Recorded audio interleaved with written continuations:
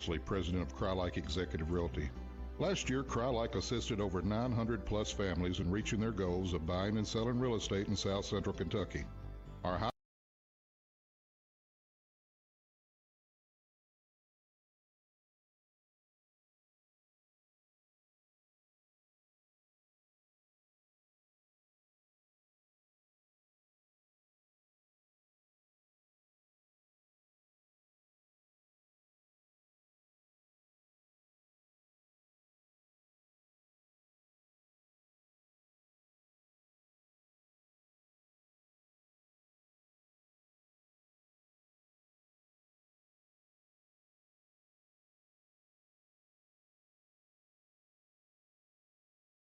Stakes greater, tensions are high, the lights brighter. Turn on Friday night. Tonight, South Warren battles Greenwood in a gridiron showdown. It's the Don Franklin Bowling Green Kia Game of the Week. Also brought to you by the Blowout Co., Edmonton State Bank, NCTC powered by Warren RECC, Aqualand Pool and Spa, Toyota of Bowling Green, Morgantown Bank and Trust, and Will Coker, your State Farm agent in Bowling Green. Let's go! Friday Night Lights. South Warren at Greenwood on the Seven Mountain Sports Network. Now, down to the field with Ryan Murphy and Big Hamp.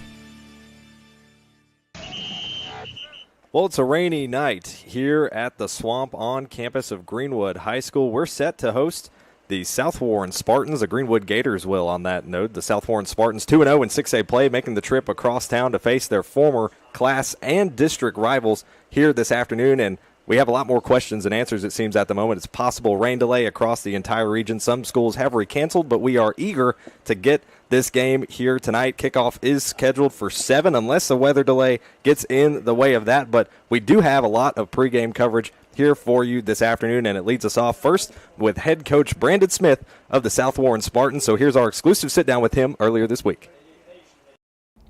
Well, we welcome you into the Don Franklin Bowling Green Kia Game of the Week countdown to kickoff. We're now joined by head coach of the South Warren Spartans, Coach Brandon Smith. Coach, thank you for sitting down with us today. Yeah, thanks for having me. Appreciate it. Coach, I know this year maybe it's been a bit of a shift for you guys, but it's not one that you're all too unfamiliar with. You've experienced a shift up in classes before, twice in fact, now up to 6A. What's that been like for you and your guys over the offseason preparing for this year? Yeah, I mean, it's when I took over, we were in 3A, so we have moved from 3A to 4A, 4A to 5A, and now 5A to 6A. So I am familiar with it, you know, but it's a different journey, you know, going into 6A. But I think that the guys have, you know, had a great attitude about it. I think they're excited about it, and you know, we've you know, first two opponents have been 6A opponents, and so. You know, we've scheduled and played 6A schools ever since I've been here. But, you know, I think the real difference will be once playoff time comes around.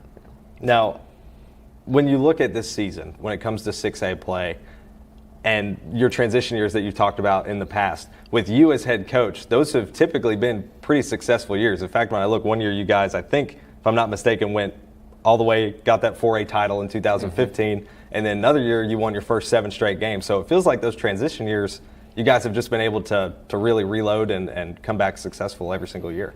Yeah, I mean, I would probably attribute that more to just the program overall. I don't know if that was, you know, if we've got some sort of secret ingredient in transition. I just think it's kind of the state of the program and, you know, really the pieces and the tradition around it, and you know, from everything from the parent support to the administrative support, you know, off the field, on the field, those things. So I think it's probably more of just a program as a whole type thing. I know you talk about those keys to success with the program. You guys have obviously done such a phenomenal job at curating talent. I see pictures of guys all over the wall in this room that we're in, guys who've gone on to play at the next level collegiately. And last season you had a couple guys do that, more specifically Bryce Button, Colton Veltkamp.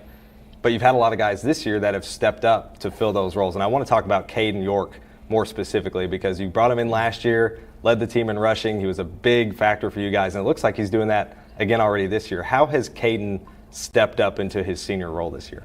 Caden's done a tremendous job. I mean, he really has. And you know, he had a big year junior year. And the funny thing about it is, if you would ask me, you know, in March before his junior year, I don't know where he was on the depth chart, but he wasn't anywhere close, you know. And then We had some losses to the program for various reasons, really through the month of June, dead period.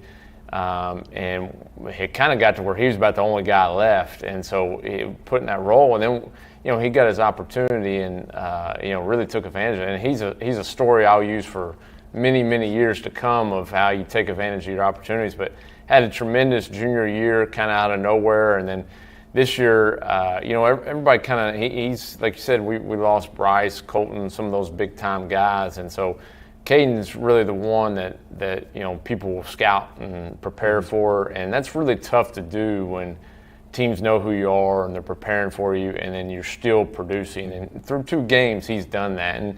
And he worked his butt off, in the off season, training for it, getting ready for it. So, he deserves the good things that are coming his way. Now to flip to the other side of things, because obviously Caden can seem like get it done, whether it's pass play or he can run it on the ground. But Jake Carter has really been the guy, especially last year. He was a big guy in your receiving core. Again, he stepped up this year, and he's really, fired out of the gate, doing really well this year. Yeah, and Jake's really kind of the same process there of, he had a really big junior year. I think he was our leading receiver last year, and and again, that comes with expectations your senior year, and through 2 games, he's done a tremendous job. He had a little injury throughout the summer, really was hindered, wasn't able to do a whole lot, and really, I think the first time he did anything was the first game, full speed going at it, and he picked up right where he left off, and so, but he's the same way. He worked his tail off in the off season, getting ready for high expectations his senior year. Now we've talked about the offense. Switch to the defense, because I feel like maybe that's an underrated or underrepresented, under-talked about part of your guys' plan and your success, especially since you've been head coach. And the defense so far has been really good this year. Move up to 6A. You talk about how you've played 6A teams in the past, and that's prepared you guys to make this move up now that it's happened. But 3 interceptions so far this year. The defense has shown up in a lot of big ways. How do you assess them through these first 2 weeks? The defense is really in my opinion, why we won last week. I thought they did a great job, against Manual, and really kept us in the game until our offense could find her footing. And on paper, that's kind of who I thought would be the key, or the early in the year, the staple of our team, because there was more returning guys, more guys that know what they're doing. And the first week, I was a little disappointed. I don't know if we held up to those expectations, but they definitely kicked it up last week and played really well. But that's kind of what we've hung our hat on around here for a long time, is playing great defense, and then finding ways to move the ball and get in the end zone and get points when we have the opportunity. Now, I'd be hard-pressed not to ask you about the quarterback position success that this school has seen, especially in your tenure here and your time with the program. 3 straight Division I quarterbacks that you guys have produced, and most of them have been, if I'm not mistaken, 3-year starters. Am I correct in that? Or 2-year starters? The last 2 have been 3-year starters. Last 2 have been 3-year starters. So now you have Camden Page kind of step into that role as a junior. How do you see him progressing in that role, and how have you seen him step up to that role? Camden's, I've told him all the time, his biggest strength is, his leadership, and he's a winner. He plays baseball and basketball, and he does it in those sports, and that's what he's got going for him. And then, I can teach him the rest, and he's done a good job. It's not easy, especially when you have expectations and you're a high-profile school, that, with those expectations to come in, play quarterback when you're following, guys that have done a really good job with it. So it's difficult, but he's handled it really well. He's embraced the challenge, and, he continues to make progress. And, Chase Bell, who's playing a little bit as well, is kind of in the same boat of he's embraced the expectations. And, again, it's not easy. Both of them are inexperienced at the position. And, quite frankly, they really don't know what's going on at this stage, and that's expected. But as time progresses, the game should slow down for them and start making good decisions. And to me, quarterback play is all about decision making. That's the prime ingredient, and I think that stuff will improve as the season goes along. Now, as your season progresses, obviously this week you got Greenwood on the slate, former class and divisional rival, but little different situation this year. But how do you assess a Coach Howard led Gators team as you head into this Friday? You know, Greenwood and Coach Howard really uses the same blueprint we do. Is they try to play great defense, and then, you know, offensively they're going to grind it out, you know, put together long drives, take a lot of time off the clock, and then get points on the board. And that's similar to what we do, and they're no different this year. I think, like us, their defense is the strength of their team, and their offensive line is really good. It's experienced. And so they're smart enough to use those guys and make them the primary focal point of that offense. And so it's going to be difficult, but we're excited to play a game in town, you know, not travel, in a community game. You know, this is going to feel more like real, true high school football.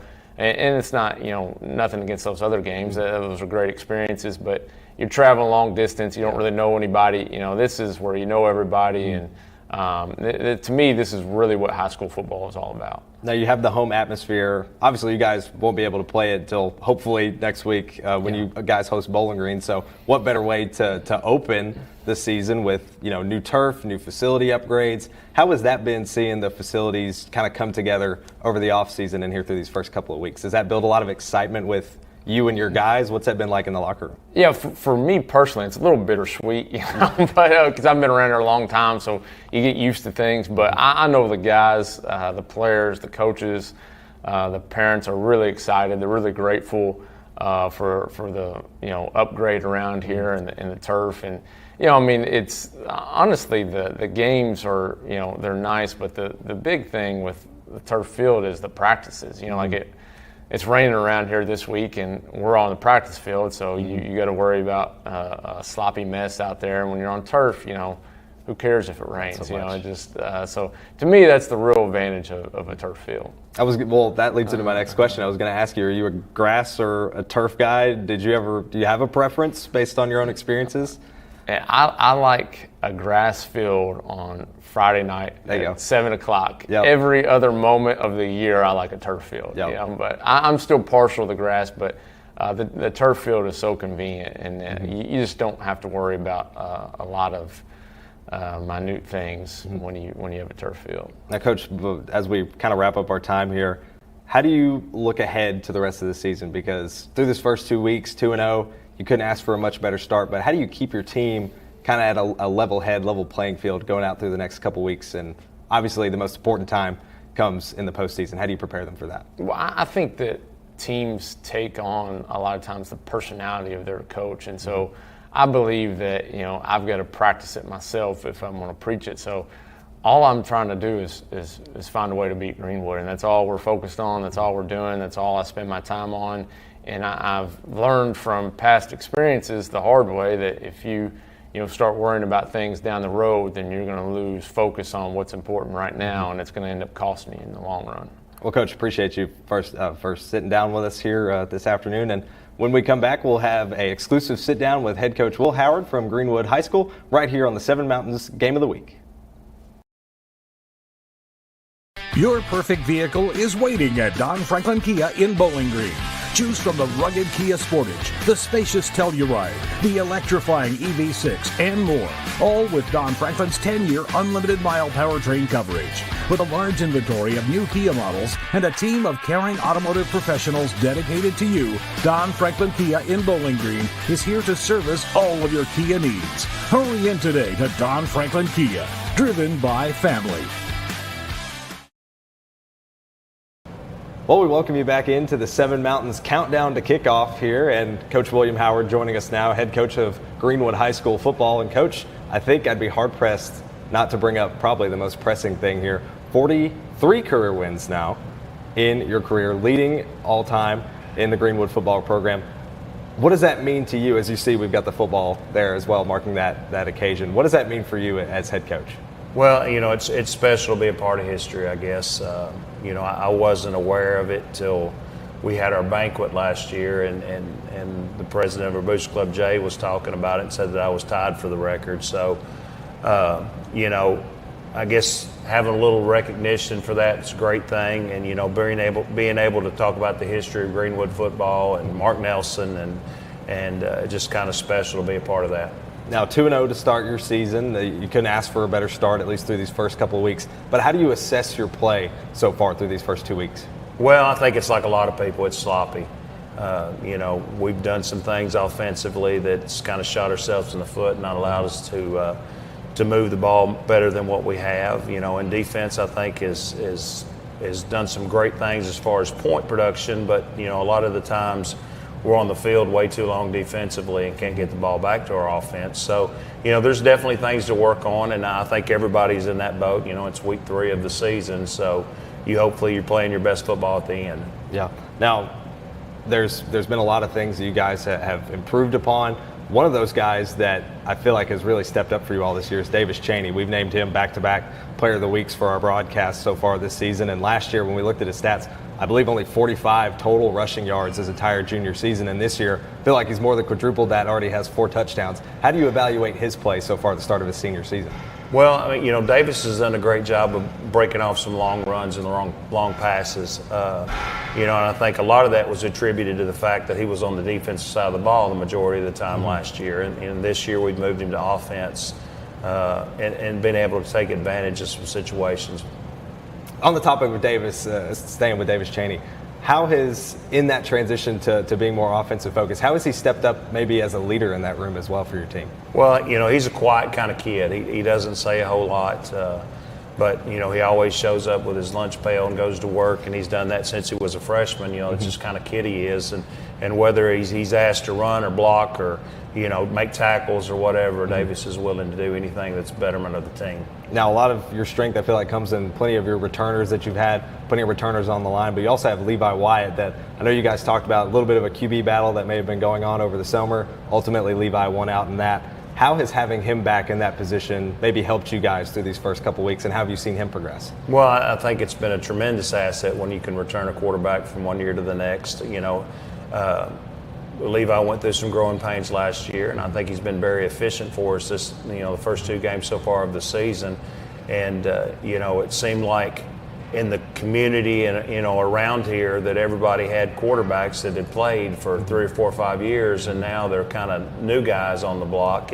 And he's one of the guys that's got a little varsity reps in him that's a little bit different than everybody else. And he's done a good job for us so far. Now, senior season, not just for a couple of your players, but also for your son, whose helmet we have here. You guys obviously are a great athletic family. Lofton currently is still at Western, am I correct? Right. Still over on the Western football team.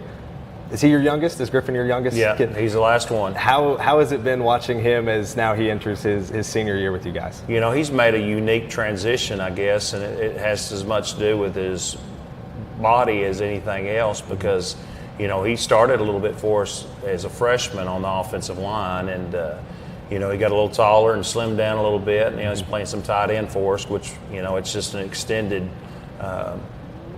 part of our offensive line. We ask so much for him in the blocking game, but he's able to catch a few passes for us. But it's special to be able to coach your kids, and something that's been a blessing for me. And does it feel surreal maybe now that this is his last year? Maybe next year he may be moving on to play collegiately if he wants to do that. Does it feel a little surreal now that he's your youngest and this is his last season? Yeah, the only thing consistent about life is change, and they've been on the sideline with me since they were, big enough to be ball boys. I remember them coming over here and had an orange vest that had a ball that was sick in the front of it, and he would run around and they'd go chase PATs and extra points and field goals, and it's been special to have them in a part of this life. Now this week, obviously you face a tough South Warren team that just moved up to 6A. Not the same stakes necessarily that you guys have faced the last couple of years and sharing the same district, same class.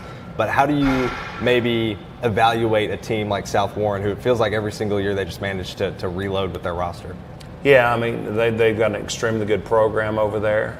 They're always going to play great defense, and whenever you can do that, then you're going to give yourself an opportunity to win, an opportunity to be a good team, and they hang their hat on stopping the run. So, it's going to be a battle for us up front. They got some big kids up there, and hopefully we can be efficient in the passing game, and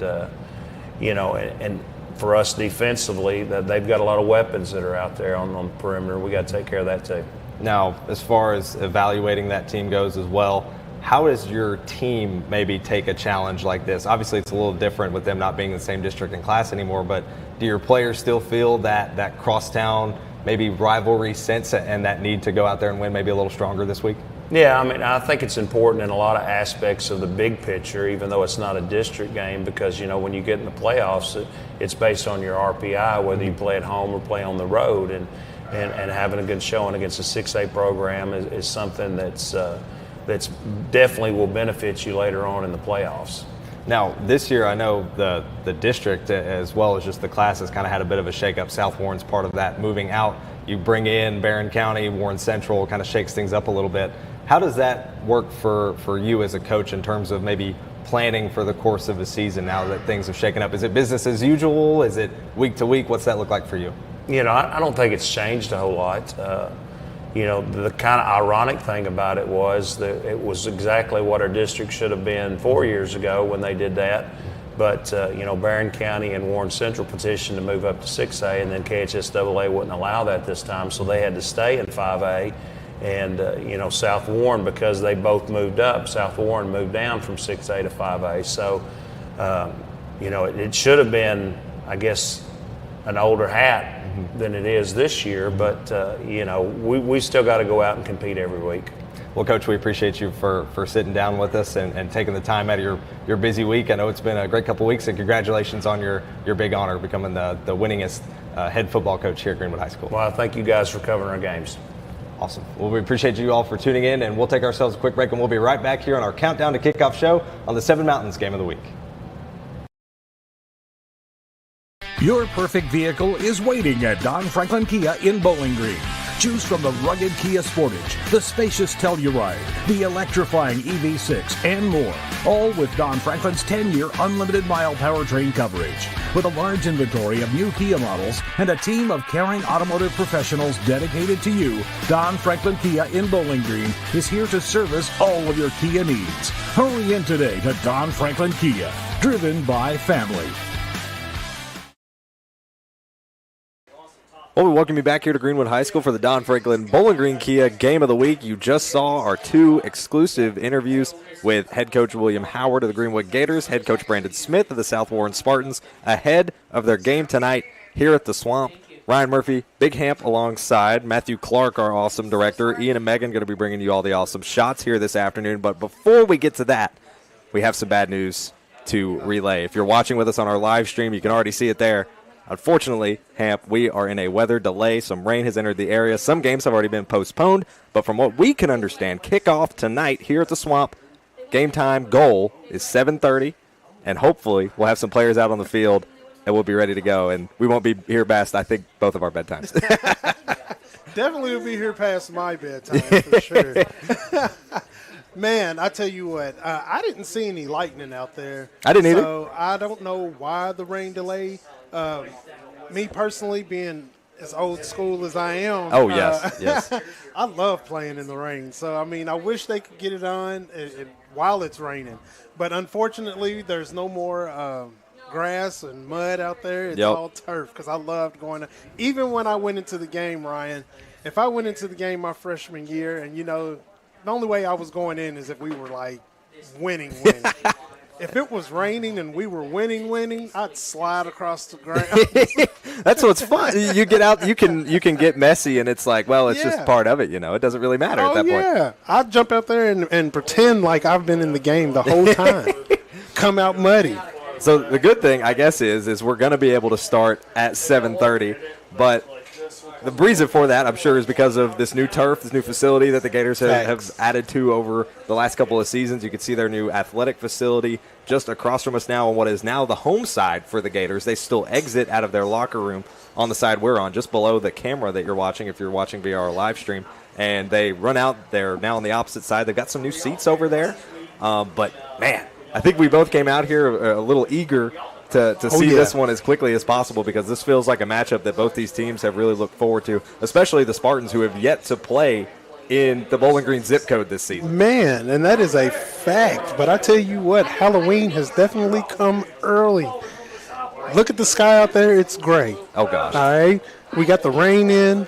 It's swampy out here. It is swampy. You got You got Spartans creeping in. It's not your trying to come in and get them a gator egg. Yep. And if they can escape with one, they're going to escape with one. But if they can't, those gators are going to be all over them, Ryan. This feels like a fantasy, like Lord of the Rings style journey you're explaining here for that the Spartans are going to try to go on coming into the swamp tonight. It's kind of been like that this year for the Gators. We've been to the Gators. Yes. We watched the Gators 3 times now. Yes. First 2 weeks we've had it there. So watching what it is that they have been doing, definitely going to be some hunger going on out there on both sides. Well, like we said, if you're just joining us, whether it's over the airwaves or whether it is via our live stream, I don't know if you're going to be able to see us here because we're getting close to taking ourselves a break, but we are in a weather delay here at Greenwood High School. As far as we understand, the approximate kickoff time is now. Look at us, Sam. We're hanging out. We're having a good time. It's a little dark out. It's getting darker just because it's been cloudy most of the time since we've been here. But appropriate game time, we're hoping it's going to be 7:30, so that's give or take about 45 minutes from now. So we're here in just a moment. We're going to take ourselves a break. Not sure how long that'll be. We'll probably be back around 7 o'clock, so you can maybe set a reminder to come on back to the stream or jump back on the radio stream or just listen along to some tunes until we get back on the airwaves. But we'll be right here to cover all the action from Greenwood High School as the Spartans have made their short trip over. Both these teams are going to look to stay undefeated on the year. The question is, who will it be? We're going to take ourselves a quick little break, and when we come back, we'll hopefully continue our countdown to kickoff coverage here, and hopefully we won't have to be worrying about rain here on our Don Franklin Bowling Green Kia Game of the Week on the 7 Mountain Sports Network.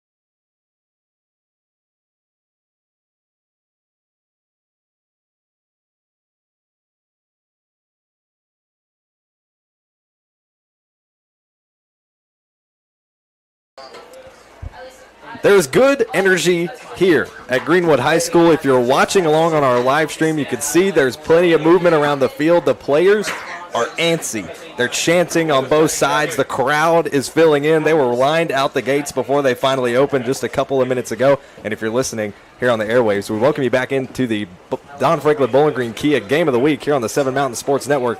What an exciting night of football we have ahead of us as the Greenwood High School Gators host the visiting South Warren Spartans from just across town. First time the Spartans have played in the Bowling Green zip code this season, and both teams coming into tonight 2-0 on their years. Ryan Murphy here with you. Big Hamp alongside Matthew Clark, our director-producer, bringing you all the awesome content, making sure we get on the air this afternoon.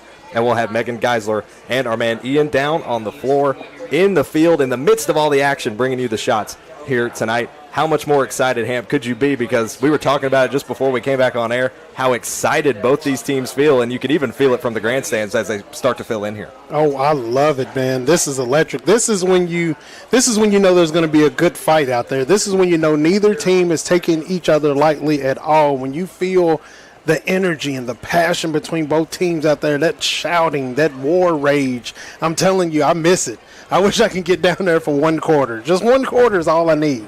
And these teams, well, they're going to have 4 full quarters here this afternoon, and these are two teams that are eager to play each other every single year, it feels like, and now that play feels a little different. South Warren now moved up to 6A, Greenwood staying in 5A. South last year when they played against Greenwood, 42-0 the final score in favor of the Spartans. So you have to imagine a lot of the Gators here this afternoon are hopeful to maybe get a little bit of revenge from last season. Oh, yeah. That sting never goes away, no matter how long it takes, no matter how long they have to wait for it. The Gators are looking for a get back, man, because it's, like you said, both teams are both 2-0 right now. You want to try to keep that.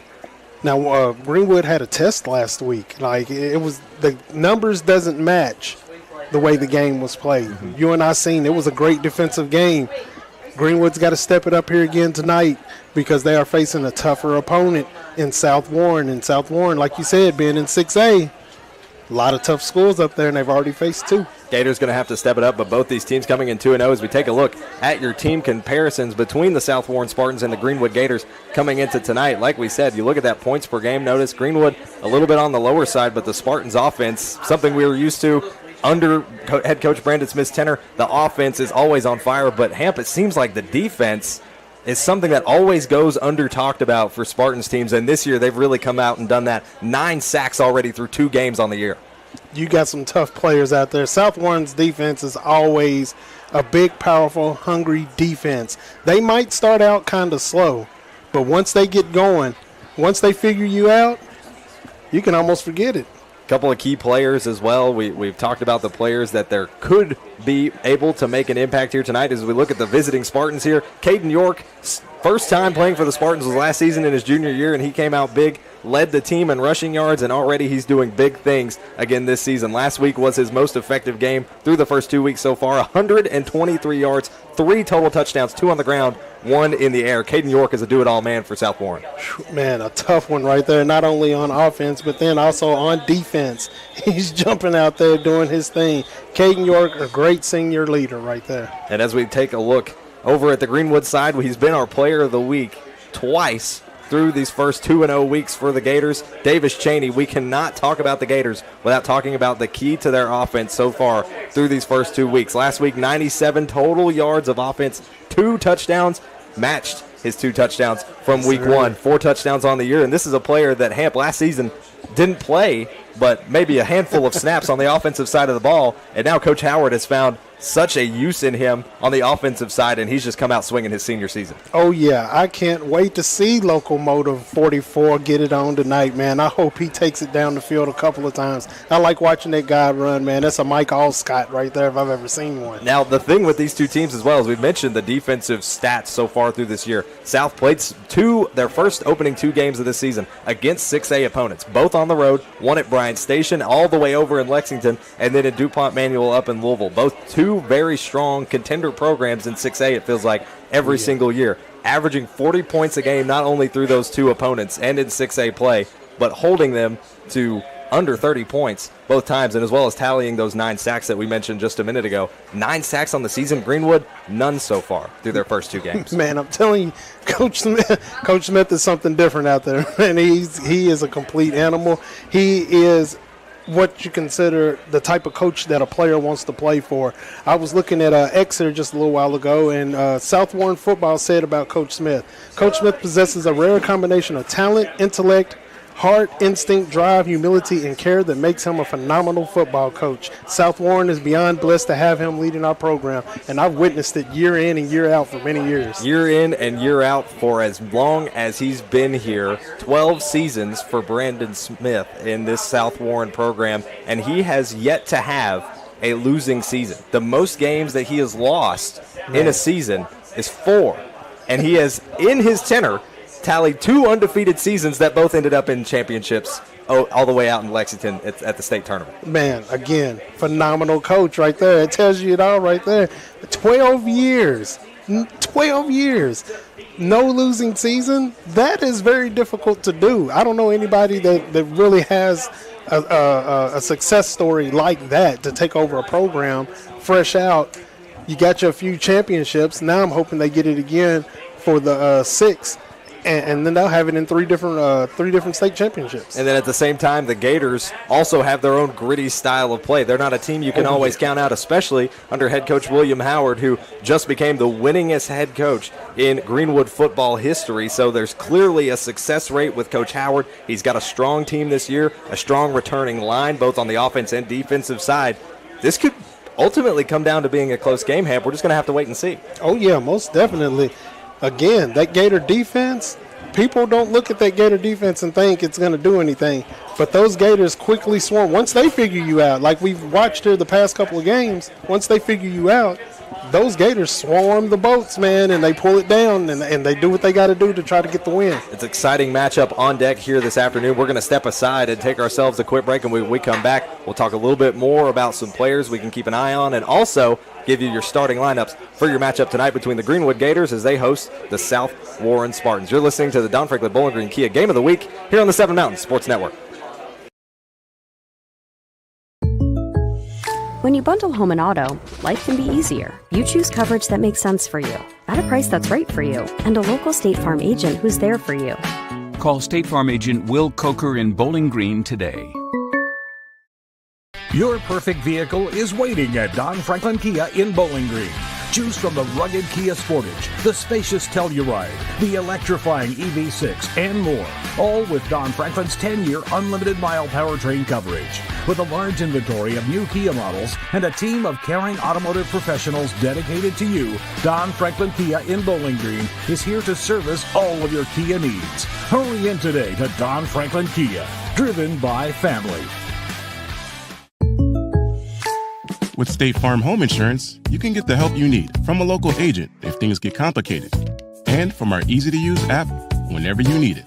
Call State Farm agent Will Coker in Bowling Green today. And we welcome you back here to Greenwood High School for your Don Franklin Bowling Green Kia Game of the Week on the Seven Mountain Sports Network. Ryan Murphy, Big Hamp alongside. It's a pleasure once again to be out here covering some South Central Kentucky football here in Bowling Green as the Gators set to host the Spartans, 2 undefeated teams that are set to do battle in a rivalry that has continued for some time here. A lot of crosstown rivalries here in Bowling Green. They got several high schools, and it always feels like when these teams come together, the turnout is strong, the energy is strong. You can already feel it. The South Warren side of the grandstands that we're on currently right now is slowly still continuing to fill in. The Gators side as well continuing to fill in right now. Currently, it's also pink out night. You may see flashes of pink there if you're watching on our live stream on the top of your screen. The student section decked out in pink. They've got a sign that says, on Fridays we wear pink. Breast cancer awareness. It's an awesome cause for them to continue to share as we get some shots there. Megan Geisler on that camera bringing us all the awesome shots here tonight from our game cam. We're going to have our man Ian down in the thick of things on the sideline. And here in just a moment, it'll be time for opening ceremonies. But Hamp, as we talk things over and we prepare for this game, I think this may be it looks like it's going to be the best turnout so far that we've had through our first couple weeks in the game we've been here at the Swamp. Oh, yeah, it's filling up rather quick. It looks like they're just piling in from everywhere, man. It's going to be a really good game, man. No matter, it's almost like looking at a UK game or Louisville game. You know what I'm saying? I mean, no matter what you feel like your team's going to do or whatever, you still have that pride. You still come out. You still support, and that's what I love about these two teams and their energy. The respect and the rivalry. There we go. I couldn't even get it out.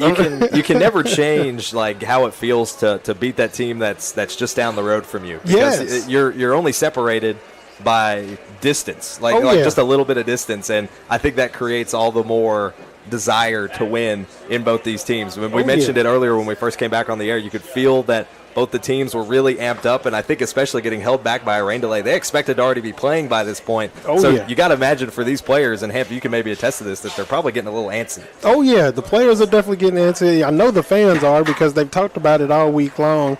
They've been, no matter where you work at, you work with somebody who has kids on the other side of the teams, or you played on one of the other teams, and you just got such a loyalty there that you talk trash all week long until the game gets going, man. And I know everybody here is ready for it to go down. Despite the rain delay, the crowd continues to trickle in. You can see a little bit if you're watching or our live stream, if you're listening over the radio waves. It is going to be a great crowd here this afternoon at Greenwood High School. The student section for South Warren has been full since they opened the gates, I think. They're wearing and decked out in their camouflage theme, while the pink out is over on the other side for Greenwood. But what a great game opportunity we have on deck here tonight. Both teams heading back to their respective sidelines as it's almost time for opening ceremonies, but more fans are trickling in from either side. The South Warren grandstands, you can see the Gators heading back into their locker room.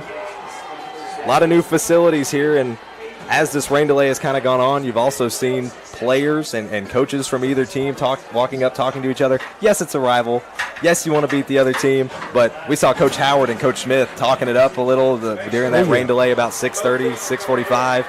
It's all about respect in this area, and when I talked to both of them this week, and Hamp, you can attest to that too, you can clearly see they have a large respect for each other. Oh yeah, most definitely. We are all brothers, sisters, cousins, everything around here, man, because we are a closer community than what people think, man. And we do talk a lot of trash before games, but we are friends. We do go out together, you know what I'm saying? I mean, like, kids play in each other's neighborhoods, all of that great stuff right there. So yes, love the respect that's shown by each side. And now, opening ceremony set to begin. We will step aside. After the anthem, we'll come back and give you your starting lineups for tonight's game here on the Don Franklin Bowling Green Kia Game of the Week on the Seven Mountains Sports Network. At Morgantown Bank and Trust, a home equity line of credit offers you flexible access to the value in your home. With 5.99% introductory interest rate for the first 6 months, all the cash you need is right under your roof. Call today.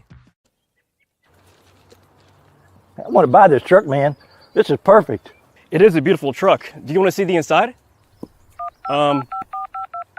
Is it available? Yeah, it sure is. Is it available?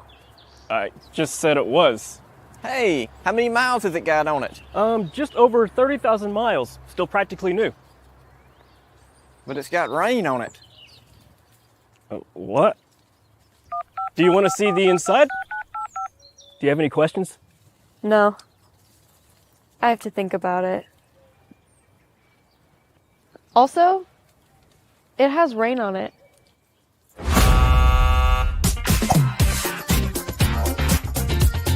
Selling your car shouldn't be a pain. Bring your vehicle out to Toyota Bowling Green and we'll make sure you get taken care of.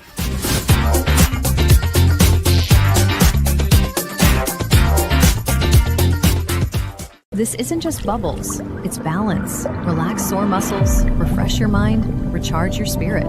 Discover the best hot tub brands like Cal Spa, Hot Springs, and Free Flow at Aqualand on Campbell Lane. More than bubbles, it's balance. The emails can wait. The dishes can wait. Life feels better when you press pause. Find your escape with the top hot tub brands like Cal Spa, Hot Springs, and Free Flow. Available locally at Aqualand on Campbell Lane. Your backyard getaway awaits. At Morgantown Bank and Trust, a home equity line of credit offers you flexible access to the value in your home. With 5.99% introductory interest rate for the first 6 months, all the cash you need is right under your roof. Call today. Your perfect vehicle is waiting at Don Franklin Kia in Bowling Green. Choose from the rugged Kia Sportage, the spacious Telluride, the electrifying EV6, and more. All with Don Franklin's 10-year unlimited mile powertrain coverage. With a large inventory of new Kia models and a team of caring automotive professionals dedicated to you, Don Franklin Kia in Bowling Green is here to service all of your Kia needs. Hurry in today to Don Franklin Kia, driven by family. We welcome you back into the Don Franklin Bowling Green Kia Game of the Week on the 7 Mountain Sports Network. What a time it has been here as we just heard a beautiful rendition of our nation's anthem. And now we jump into tonight's starting lineup, starting with the South Warren Spartans at quarterback. They call him greatness for a reason. He's a tri-sport athlete. Camden Page as your starting quarterback here this season, replacing Bryce Button. And our player to watch here this afternoon for the Spartans, the running back number 2, that's Caden York, the senior, had 3 touchdowns last week. Jake Carter, your leading receiver for the Spartans this season, the senior looking to make a big name for himself here tonight. Tucker Sears also starting at wide receiver. Hasn't tallied any catches so far this season. He'll look to change that here this afternoon.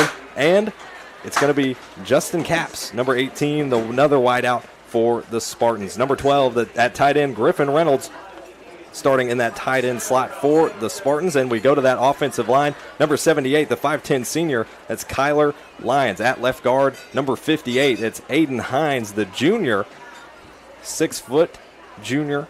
And then at center, it's a different look here. You see Easton Irvin. If you're watching on your screen, it's actually going to be Xavier Wilson substituting for the injured Easton Irvin. And at right guard, number 53, Mason Demerly is going to be covering for Xavier Wilson, who normally starts at right guard. And then rounding out the offensive line, right tackle, number 55, Malik Butler. As now we jump to the South Warren Spartans starting defense. At D, it's going to be number 3, Will Mays, 7 tackles so far he's tallied on the season. And at guard at number 52, that's Quee Smith with 2 sacks in the previous game for the Spartans. Alongside him, defensive tackle number 55, Malik Butler, with 2 sacks so far on the season, split between their opening 2 games. At D, number 15, that's Kyson Buford, who also has a sack on the season for the Spartans. At outside linebacker, that's number 23, Riley Aller, who's also tallied a sack for the Spartans defense. And we look at middle linebacker Drayson Moore, who's tied and leading the team in tackles, number 0. Senior looked to have a big defensive performance tonight. And inside linebacker number 16, Takeon Darden, the newcomer, was not on the Spartans roster last year, but comes in as a junior. And out in the secondary, number 14, Corbin Logan, the junior, had an interception last week. And alongside him, out in the secondary, number 11, will be Aiden Fant, who is subbing for the injured Joseph Fentress. And Caden York, we talked about him on the offense. He's our player to watch. He's a dual threat, starting at safety for the Spartans here tonight. And out in the secondary at safety, number 8, Isaiah Bridges, who has 1 interception so far on the season. As it looks like we're getting set here for the coin toss. Both teams lining up on either side of the field. The Spartans are about to head out on to this field this afternoon, and you're getting a look from center field as we're awaiting the Spartans to head out to complete the coin toss. And while we're waiting on them, we'll take a look at Greenwood's starting lineups here tonight. We've seen them plenty of times this season here on the 7 Mountain Sports Network, and we'll start with the offense. Number 17, the senior quarterback, Levi White. He's got 2 passing touchdowns last week. Can he add some more to his season so far? At running back, number 1, Nathan Self leads the team in rushing yards, and just next to him at running back, number 44, Davis Cheney, 2-time 7 Mountains Player of the Week and our player to watch here this afternoon. At wide receiver, number 8, Cade Webb. He's going to try to get on the board here this afternoon. Has yet to do that so far this season for the Gators. And at tight end, 2 receiving touchdowns so far on the season. That's Griffin Howard. At left tackle, that's now we're at Griffin Howard. So sorry, I skipped over Will Crutcher starting at wide receiver. So Griffin Howard, we mentioned, has 2 receiving touchdowns. At left tackle, number 62, that's Blaine Hayes. At left guard for the Gators, it's number 64, Parker Lasley, the 5'11 senior. At center for the Gators, it's number 67, Ben Warwick, the 6'1 senior, starting under center. And at right guard, number 71, Lakin Beckhater, the sophomore, starting at right guard. And at right tackle, number 58, Jackson Haynes, the sophomore, starting at right tackle. As we rejoin the field, and both teams are heading out to center field for the coin toss, and we're getting this great shot here from Ian to see who our winners are going to be. See Coach William Howard walking up and shaking the hand of head coach Brandon Smith of the Spartans. Officials talking it over. Hamp, the coin toss determines a lot of things as far as momentum to start a game. But if you're Greenwood here hosting tonight, would you rather start with the football or trust in your defense to make a stop against the Spartans? I think I would trust in my defense if I was the Gators to start out, just to see how they're going to come out. Test them out a little bit and see where their head is at, and then come on and then bring it up with the offense. Officials still showing them the game coin here for this afternoon between the Gators and the Spartans. The Spartans, as the visiting team, will get to call heads or tails. Coin toss is up. It looks like the Spartans will win the coin toss. And they're going to defer to the second half. So, Hamp, I guess we're going to get to see this Gators offense for the first time here on Pink Out Night in the Swamp. Oh, yeah. So that's another dangerous weapon down there that we got in Locomotive 44. So we're going to get to see him a little early tonight, I think. Gators defense or offense is going to try to get going here quickly this afternoon. You can see Coach Brandon Smith there talking with the officials as both teams prep to shake hands before heading back to their respective sideline. Coach William Howard, if you're watching on our live stream there as well, and if you're not, if you're listening to us over the radio waves, we appreciate you for tuning in as we are just moments away from kickoff here in our Don Franklin Bowling Green Kia Game of the Week. Both teams still waiting on their time. I think they're talking over roster issues. And it's another, actually, there was some talking amongst the officials and some confusion, some fans. You heard some oohs and ahs and some frustrated noises, and it sounds like we're going to get another 30-minute lightning delay. We did not see anything from here in the press box, but the officials are pushing both teams or waving both teams back to their respective sidelines. It is quite possible that it is another 30 minutes before we go live here. So another weather delay. Wow. For kickoff. That is, Hamp, you may know more than me. I believe it is technically law that within, if you have lightning within, I believe it's an 8-mile radius of wherever it is you are, or if it's visible, then you have to go into a mandatory 30-minute lightning delay, and then every lightning strike after that just restarts that 30-minute clock. So that looks to be the situation that we're in right now. Oh, well. South Warren's coming to the sideline. South Warren is coming to the sideline. The Gators are still in their locker room, so we don't see any Gators currently on the field. Coach William Howard and Coach Brandon Smith are currently still at center field with the entire officials team talking this over. If you're watching on our live stream, you can see it. They're standing right in the middle of the G. That is Coach Howard and Coach Smith talking it over. They seem to be content either way, but the Spartans do look like they are possibly walking to the exit of the field, potentially to take shelter. No one in the grandstands has went to seek shelter just yet. So officials have told, that we're hearing, have told both teams to go back to their locker rooms for this lightning delay. We actually, we did hear from Jeff Nations and BG Daily News. He is currently at Warren Central covering the Warren Central ACS game, and it sounded like there was a lightning delay there, according to him. So it seems like that lightning has now found its way right up the road here to Greenwood and put us in this delay now. Man, making me wait. It's unfortunate.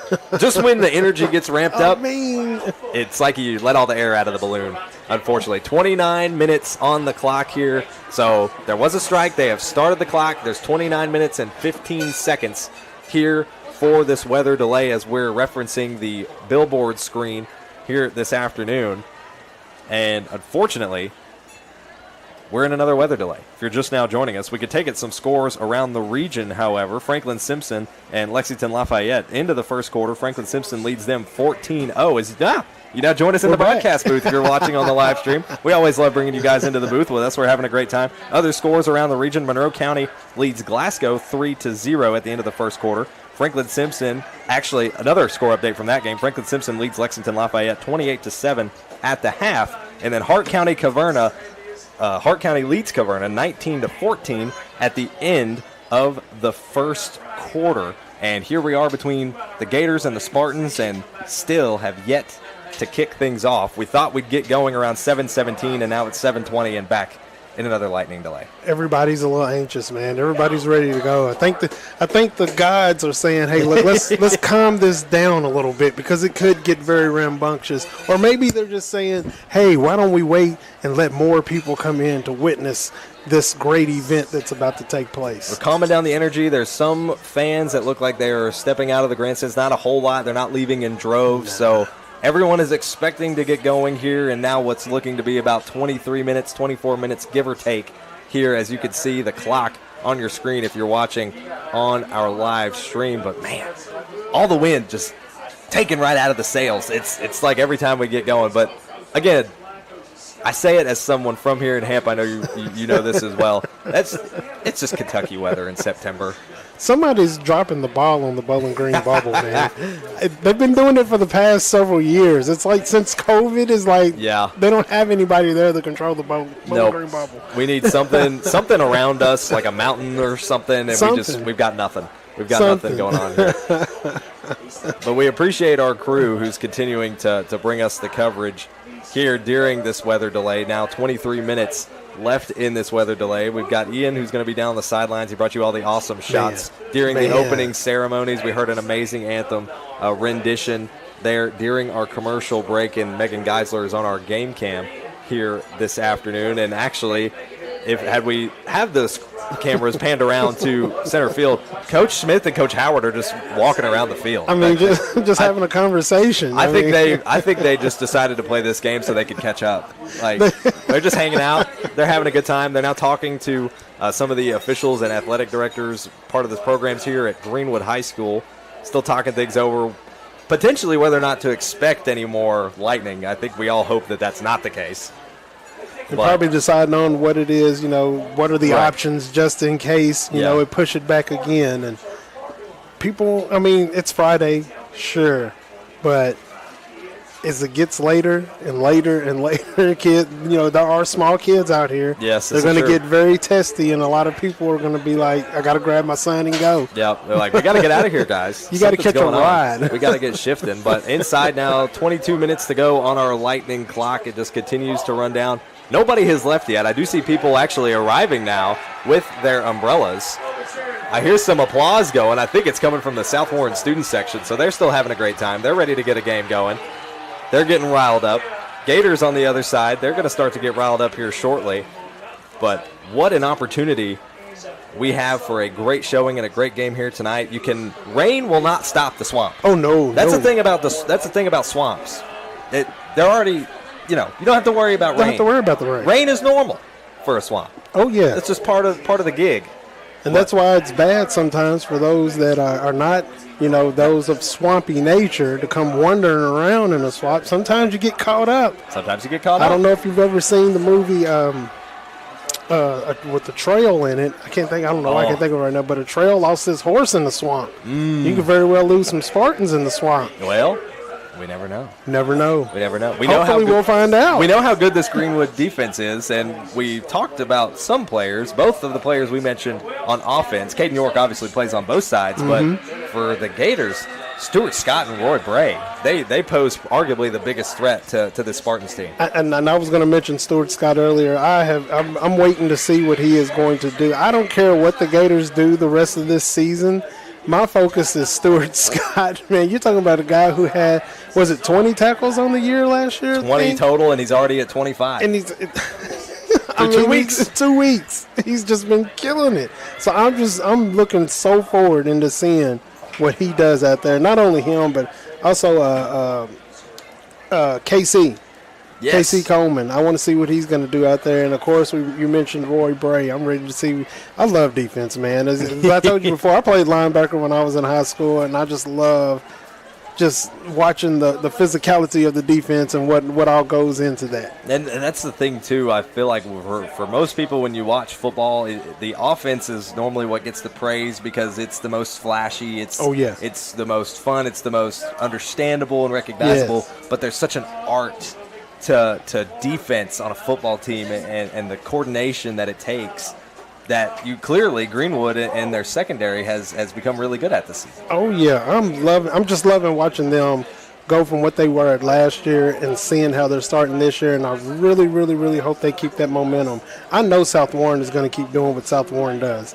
I really believe and hope in them in the 6A, but watching what Greenwood is doing and how they're moving right now, if they just keep believing in themselves and keep playing the way that they're playing, especially on defense, man, they're going to be tough. They're going to be tough to stop. 19 minutes now left on this lightning clock. We're crossing our fingers, dotting our I's, hoping that we are not going to get any more lightning in this instance, as we've got some more score updates around the region. Not everyone is affected by rain, at least not currently. Bowling Green had a decent road trip on their hands this afternoon. They are over at Scott County, currently tied at the end of the first quarter, 14-14. So a close one going on over at Scott County. At the end of the first quarter between McLean County and Grayson County, it's McLean that leads 6-0 at that one. And it's halftime currently in Scotty Country. Glasgow leads 7-3 over Monroe County. So a couple of scoring updates there for some local teams around the region.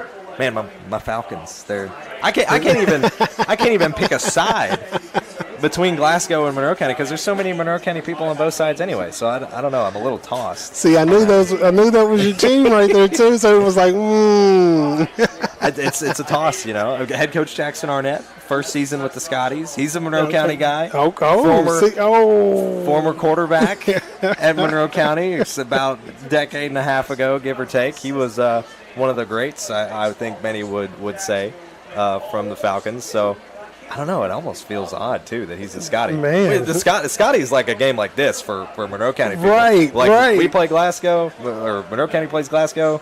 That's like a Greenwood South Warren type of game when we would go and play them. That's, same energy. There's a lot of energies going on around the region. And now they're looking at him talking about traitor. Well, while we've got some time, we got about 17 minutes, give or take, before hopefully we get this thing kicked off. We can go ahead and finish up our starting lineups and show you off the Greenwood defense, starting at the edge. We talked about him. Hamp, you mentioned him, number 36, Casey Coleman. He was our player to watch in week one. On the defensive line, number 52, Grant Turner, has 11 tackles so far on the season. Alongside him on the line, number 53, Bryson Boggs, 5 tackles on the season for the junior. And at the edge on the other side of the line, number 38, Karen Tidwell, who has 8 tackles on the season. That's the junior. And Stuart Scott, number 2, the Deuce, 25 tackles, second on the team so far, and an interception on the season so far for Scott. Alongside him, number 27, Roy Bray, the leading tackler on this Gators team. And also at linebacker number 56, Cooper Hines with 20 tackles. This linebacker triple threat has really done a lot for the Gators this season. At CB, number 12, Ladarius Porter, the 5'7 senior in that starting spot. And with a new number this Friday night, Ryder Lambert, you see on your screen if you're watching our live stream, number 4, he's wearing number 24 this afternoon. And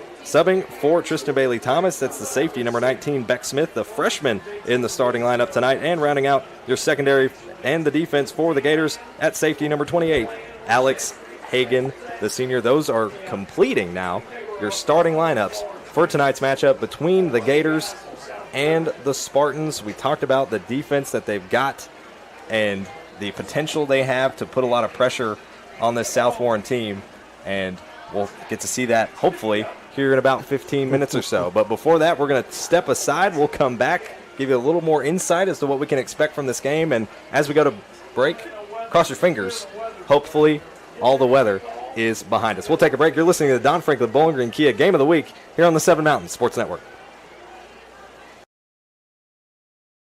At Morgantown Bank and Trust, a home equity line of credit offers you flexible access to the value in your home. With 5.99% introductory interest rate for the first 6 months, all the cash you need is right under your roof. Call today. When you bundle home and auto, life can be easier. You choose coverage that makes sense for you, at a price that's right for you, and a local State Farm agent who's there for you. Call State Farm agent Will Coker in Bowling Green today. This isn't just bubbles, it's balance. Relax sore muscles, refresh your mind, recharge your spirit. Discover the best hot tub brands like CalSpa, Hot Springs, and Free Flow at Aqualand on Campbell Lane. More than bubbles, it's balance. The emails can wait, the dishes can wait. Life feels better when you press pause. Find your escape with the top hot tub brands like CalSpa, Hot Springs, and Free Flow. Available locally at Aqualand on Campbell Lane. Your backyard getaway awaits. I want to buy this truck, man. This is perfect. It is a beautiful truck. Do you want to see the inside? Is it available? Yeah, sure is. Is it available? I just said it was. Hey, how many miles has it got on it? Just over 30,000 miles. Still practically new. But it's got rain on it. What? Do you want to see the inside? Do you have any questions? No. I have to think about it. Also, it has rain on it.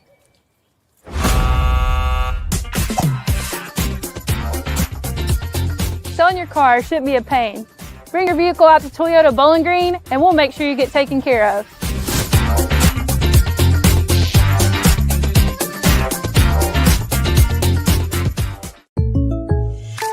With State Farm Home Insurance, you can get the help you need from a local agent if things get complicated, and from our easy-to-use app whenever you need it. Call State Farm agent Will Coker in Bowling Green today. At Morgantown Bank and Trust, a home equity line of credit offers you flexible access to the value in your home. With 5.99% introductory interest rate for the first 6 months, all the cash you need is right under your roof. Call today. Your perfect vehicle is waiting at Don Franklin Kia in Bowling Green. Choose from the rugged Kia Sportage, the spacious Telluride, the electrifying EV6, and more. All with Don Franklin's 10-year unlimited mile powertrain coverage. With a large inventory of new Kia models and a team of caring automotive professionals dedicated to you, Don Franklin Kia in Bowling Green is here to service all of your Kia needs. Hurry in today to Don Franklin Kia, driven by family. This isn't just bubbles, it's balance. Relax sore muscles, refresh your mind, recharge your spirit. Discover the best hot tub brands like Cal Spa, Hot Springs, and Free Flow at Aqualand on Campbell Lane. More than bubbles, it's balance. The emails can wait, the dishes can wait.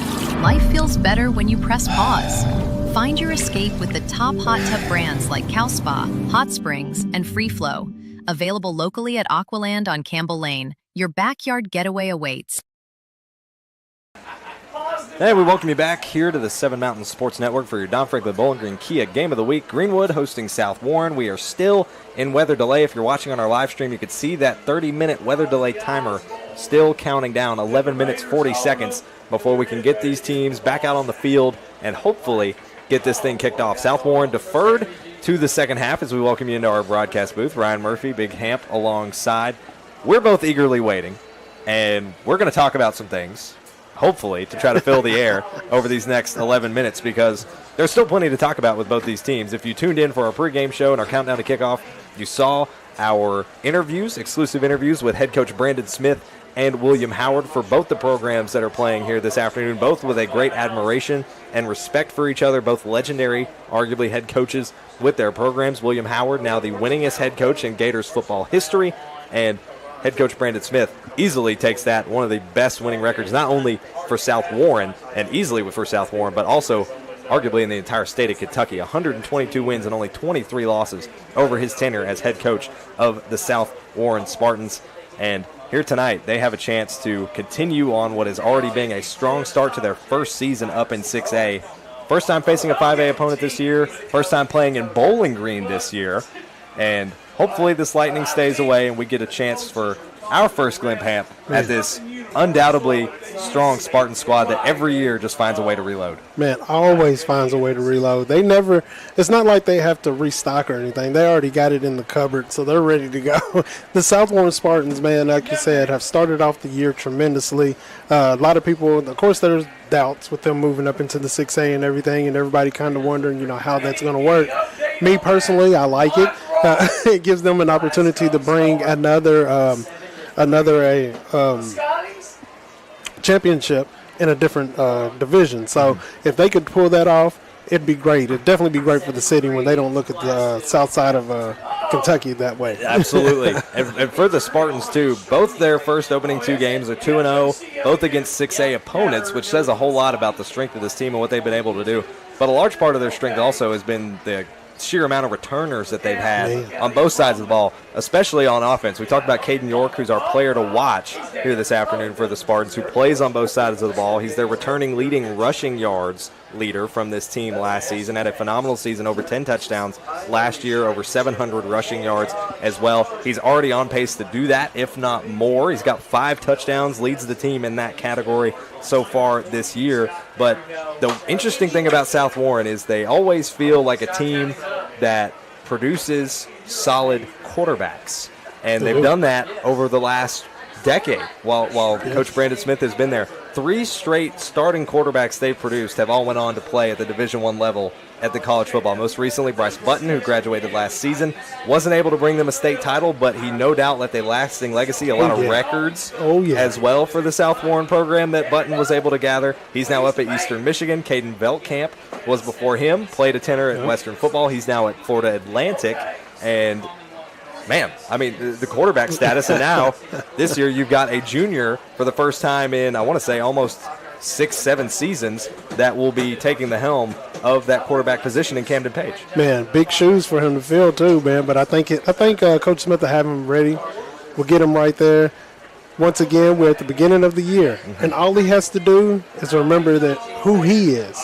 As long as he remember who he is and doesn't try to fill those big old shoes, because last year we had 3 big ones here in this area, and he doesn't have to do that job. I mean, he's got somebody right behind him that's also capable, Chase Bell. Yes. So he can just be calm, be cool, know that he's got it. If he doesn't, Chase will come in and get it done until, I mean, the Spartans have so much right there for them, so they don't have anything to worry about, man. They like we said, they reload. They just pull it right off the shelf and get it ready to go. And the thing with Chase Bell, too, is that he's, at least the last time I looked, was the number 1 ranked quarterback in his class, in the class of 2028. That just shows you the immense depth and the staff that Coach Smith has around him to continue to build that. When we talked to him on Wednesday, that was his big push, is he's like, yes, we've had all this great success, but it's a testament to all the great staffers that we have here at South Warren that continue to allow us to build this winning program and have allowed us to win so many games. But Coach Smith has been the leader that they've needed for that. And when you look at Camden Page, last game, some things he left on the table, but strong performance numbers-wise. 16 for 28 in his pass game, 239 total offensive yards, and 2 touchdowns, 1 interception, though. That's the one thing you'd like to knock off the board if you're Camden Page, who has 1 interception in both of their opening games this year. Oh, yeah, that's definitely something that he would just, especially depending on how the interceptions happen, he can definitely leave those in the wind. You got plenty of football left to play, man. I'm ready to see what he's going to do this year, and as well as on the defensive side of the ball. If we take a look at, Takayon Darden, junior this year, already at 17 tackles on the season. Good player. Sleeper. Played at Russellville last year. Good player. So when they brought him on, watching him come into the defense and what he's going to start doing for the South Warren defense is just going to come right into what everybody else has done over the course of all the years that all the talent that they've always had. And you mentioned it. Played at Russellville last season. 82 tackles on the year. 49 of those were solo. 49 of those tackles he did all by himself. Monstrous. These monstrous numbers for a sophomore, no less. Now is a part of the South Warren team that has consistently produced elite players on all sides of the ball. And there's no doubt that tonight he is going to have a big impact, as he's tied for most tackles from an individual player on this Spartans team. Man, I just can't wait to see how they're all going to get it all together and how Coach Smith puts it all together and how Coach Howard puts his team together, man, and just watch how they run through the course of the year. And we talked about the Spartans, but Greenwood has their own threat, but primarily comes from the run game. So far on the season, 374 total rushing yards, 193 passing, so they clearly favor that run game. That's where they lean on Davis Cheney. That's where they lead on Nathan Self. But at the same time, last game, we saw Levi Wyatt air it out a lot more than we're used to against Warren East. 11 for 17 on that one as the Gators now head out onto the field. You could see them sprinting out. You see Davis Cheney among that group, Nathan Self as well, as they finally head out onto the field inside 5 minutes before kickoff here. Talking about Levi Wyatt, 11 for 17 in his past game. 1 interception as well. Again, it's one of those little things that you'd love to wipe off the board if you could, but alongside with that, also 2 touchdowns. So comparable stats from both quarterbacks. It's possible that we may see some good old-fashioned run-it-up-the-gut football here between these two teams. Oh, yeah. Like we said, when you talk about Locomotive 44, you can't forget Platform 1, where it all begins at, because Nathan Self will get it, and they'll run him, and he's the speedster, man. I'm telling you, you get that guy going, he gets into the secondary, it's over. You let him slide through one of the gaps, he's gone. So, yeah, you might see some grounding and pounding today. And the great thing for the Gators has not only been their run game, but it's also been their run defense. Through 2 games so far, Hamp, this may sound like an egregious number. They've only allowed 12.5 rushing yards per game through their 2 games so far this season between Westmoreland and Warren East. Does not surprise me at all the way that they play. Once again, once they see what you got going and how you get it started, they'll start closing those doors on you, and they'll start making sure that they put out those fires, man. The Gators, they're not playing this year. Nobody should take them lightly at all, and I definitely don't think the Spartans are. Spartans getting set to break out of their banner and head out onto the field. The Gators are on the opposite side beginning their stretching routine. 3 minutes and 15 seconds are left on the Lightning countdown clock.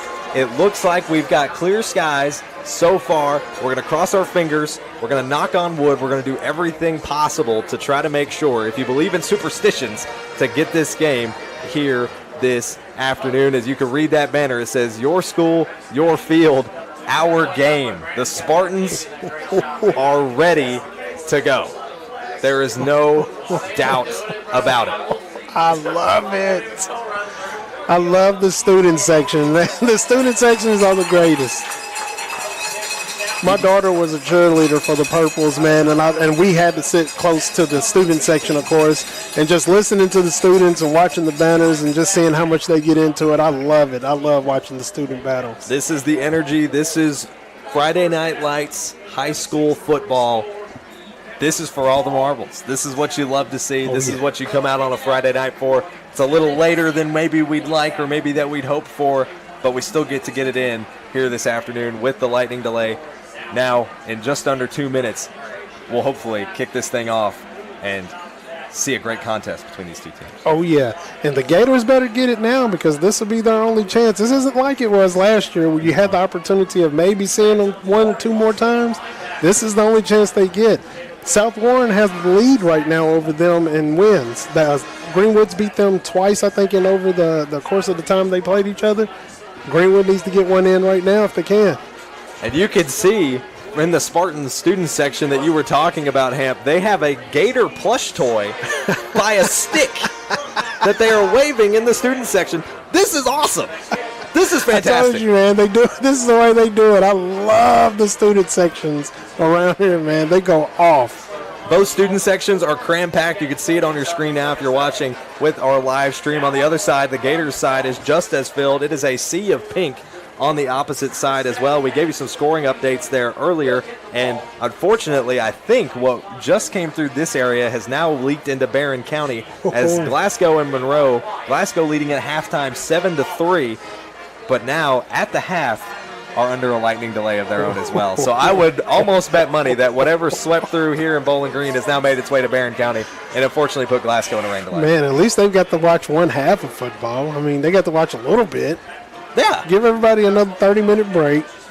They're giving us time to catch up. Yeah, they're giving us time to catch up. They're giving more people time to go to the restroom and hit that the concession stand. So they got a little time. I just want us to go ahead and get on the field and get started. And it looks like we are finally going to be able to do that. 30 seconds is left on the lightning clock. It is continuing to count down here this afternoon. We are so close to finally getting to kick off. On your screen there, you're looking at Camden Page, the quarterback. They call him Greatness. That is his nickname. He is a tri-sport athlete, and some might say that, maybe football isn't necessarily his number one sport, but yet at the same time, Coach Smith has given him consistent praise and said, all I have to do is teach him the ways. He's such a teachable player. He's such an honest player. He will go out there and he will make things happen for you, apparently, no matter the sport. Yeah. Those are the ones you want to coach. A coachable player are the ones that you definitely want. We're finally getting things underway. It's Alan Alec for the Spartans, set to kick things off. The lights are on for the Gators and for the Spartans student sections as we are finally underway here at the Swamp. That one's picked up in the backfield by Self. Self swinging it all the way to the outside, trying to avoid some players. He's got some open space down the sideline, over to his own sideline before he's brought down around the 45. I told you, man, once he's got those wheels, once he gets rolling, it's hard to stop him. Nathan Self with a huge return to start this game off, and the clock continues to run down as we take a look at your Toyota Bowling Green replay. You see Self, he finds that space down the sideline, hits him with a spin move to pick up a couple more yards as now the Greenwood offense heads out onto the field, and Levi Wyatt will look to add a little bit more to his resume for this 2025 season. First snap on the way for the Gators. Here it is. Here's the snap. Hand off to Self. Self runs it up the middle, breaks a couple tackles, gets to the 50, crosses that line. A Gator has lost their helmet, but they have nearly gotten the first down there. It'll bring up 2nd and 4.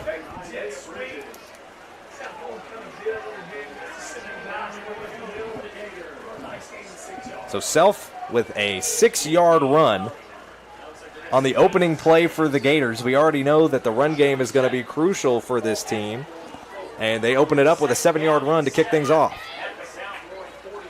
There's a 45-yard return for Nathan Self, who then follows it back up with a run of his own. He just continues to do a lot of the heavy lifting early for the Gators. Here's the snap for Wyatt. Drops back out of the shotgun. Flag thrown late. That one's picked up and caught just short of the first down, it looks like, and there is a flag on the play. That was caught by Cade Webb, who we mentioned had yet to have a reception so far this year, and if this flag goes against the Gators, it may stay that way. Waiting on the chief official.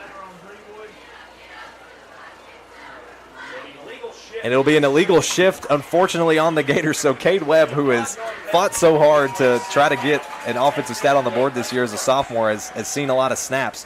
And in that starting spot, unfortunately, is going to have that one revoked and make it 2nd down. Which is definitely unfortunate for him. That doesn't build up the confidence that he needs to get started.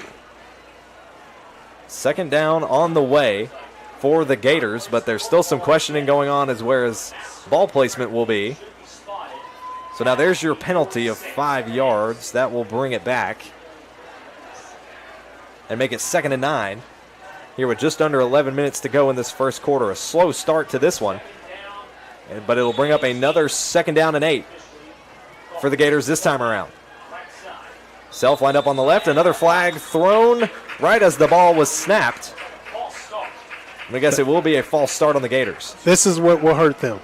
If they have to get under control right now, or it will hurt them later on. And it was actually offsides on the Spartans. Okay. So not necessarily what we thought we saw, but that was a catch call by the officials. So now we basically reset to that position of 2nd down, and we'll be 2nd and 4 once again for the Gators. Seeing everybody start moving back over there, and it's like, no, we can't start out like this. You can't start out like this. So we saw an opening play, a 45-yard-ish return for Nathan Self, then a 7-yard or 6-yard run for Self once again, and after a pair of penalties, we'll now bring it up 2nd and 4. Self lined up to the right side in trips formation. Here's the handoff to Wyatt, or to Self. Self runs up the middle, still shaking some tackles, but he is stuffed and sent backwards. South Warren fans are happy about that one. Host of Spartans on that one right there. Everybody rushed in for them to close the door on that one. Player lost their helmet in the scuffle for the Gators, but jumps back to their feet. It looks like it's going to be Parker Lasley.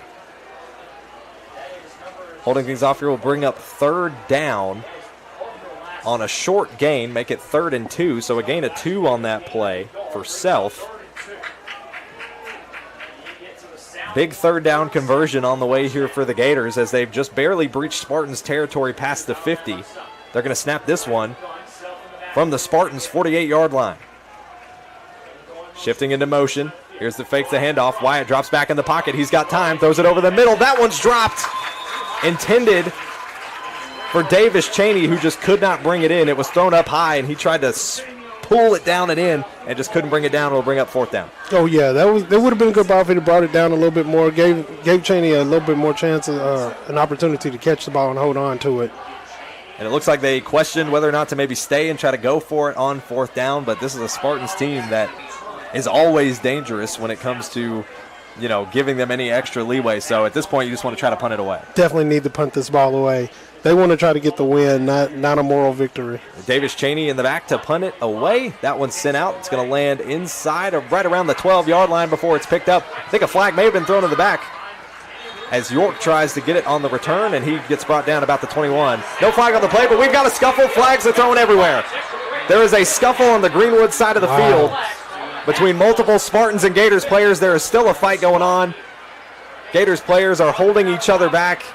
We're not even a couple of minutes into this, and we've already got flags on the play as Coach Smith is motioning his players back to the sideline. There's not one ref with a flag in their pocket right now. Not one. All the flags are down on the field.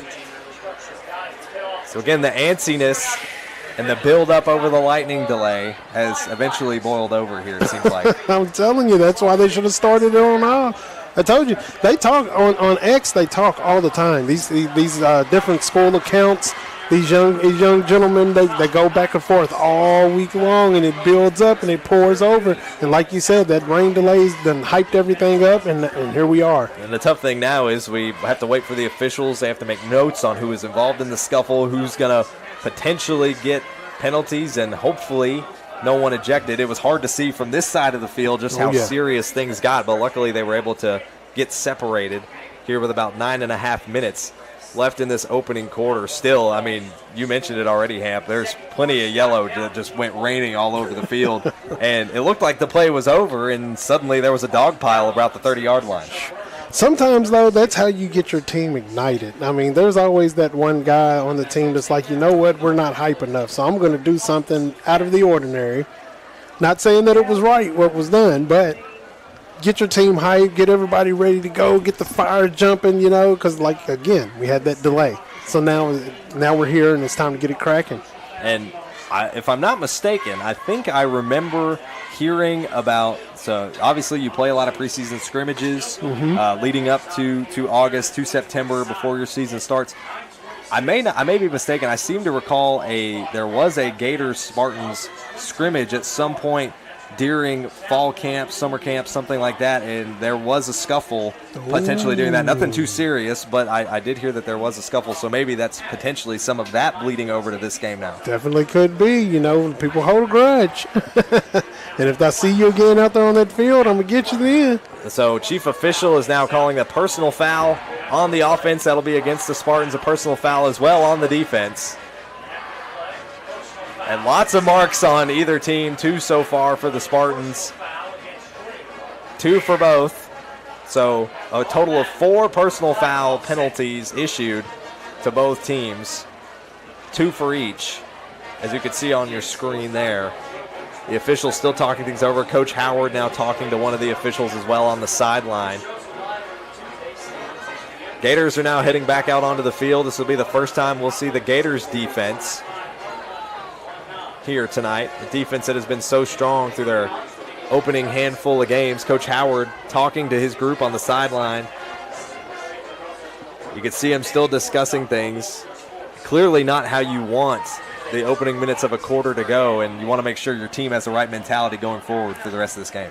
Oh, yeah, because what you don't want is your kids to start getting kicked out of games. Once they start getting kicked out of games, they'll start getting suspended for the next game, and then the next game.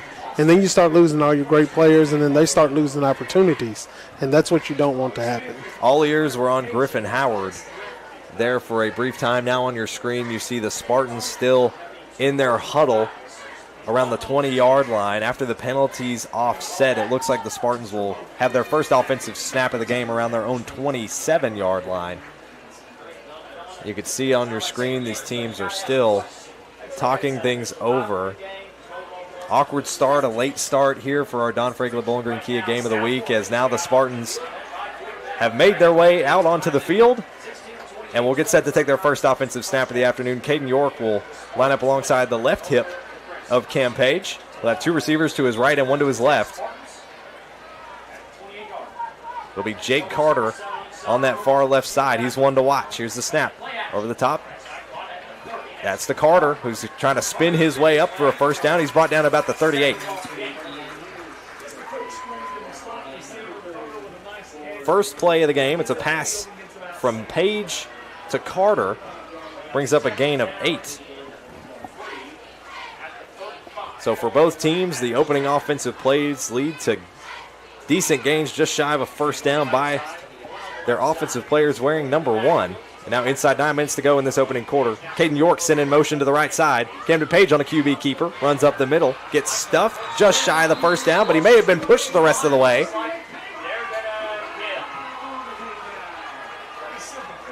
And it looks like they stopped him just short. No, they're going to shift the chains for the Spartans. First down brought to you by the Blowout Co. Thought the Gators had it, man. I thought my man KC stopped him right there on it. He was so close to coming up just shy. He just breaches the plane to bring up a fresh set of first downs. They'll snap this one from their own 38-yard line with 8.5 minutes left in the opening quarter. Here's Page on the snap. Flag thrown late. Caden York on the carry. He's got plenty of space. Wide open lane down the left side. He's free. Stuart Scott in tow. Still on the way. Tries to shake a tackle. He's brought down inside the 10. What an opening run for Caden York. He's got the afterburners. Man, got off in the middle of that secondary, and he was gone. There's a flag on the play. There was a flag thrown as soon as the ball was handed off to Caden York. So this is either coming all the way back or they just made a huge gain.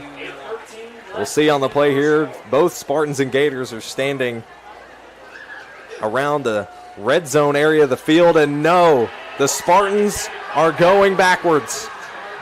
Caden York's near 60-yard run has come up short as we take a look back at it again in Toyota Bowling Green replay. Here's York on the run. Shakes a couple defenders, and then it's just Stuart Scott in tow, trying to run him down before he's brought down inside the 10, but that will be negated with that penalty. An unfortunate penalty for the Spartans has not only brought them back, but sent them even further backwards. It'll now be 1st and 15 from their own 32-yard line. They're lined up on the left hash, 8:13 to go here in this first quarter. They're going to fake the handoff to York while Page tries to run up the middle, tries to get some help from his lineman. Gain of 1 on that play for the Spartans on the QB keeper from Camden Page. They're getting a little antsy in there again. Them Gators are on it, boy. Chief official was quick to jump in the middle of it. And he did. 8 minutes now to go in this first quarter. It'll be 2nd and 14 after a gain of 1 on the QB keeper from Camden Page. Greatness in the pocket. And he's got York lined up just behind him off the left hip.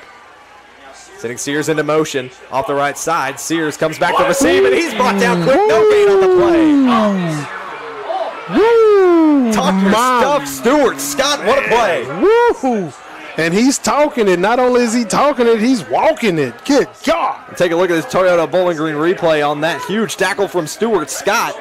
Sears off the screen, brings it in, but Scott is there and denies him any gain on the play. Stuart Scott, you madman. Man, he had a heat-seeking missile on that one, boy. He lit him up like the 4th of July. 7 minutes to go in this first quarter, and Stuart Scott is already getting involved on this Gators defense while the Spartans are running as much game clock as they can. 5 seconds left on the game clock. Inside 7 to go in this first quarter. Sent into motion is York. And it's a blown timeout called by the Gators. Not necessarily what you expected with the time running down like that as York was sent into motion, but now both teams will have a chance to talk it over. I think he doesn't want them to get this first down, so he's going to make sure that they don't try to sneak a little pass off in there. 3rd and long, so this would be a tough situation to ring in. Or hear me out, York could be taken off on this. He could be taken off. We already saw what he can do with a little bit of space there as both teams talk things over in their respective huddles. The teams are getting hyped now. The bands are starting to play. It's starting to feel like the ambiance of Friday Night Football. There's a breeze in the air. You can see the band playing just across the field for the Gators. Making sure we keep the energy up here as we get later into tonight. Camp, it's already about 8 o'clock here Central Time at Greenwood High School. Good night. That's almost time for me to go to bed, man. It's just about that time, I think. Spartans back on the field. It'll be 3rd and 13.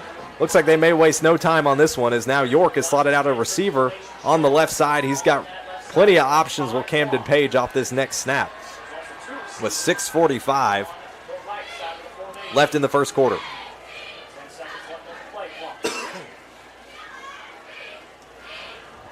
Five seconds left on the play clock. Spartans running it down. 6:45 left in the first quarter. Here's the snap. I think they're going to run out of time. No, they get it off just in time. Throw it over the top. Here it goes. The Spartans up the middle, plenty of space. There's the first down they were looking for. Spartans break into Gators territory. They're back in it. Another blowout coat first down for the Spartans, courtesy of a pass. Yeah, the whole center of the field there was wide open. Take a look at our Toyota Bowling Green replay. Over the top, you can see the catch there by Justin Capps. Great effort on the play. And now a fresh set of downs for the Spartans as they enter Gators territory. Clock running down with 6:15 left in the first. Here's the snap. York on the right side. He's going to get the handoff here, but a stuff up the middle by the Gators will stop him in his tracks. Short gain of about 2 on that play for Caden York.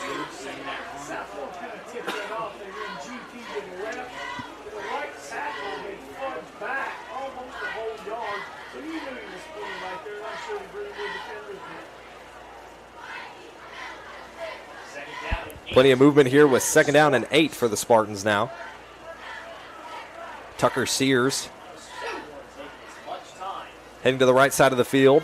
He'll have Griffin Reynolds to the left side as well. 3 receivers slotted up to Page's right side of the line. 1 to his left, and he's got York on the right hip. Fakes the handoff off the screen.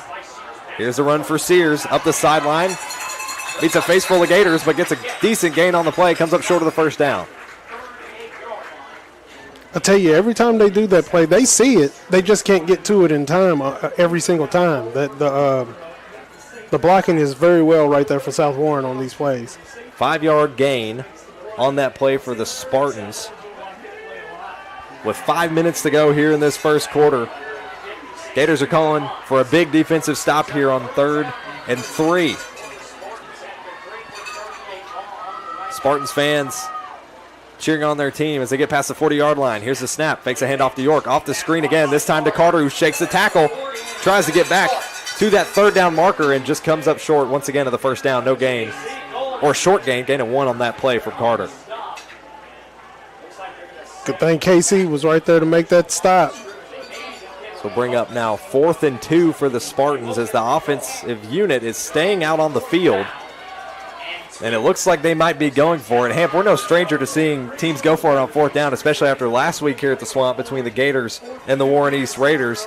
But this is the first time we've seen this Spartans team, at least for us this season, go for it here on 4th and short. They might have taken a look at last week. Here's the play.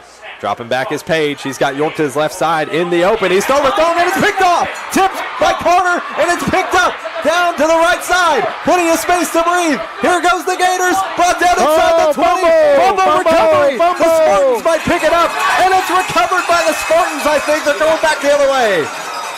Oh, boy. Complete and utter chaos with 4 to go in the first quarter. As the football trades possession, it was 3rd and 2. Camden Page throws it over the flat. It's tipped by Jake Carter and is picked up out of thin air by Cooper Hines for the Gators. And lo and behold, the Gators have picked up the football and recovered it back to the red zone. If Cooper would have held it high and tight, he would have held on to that ball, and it would have been Gator ball. It was Camden Page who threw that interception, who had to run all the way back to make that tackle.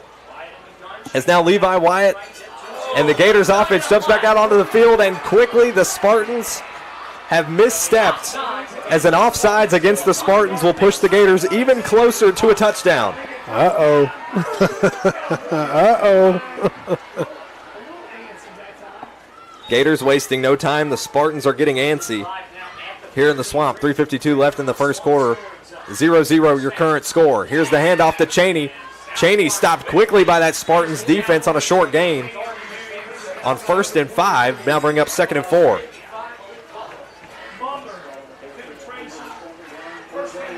So Cheney on a 1-yard run after the interception from Cooper Hines puts the Gators back, or for the first time tonight, into the red zone, and we've seen they're not afraid to open up the offense a little bit with the pass game. Both of Griffin Howard's touchdowns have been receptions around this part of the field. Inside the red zone, here's the snap. Wyatt dropping back, faking the handoff, throws it over the top of the flat, intended for Howard, but he just overthrows him. Incomplete for the Gators. Touched his hands just a little bit there. Just touched him. Wyatt had him perfectly in stride, no defenders around, but just overthrows the pass. Just out ahead of him, Griffin Howard could not reach far enough to bring him in. Nathan Self checks back in for the Gators, replacing Cesar Ortega. As now the Gators will head back up for a 3rd and 4 try. Those are the opportunities you don't want to miss right there. Lots of shifting here for the Gators offensive line. 2 receivers off to the right side for the Gators. Nathan Self lined up on the right hip. Cheney now shifting to the right side. Double motion. Griffin Howard now on the right side as well. Here's the snap. Hand off to Self. Self, it's a trick play. Thrown over the top. Nearly picked off. But that one's swatted away by the Spartans. Another incomplete will bring up 4th down for the Gators.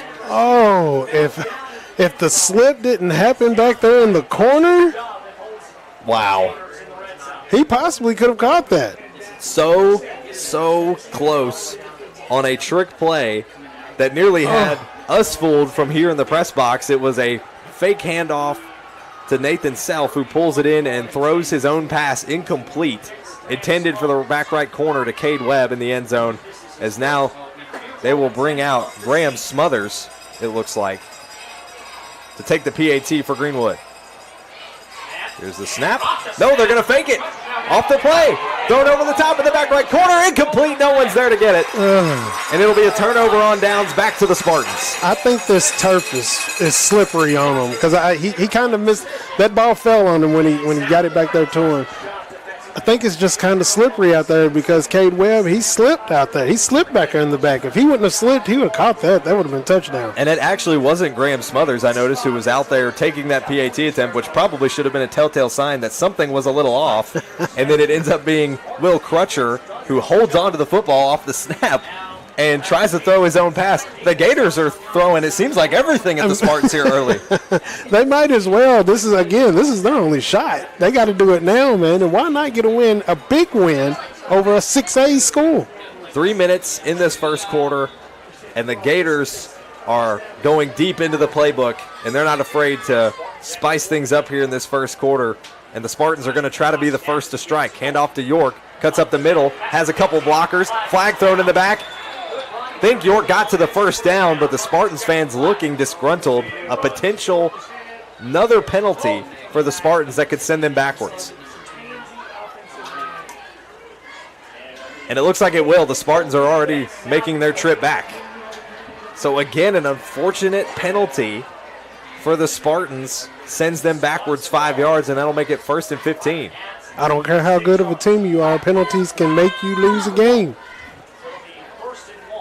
Inside 3 minutes to go in this opening quarter, the Spartans are trying to shake off the swamp dust and make their way downfield, but so far they've been met with nothing but penalties and interception from Camden Page. Set them back, but they came up with a big defensive stop in the red zone. But you can see on your screen if you're watching with us live, Camden Page, Caden York lined up off his right hip. It's another set of downs, 1st and 15. Here's a snap. Hand off to York. He's going to get a second chance at it. Gets past the 10 to around the 12 before he's brought down. That'll get him right back to that line of scrimmage, bring up 2nd down. KC went and smashed that hole and made sure he got pretty much almost nowhere on that one. So a 4-yard run, it looks like, for Caden York on that play. We'll bring up 2nd and 11. 2 minutes and 30 seconds left in this first quarter. South Warren did win the coin toss. They chose to defer to the second half. And now we'll hope to try to score on what's their second offensive drive of the game. 2:15 on 2nd and 11. Here's Camden Page on the QB keeper, shaking Stuart Scott, but he's met with a face full of Gators that continue to push him backwards. No gain on that play on the keeper for Camden Page. Scuffle again on the sidelines, but the officials are quick to separate it.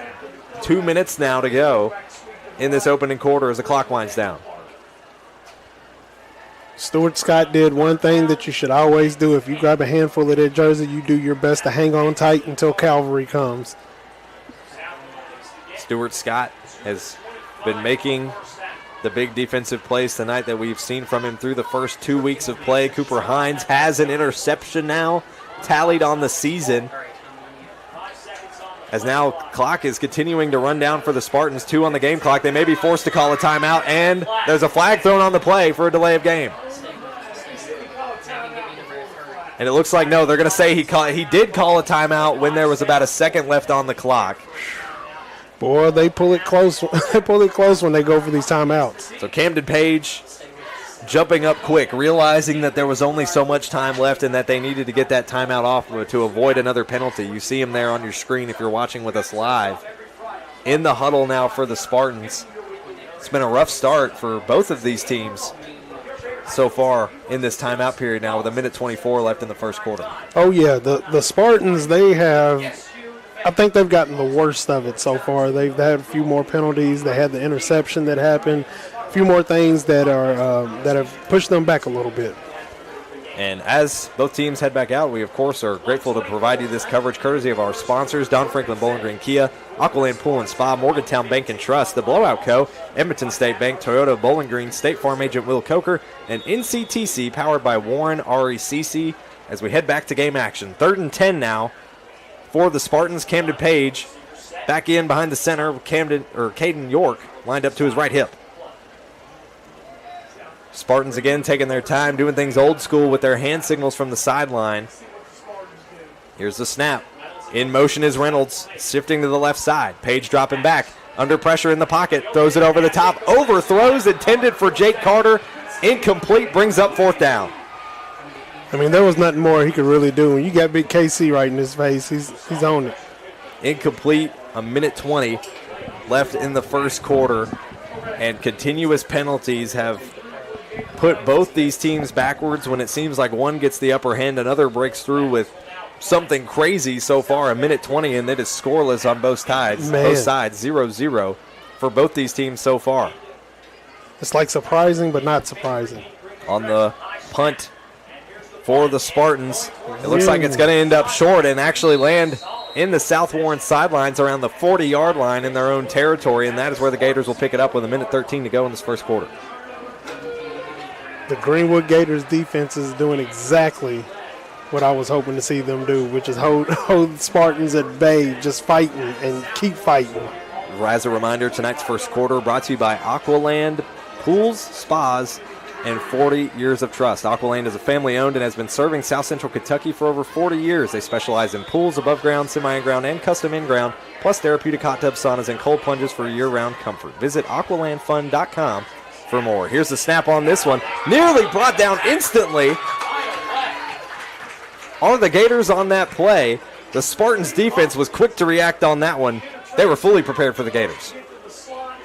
Oh, yeah, Will Mays was right in there on it. Loss of 3 on that play for the Gators in what has been a slow offensive day for both of these teams. The Gators have yet to complete a intended pass so far. They've had a couple of trick plays that were not actually thrown by Levi Wyatt. As they now head back in, it looks like Davis Cheney is going to be lined up to the left hip of Wyatt. 2 receivers out to his right side. Nathan Self on the bottom of your screen if you're watching with us live. Here's the snap. It's going to be a QB keeper for Wyatt. Sneaks up the middle. Tries to get some help from Cheney to make it to that line of scrimmage, but is going to get stuffed. A gain of 1 on that play brings up 3rd down. So 1 yard gain on the play as the clock continues to run down here in this first quarter. 15 seconds to go. I imagine the Gators will look to run this one out and give themselves a breather to try and have an opportunity to convert on a big 3rd and long, and they will do so. The first quarter comes to a close with both teams still tied up 0-0. It's been a fun one. It's been an exciting one. Tempers flaring on both sides, and we're going to take ourselves a quick break. We'll be back for the start of the second quarter as both teams tied 0-0. Gators hosting the Spartans here in their Don Franklin Bowling Green Kia Game of the Week on the 7 Mountain Sports Network. At Morgantown Bank and Trust, a home equity line of credit offers you flexible access to the value in your home. With 5.99% introductory interest rate for the first 6 months, all the cash you need is right under your roof. Call today.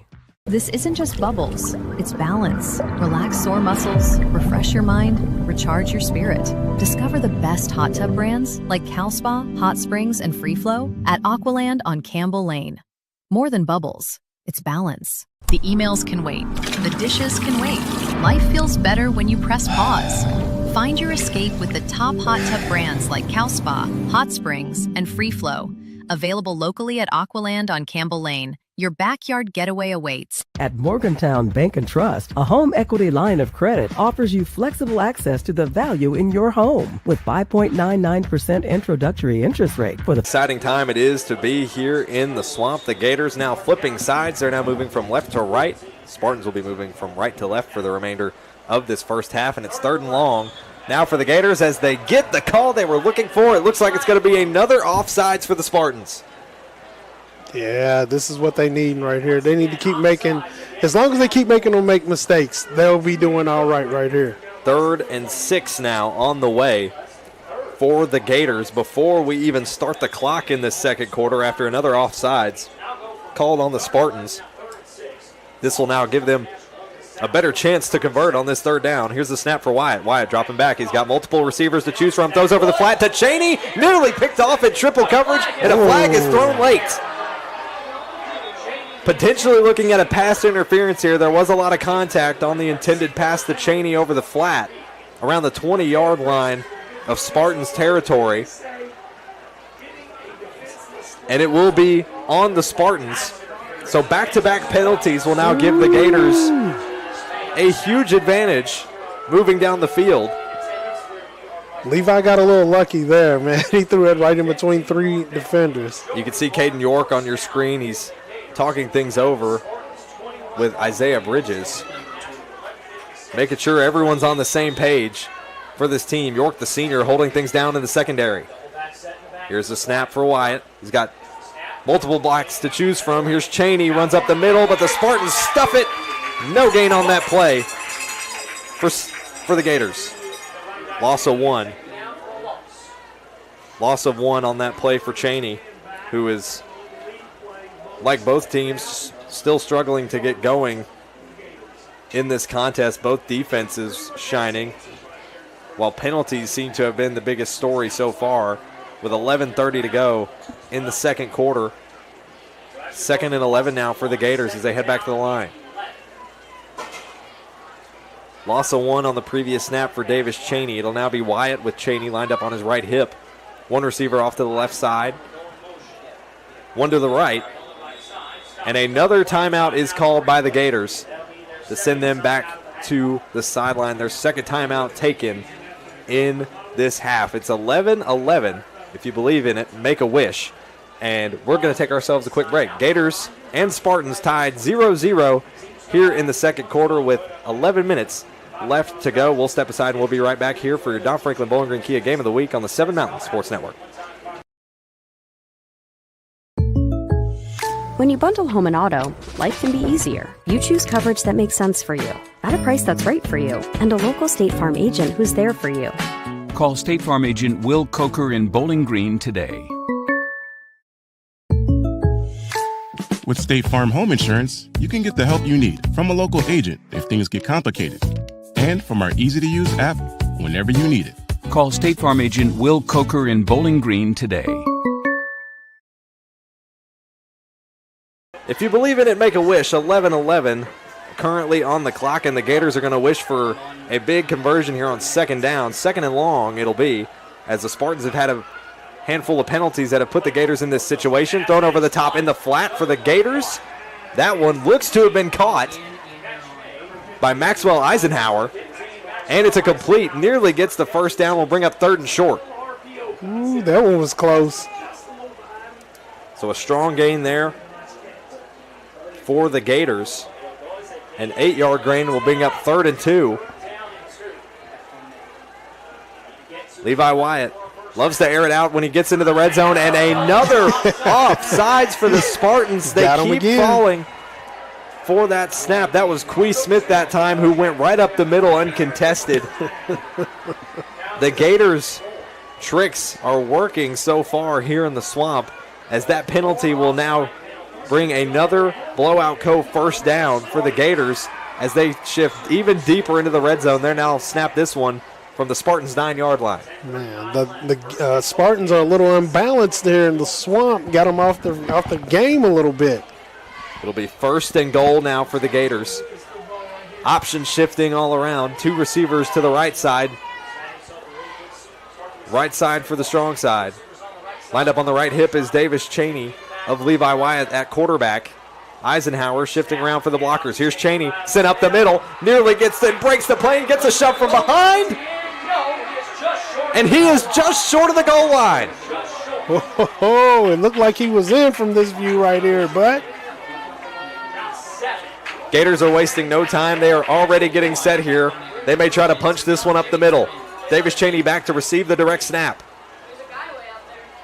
Comes up just shy. 2nd and goal. Here's the snap. Cheney up the middle. Gets stuffed. Sent backwards.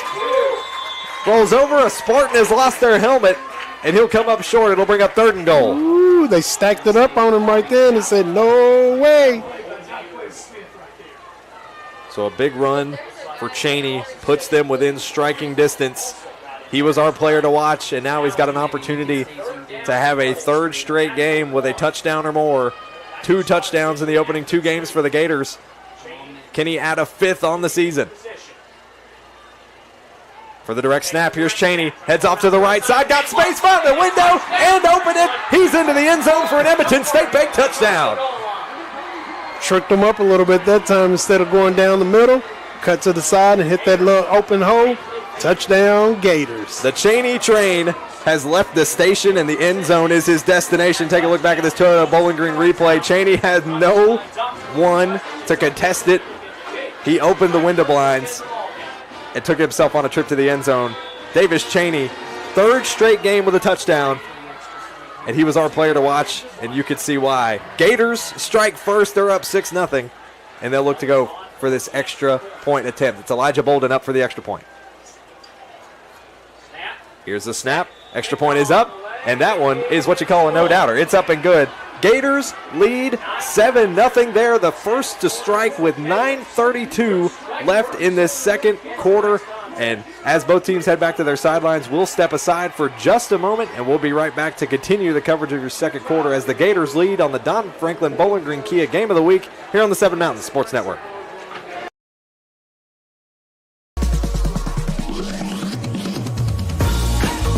You don't just work here. You show up and you grow. And to serve your customers well.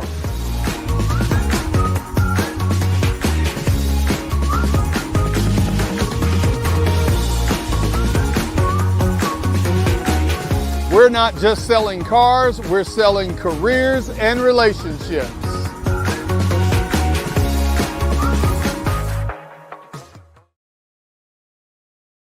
Welcome you back here to Greenwood High School. 9:32 left in the 2nd quarter, and the Gators are the first to chomp here on Pink Out Night as they host the South Warren Spartans. They lead 7-0. What a drive it was. Several penalties really set the Spartans back, gave the Gators a huge advantage, basically planted them in the red zone. As now Bolden punts this one away, or kicks this one back to the Spartans where it's scooped up. And it looks like they'll pick it up at the South Warren 29-yard line with 9:31 left in this 2nd quarter. But how surprising to see that this Spartans team struggling slightly to get going. This is a team that's averaging through 2 games 41 points a game. Right now it's just that momentum, that energy that's going on through the crowd right now is powering the Gators. And you can hear some cheers from the South Warren student section as sophomore quarterback Chase Bell has checked into the game. You saw him walking out from the sidelines on your screen. Camden Page has checked out at quarterback. It's Chase Bell checking in, the number 1 quarterback in the class of 2028. We're going to get to see a look at him here as it's a handoff on this first play. A gain of 6 on that first down play. Bring up 2nd and 4. So Caden York on the run. A gain of 6 on the play. Will now bring up 2nd down. How much of Chase Bell will we see this afternoon? He's had 2 pass attempts so far in the first 2 weeks of the season. He's went 2 for 2 with 11 yards. Handoff to Caden York, who sniffed out quickly by the Gators linebacker core. They bring him down with ease. No gain on that play. A huge loss for the Spartans there. Will now bring up 3rd down. He's a 93, man. That's twice. That's Alden. I can't say his last name. I don't want to mess it up. But Alden, man, Alden M is what I'm going to call him right now. But that's 2 tackles in a row on him, man. He's coming in, and he's coming off the bench, and he's going off. Loss of 4 on the play for the Spartans that time around. It'll now be 3rd and 8. Here's the snap. Chase Bell sends York off to the left side. He's going to drop back. Looks across the flat. He's immediately under pressure. Breaks out of the pocket. Throws it across. And they nearly get to the first down marker. And they will shift the chains for the Spartans off that successful reception from Justin Capps. It wasn't for the lack of Alden not being in the face of Chase back there. I'm telling you, that guy is on it right now. Keep him in the game. It's actually going to be 4th down. As you see Justin Capps heading off the field. The offensive unit looks to be heading off the field here. So they'll be 4th and just short. It looked like it was going to be another blowout first down. They come up just short of the marker. 8 minutes and 11 seconds left in the second quarter. Snap is nearly fumbled by Reynolds, but he manages to get it off. It'll roll all the way to the 30, picked up by Self. Self is running. He's got plenty of Spartans in his wake. Gets to the 39 before he's forced out of bounds. So nearly a muffed punt situation there by the Spartans, but they managed to get it off, and the Gators return it to their own 39-yard line. Trying to clear that bench out over there at the Greenwood side. It was all piled up. It looked like they were about to get in another little scuffle. It's the energy. This is what it means for 2 crosstown teams that want to be known as the best in this area, best in this zip code. As the Gators now head back out to the sideline, you see quarterback Levi Wyatt in the mix of it all. Davis Cheney will be lined up on his left hip. Receiving opportunities here. Will they continue to run the football and try to draw these South Warren penalties? Here's the snap. Quick throw over the top. That one's nearly broken up. Intended for Cade Webb, who couldn't bring it in. That one thrown just a little too far to the sideline. So incomplete will bring up 2nd and 10 for the Gators.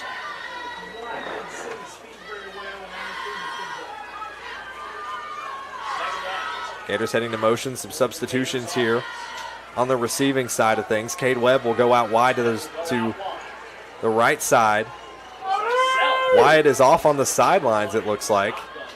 Some confusion here. It looks like it may be a direct snap off this play to Nathan Self on 2nd and 10. Here's the snap to Self. Self going to try to cut up the middle with some blockers. He's got some. Short gain. He gets a push from behind. Gain of 5 on the play. Brings up 3rd down. It looked a little questionable for Self, who almost didn't look like he was prepared. It was like it was a miscommunication on the play. Like, am I really supposed to get the ball right now? I looked off to the sideline. Levi Wyatt was standing just behind Griffin Howard on the sidelines. Funny thing is the defense didn't move either. Like, nobody moved. Another potentially deep into the playbook play there for the Gators, as Levi Wyatt is back out on the field, trying to draw the offsides for the Spartans. They delay the call here on 3rd and 5. Here's the snap, dropping back, wide over the top in the flat, incomplete. Miscommunication once again off a pass intended for Maxwell Eisenhower. That one's incomplete, will bring up 4th and 5. The Gators are talking it over like they may go for it here on this 4th down, but no, they will send the offense back to the sideline and bring out the special teams. But we've heard this story before already tonight. Can't believe I'm saying it.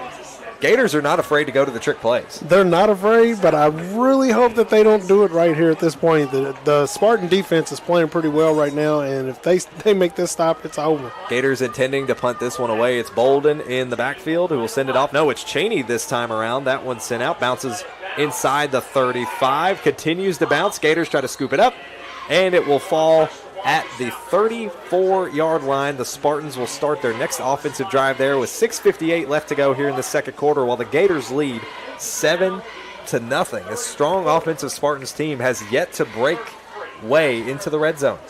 It's almost like, I know they didn't take them for granted at all because of the way they came out. You know, they knew that the Gators were serious. I think right now the momentum's just leaning heavily on the home team right now, and Spartans got to do what they got to do to get back in this. It's something not entirely too surprising when we talked to Coach Brandon Smith earlier this week. As a possibility, you're going to see both quarterbacks for the Spartans, and it's Camden Page who checks back in. A handoff to York, who meets a wall of Gators trying to run it up the middle. Short gain on that play. Looks like a gain of 1 will bring up second down. Second and 9 now on the way for the Spartans. Clock winding down, 6:40 left in the second quarter. Gators lead 7-0. And the Spartans team, this is kind of a mantra of theirs. You see some teams maybe move a little bit quicker, not have such elongated signals when it comes to play calling, but the Spartans like to take their time and run down game clock. Oh, yeah, that is definitely what they do. Camden Page getting some motion from Reynolds, has to scoop it in with his right hand, nearly fumbles it, but it's Carter on the reception, puts on the afterburners, heads up the middle, makes it to the 50, 45. He's finally brought down inside the 45 in Gators territory. Jake Carter on the run. Here comes the Spartans. That's another blowout first down for the Spartans, as now this could be the life that the Spartans have needed to get rolling.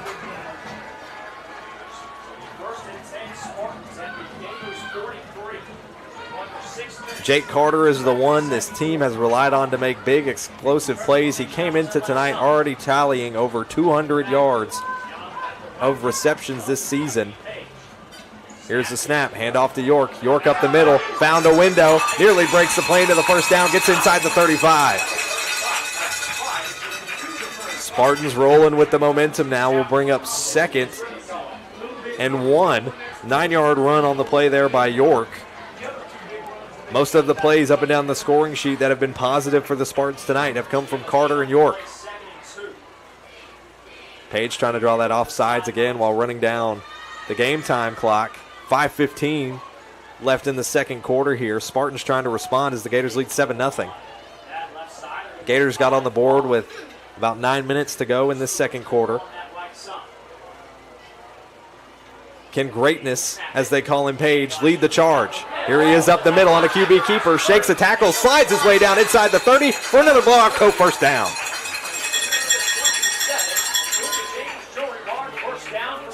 Six-yard run there by number 7 for the Spartans. I think you can see now this Spartans team is elevating their confidence with each successful play, and these first downs are helping with that. This is all they needed, was just a few little sparks there and there to get the fire going. 4:40 left in the second quarter. Page dropping back, throws it over to York in the flat. He's trying to shake a couple tackles, shakes off Stuart Scott, gets a short gain even after the fact, and that'll bring up second down just shy of the first down marker. That'll be 2nd and 8, a gain of 8 again on the play for York. So back-to-back plays of at least 8 yards gained for Caden York, that time through the air. 2nd down and 2 here for Camden Page and the Spartans. In motion is Justin Capps. Page dropping back in the pocket. He's under pressure. He's going to take it on a QB keeper. Tries to shake some tackles. Flag thrown in the backfield late. Inside the 10 goes Page. He's got another blowout first down if this flag doesn't send the Spartans backwards. Chief official is going to talk things over on what this one could be. Camden Page. There's no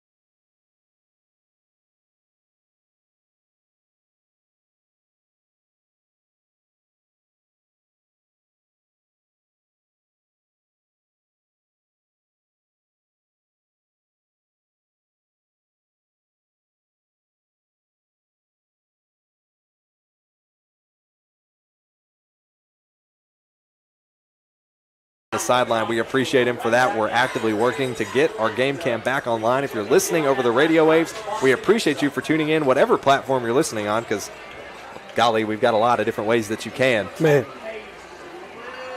We've got a lot of different ways that you can, but we appreciate you for tuning in nonetheless. 2:57 now left in this second quarter. Spartans had the advantage. They complete a 1-yard touchdown run from Camden Page, then convert on the 2-point conversion with Griffin Reynolds in the end zone, puts them up 8-7. And then immediately off the punt return, it's Davis Cheney who returns it all the way back to a house with a 72-yard punt return for another touchdown. Both touchdowns for the Gators tonight, courtesy of number 44, both coming on the ground. Now the Gators will return it back to the Spartans, back to receive.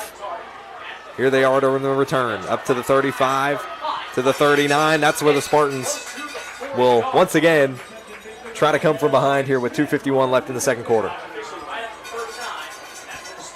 Yeah, the Spartans were a little dazed on that touchdown that they got there. In basketball, we'd always say, get back on defense, get back on defense. They didn't get back on defense right then. And Cheney just, man, I love the way he waited. I loved his patience going into that touchdown run there. You saw him, a lot of players, you take that immediate gap maybe that opens, but he, just like you mentioned, he trusted his blockers through the middle, and when he saw that space open, he knew that was a gap he could fill. Camden Page and the South Warren offense back on the field. First snap of this drive on the way. That one's tossed to Carter, just shy of the first down. Gain of 8 on that play. 8-yard completed pass to Jake Carter. Gain of 7 actually on that play. Bring up 2nd and 3 for South Warren. 2:30 left in this second quarter. The good news for the Spartans is if maybe you complete a successful scoring drive here, not only could you potentially take the lead once again, but then you deferred to the second half and you start it with the football. This could give them an opportunity to roll back out front. Here's the throw, the screen to Sears, into the 50. Sears shaking some tackles. He's got the blowout coat first down before he's forced out of bounds at the Gators' 46-yard line. Another blowout co first down off the successful pass to Sears. That's a 6-yard gain, but a flag is thrown in the backfield. Waiting on the call here from the chief official. It looked like a late call.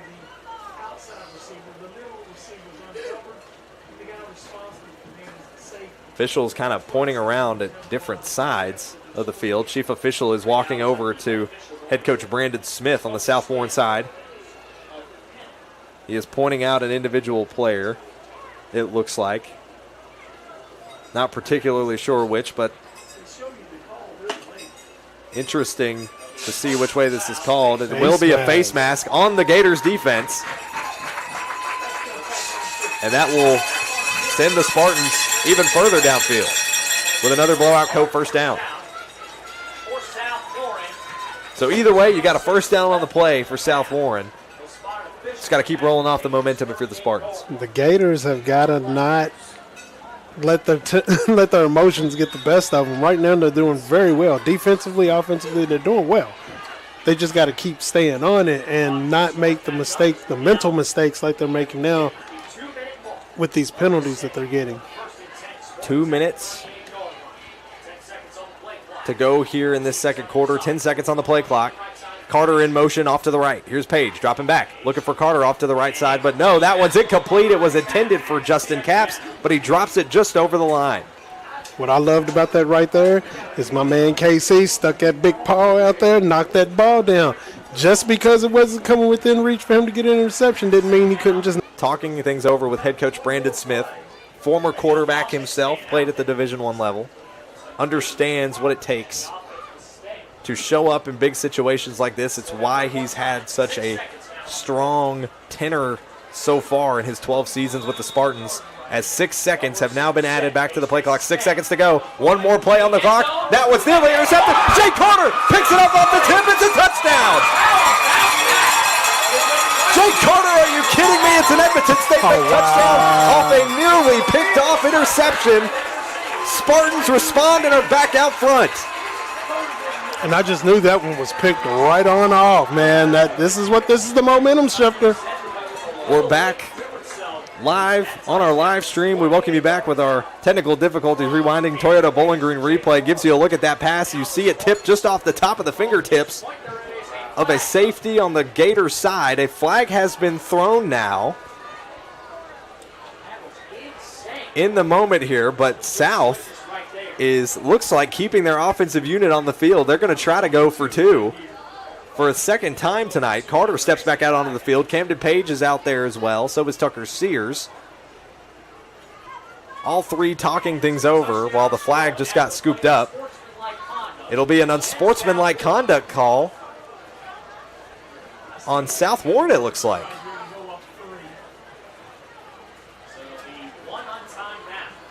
So another penalty called there on South Warren after the score, so it remains a completed touchdown. 14-13 now your score. In what should wrap up this first half. The first half will be wrapped up on what will either be a successful or unsuccessful two-point conversion attempt here. It'll be a direct snap to Camden Page.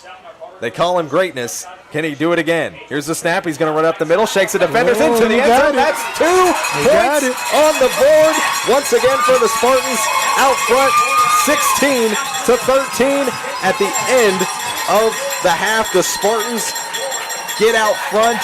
They respond to that huge run from Davis Cheney, but this is a close one. Spartans now lead 16-13 at the half, and we'll take a step aside and be back. We'll give you the stats so far. We'll break down what you can expect from the second half, so don't go anywhere. You're listening to Don Franklin Bowling Green Kia Game of the Week here on the Seven Mountains Sports Network.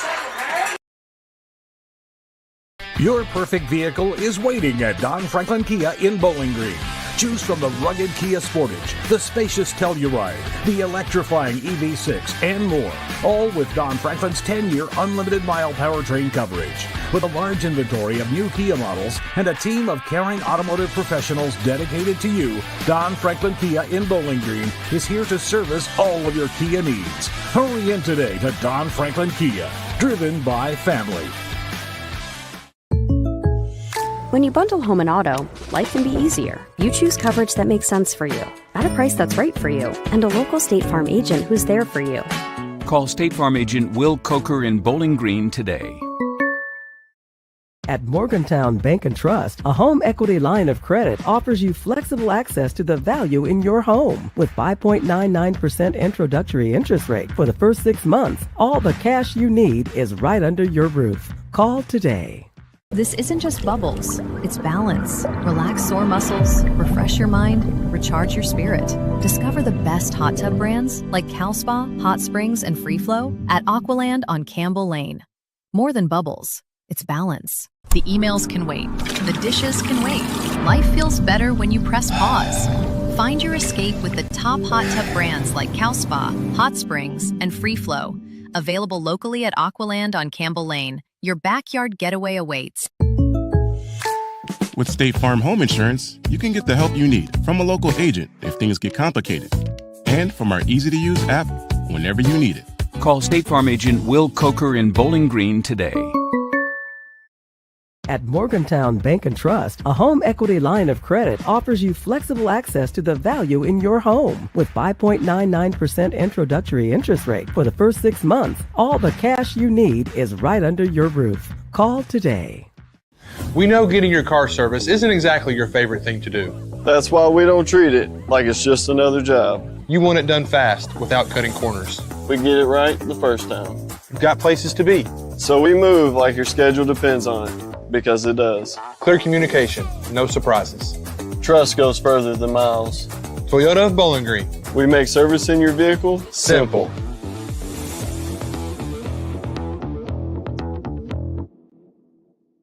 This isn't just bubbles, it's balance. Relax sore muscles, refresh your mind, recharge your spirit. Discover the best hot tub brands like Cal Spa, Hot Springs, and Free Flow at Aqualand on Campbell Lane.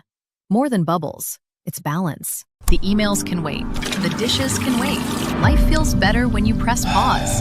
Find your escape with the top hot tub brands like Cal Spa, Hot Springs, and Free Flow. Available locally at Aqualand on Campbell Lane. Your backyard getaway awaits. When you bundle home and auto, life can be easier. You choose coverage that makes sense for you, at a price that's right for you, and a local State Farm agent who's there for you. Call State Farm agent Will Coker in Bowling Green today. Your perfect vehicle is waiting at Don Franklin Kia in Bowling Green. Choose from the rugged Kia Sportage, the spacious Telluride, the electrifying EV6, and more.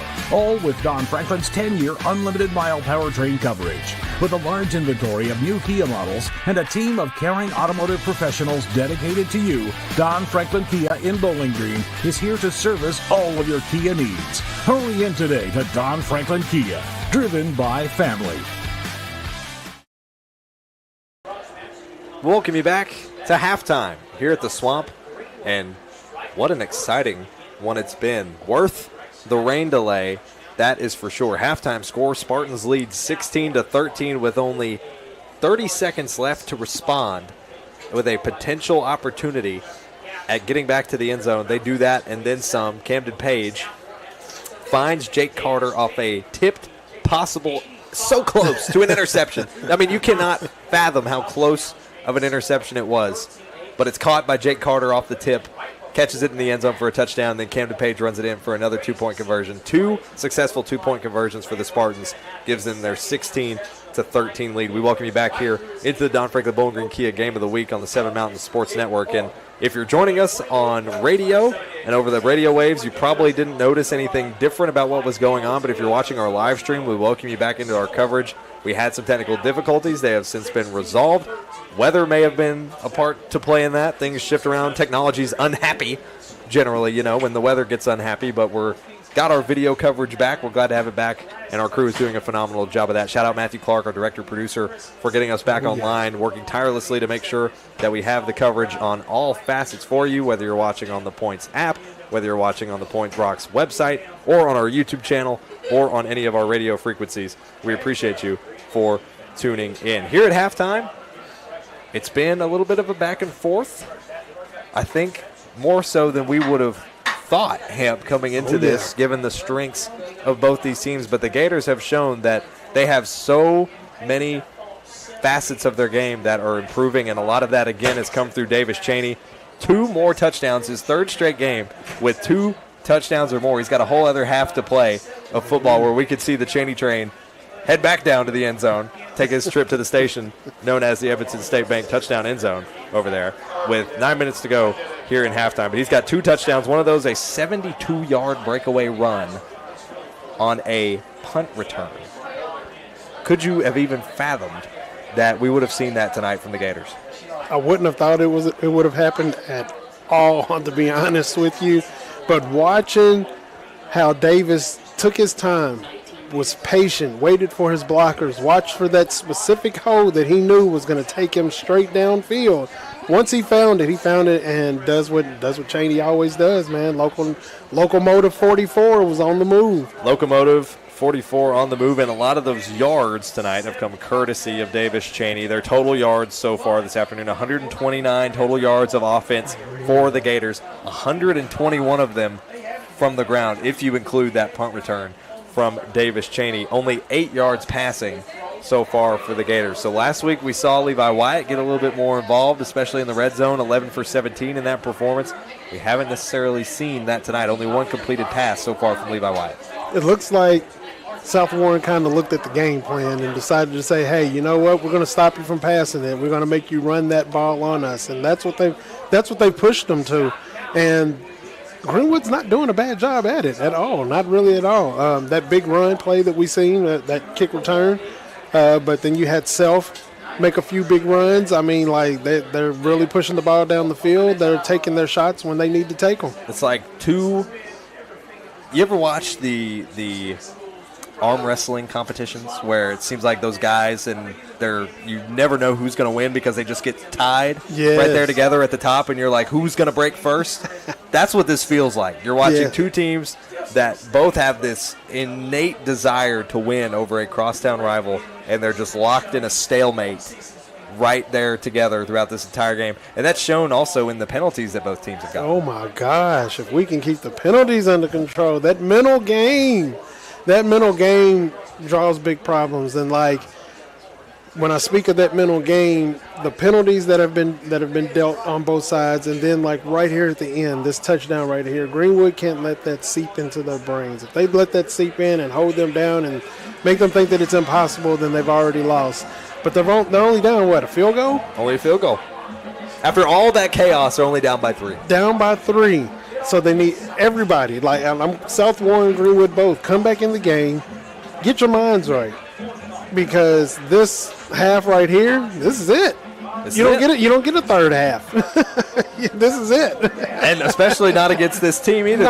These teams aren't going to see each other for the rest of the year. So this is a bragging rights game if there ever was one. And for the Spartans, who have had an equally crazy start to their first half in terms of offense, but almost on par in terms of total offense, 81 passing yards so far for the Spartans. So almost 10 times that of the Gators, but only 32 rushing yards. The rush game has been slow to get going. You haven't seen Caden York necessarily break off for those big plays, but you have seen Jake Carter break into the end zone once, and then you also had Camden Page, who had that 1-yard rushing touchdown, but it was set up by a big pass or a big reception by Jake Carter late in that drive. Kind of expected this. I kind of expected it to be a little more run-heavy on Gator side, a little more pass-heavy on the Spartan side, and it shows. And I'm telling you that what the Spartans are doing right now is what they like I said before. They start off kind of slow. It's like boxing with them. They just kind of see and figure out and feel you out. And once they got you figured out and filled out and locked in, they put all targets right where they need to go, and then they take aim and they take shots right exactly where they need to make their targets get hit at. And you can see those total yards on your screen. South Warren with almost 20 full yards less of total offense, but they are the ones who currently hold the lead. We're going to step aside for just a moment. We come back, we'll take a look at some highlights before we get started in the second half, and we'll see who's going to come away with the win here this afternoon as the Spartans lead the Gators 16-13 at the half of your Don Franklin Bowling Green Kia Game of the Week here on the Seven Mountains Sports Network. When you bundle home and auto, life can be easier. You choose coverage that makes sense for you, at a price that's right for you, and a local State Farm agent who's there for you. Call State Farm agent Will Coker in Bowling Green today. At Morgantown Bank and Trust, a home equity line of credit offers you flexible access to the value in your home. With 5.99% introductory interest rate for the first 6 months, all the cash you need is right under your roof. Call today. I want to buy this truck, man. This is perfect. It is a beautiful truck. Do you want to see the inside? Is it available? Yeah, sure is. Is it available? I just said it was. Hey, how many miles has it got on it? Just over 30,000 miles. Still practically new. But it's got rain on it. What? Do you want to see the inside? Do you have any questions? No. I have to think about it. Also, it has rain on it.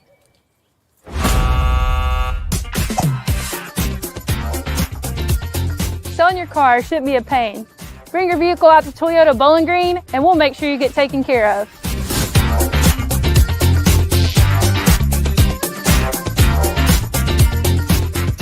This isn't just bubbles, it's balance. Relax sore muscles, refresh your mind, recharge your spirit. Discover the best hot tub brands like Cal Spa, Hot Springs, and Free Flow at Aqualand on Campbell Lane. More than bubbles, it's balance. The emails can wait, the dishes can wait. Life feels better when you press pause. Find your escape with the top hot tub brands like Cal Spa, Hot Springs, and Free Flow. Available locally at Aqualand on Campbell Lane. Your backyard getaway awaits. We'll welcome you back to our halftime show here on the Seven Mountains Sports Network for your Don Franklin Bowling Green Kia Game of the Week. Your first quarter coverage of that first half brought to you by Aqualand Pool and Spa, and that second quarter brought to you by Morgantown Bank and Trust. Of course, our coverage wouldn't be possible without our sponsors, including Morgantown Bank and Trust, Aqualand Pool and Spa, Don Franklin Bowling Green Kia, The Blowout Co., Edmonton State Bank, Toyota of Bowling Green, State Farm agent Will Coker, and NCTC, powered by Warren RECC. They make it possible for us to get out to cover these games and give you all the different viewing options we have tonight. We had some technical difficulties. We're back on the air with our live stream. If you're tuning in over the radio waves, you probably didn't notice a thing, but We're back on all platforms. Doing great, smooth sailing, whether you're watching on YouTube or the website. We appreciate you for tuning in here this afternoon. Ryan Murphy leading the call alongside Big Hamp. Brother, it's been a fun one. I know we've had a great time over these first couple of 3 weeks. Matthew Clark has been working hard to make sure we stay live on the air on all of our different platforms so that you have the choice of where you want to watch. And as this half begins to wrap up, teams heading back out onto the field. We've talked about the offense. Hamp, what about the defense for this team? Man, defenses are doing absolutely great on both sides of the ball. Once again, just like last week, the score is not telling the complete story. Well, on this time, well, actually at this point in time it does, because how close it is, the defenses have really been putting their foot down. Casey Coleman and Stuart Scott definitely have been making their mark over on the Greenwood side. And there's just been a host of players on South Warren. There's just so many, there's too many to name, really. But Will Mays has definitely been one of the major components over on the South Warren side. So both defenses are definitely going in and being very persistent and being very resilient. As the halftime score sits, South Warren leads 16-13 at the half. We're getting ready to start off this second half. We'll give you some scores from around the region. McCreary and Clinton facing off.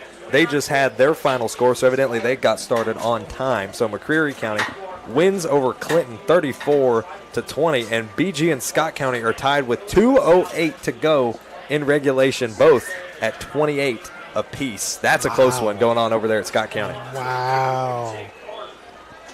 Come on, Purples. I think the rain delay has spiced things up a little bit. Oh, yeah. All over the region, it seems like. Oh, yeah. Everybody's just, once again, anxious and ready to go, and here we are. Both teams now back out onto the field. They are stretching, getting ready to go in the second half. Hamp, we also saw some tempers flare early in that first half, so it seems like maybe things have leveled out a little bit more than they did have. I'm sure some talkings from their coaches in the locker room during halftime maybe would potentially snip a button that. But if you're a coach also, you have to want that energy from your guys. You just can't let it boil over. You got to have at least a few – you got to have a few dogs out there. You got to have a few guys out there that's willing to put it all on the line but know when to draw them back so that they don't get those – certain penalties to get them put out or get the team in a situation that, you know, the game gets stopped and things just get out of hand. But you want that energy, but you got to harness it in a way that it transfers out onto the field in a more positive manner, so to speak, because, of course, football is rough. It's tough. Everybody wants to win, but going about it, getting into fisticuffs is just not the way to get it done. 2 minutes are left on the clock as we count down for the start of this third quarter. Both teams still warming up. Greenwood has returned to their side of the field. They are on the far side now. That's where the new athletic facilities are here in Greenwood High School, but their locker room is actually still behind and beneath us here on what is now the away side. We're sitting amongst the South Warren fans here in the press box. They've been loud, they've been vocal, so have the Greenwood faithful over on the other side of the field. It's a great crowd here locally. Pink out for the Gators, camo out, I guess you call it, for the student sections for each team respectively. But you've got to love the energy, the atmosphere. Regardless of the rain delay, people showed up and showed out for this little hometown rivalry. This is how you know you got a good fan base. When you got people coming out when it's raining, when you got people coming out when it's cold, when it's blazing hot, all of that, you know you got a good fan base. You know you got people that's willing to come and see. So these guys come out here and they do come to put a show out on as much and as often as possible. And the great thing now for the Spartans is they ended the first half with 30 seconds on the clock. They capitalized on their opportunities, made it into the end zone, got a touchdown, retook the lead, successful two-point conversion, and now they won the coin toss, deferred to the second half. Now all the favor and the momentum essentially is in their hands, and they control their own destiny starting this third quarter. Oh, yeah, and this is where, again, Greenwood has got to take control right here. That defense has got to come back out and continue to stay resilient, keep putting the pressure on the offense, and keep making them make mistakes. As long as they keep making them make mistakes, that gives them an opportunity to give their offense an opportunity to get the upper hand. We talked about our players to watch and who those would be coming into this game. No doubt for Greenwood it was going to be Davis Cheney. He's been our player of the game for these first 2 weeks of play since we've been here, kind of camped out here in the swamp. And no doubt about it, third straight game with 2 touchdowns apiece. And he's still got a whole other half to play. We could potentially see a third touchdown, if not more, from Davis Cheney here tonight. I imagine we're going to see a lot of back and forth in the second half from both teams. Oh, yeah, definitely possible. We could be looking at Locomotive 44 being the player of the game again 3 weeks in a row. Evidently, he likes the award. I think so. I think he's been hearing about it, and it's like, you know what, I might as well do it again. Might as well just get it. You know, there's a good chance that he's been gearing for that. Gators will kick this one back to the Spartans to receive. And that's where they'll pick it up. It's a short kick that bounces almost to the 1-yard line before it's scooped up. They're going to try to return it, but they're going to get stopped inside their own 10. Nearly a muffed punt for the Spartans, but they recover it. But, man, they're going to have to start this drive digging themselves out of a hole. Not how you want to start out as the Spartans. Exactly how you want to start out as the Gators. Great punt, or a kick return there to start this second half. For the Gators, it's exactly the situation you want because the Gators defense with the upper hand with the Spartans starting their first offensive drive of the second half on their own 6-yard line. 16-13, the Spartans lead after a big surge in the second quarter put them on top in a successful 2-point conversion. Now we see some motion here from Reynolds. Hand off to York. York up the middle. He's going to get some helpers in the push from his line. Gain of 1 on the play from York.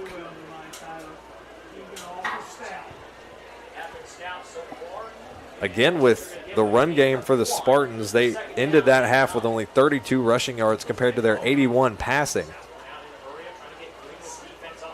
And still the Spartans trying to convince those Gators to jump off sides.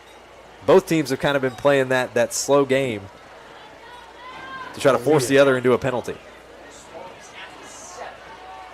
Get into their minds, and you got the battle about one. Here's the snap, 11-13 left in the third quarter. Page with the handoff to York. York gets dropped quickly. That'll be a loss, it looks like, on the play of 1. Put them back at their original line of scrimmage for third down. So 3rd and 10 sends them back to the line of scrimmage. 3rd and 10 for the Spartans, who this is not the ideal starting point that they hoped for when choosing to defer to the second half after winning the coin toss. 10:35 now left in the third quarter. Here's the snap from Page. He's going to spin his way out of the back on a play action over the top. He's got Carter for the first down. That'll shift the chains for another blowout first down for the Spartans, digging themselves out of a hole with a big third down conversion. Man, this is the 4th time they've done that exact play right there to get it out of bounds, to get them the first down right there. It's a play that he knows is going to work every time. You can tell the Gators have done their work in studying the film room, but at the same time, it's been a couple of the most persistent key players to break out as you look up and down the score sheet for the Spartans tonight offensively. You look up and down, it's mostly Carter and York. Carter with the big plays, York who's trickling away as he now runs up the middle again with a flag thrown late on the play. 10:20 left in the third quarter now as they stop the clock after the flag is thrown. Waiting for the official call from the chief official. They're talking it over around the line of scrimmage. And it'll be a holding call against the Spartans. Again, the offense for the Spartans. The penalties continue, it looks like, to put them backwards. So what would be a 1st and 10 will now become a 1st and 20 after that holding penalty. So this almost puts them back to where they originally started the play. It'll now be 1st and 15. They'll snap it from their own 11. 10:20 left in the third. Here's the snap on 1st and 15. Handoff to York again, went up the right side. But that linebacker trio continues to stop the run game. They will not let the Spartans by on the ground. Gain of 1 on the play, brings up second down. The run defense is absolutely monstrous right now. They're doing everything in their power to make sure that York gets nowhere. York had a handful of runs that eventually led to a touchdown, 1 of 9 and 1 of 8 late in the second quarter. But now, starting this second half, he's struggled to get going. 3 runs so far to start this second half that have amounted to 2 yards so far. 3rd and 13 it looks like for the Spartans. Or 2nd and 13. Camden Page swinging out of the pocket. He's got to run on his own, trying to break a tackle. Looks like he'll get to the first down marker, come up just short before running out of bounds. Roy Bray was hot on his trail. Should now bring up 3rd down for the Spartans. We'll make it 3rd and 4.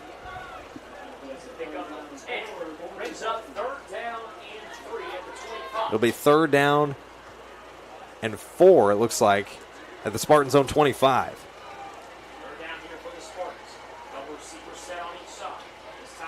Page with 2 receivers on both sides, but some shifting now for Reynolds, who heads to the left side.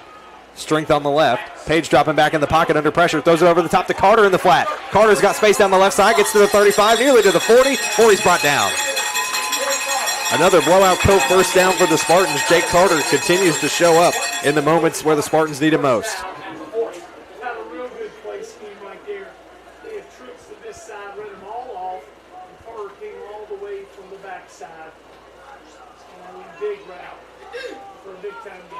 Fresh set of downs now for the Spartans. 9-12 left in the 3rd quarter. Here's a snap from Page. Here's the handoff. Up the middle, they run the football. Potential to get stuffed. Some help from the lineman will get him a couple extra yards. About a gain of 5 on the play. That's Jameer Boards on the run for South Warren. Caden York now checked out. He is playing on both sides of the football, so now entering the second half, you may want to try to hold him down more so he can ring off some more of those big runs.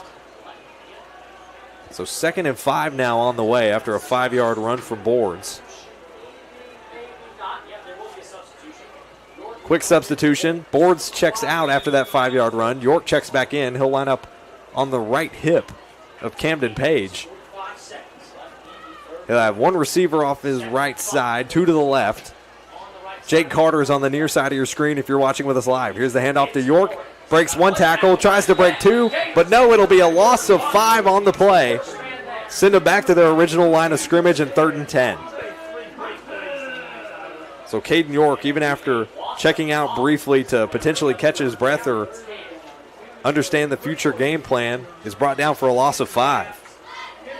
This is where the Gator D has got to keep using that resilience and got to keep staying strong right here, man, because they've been marched down the field on. They're a little tired. We talked about it in our countdown to kickoff. 12.5 rushing yards per game is what the Gators have allowed so far. Now the Spartans will look to pass. This time to York. Breaks his way into the first down marker.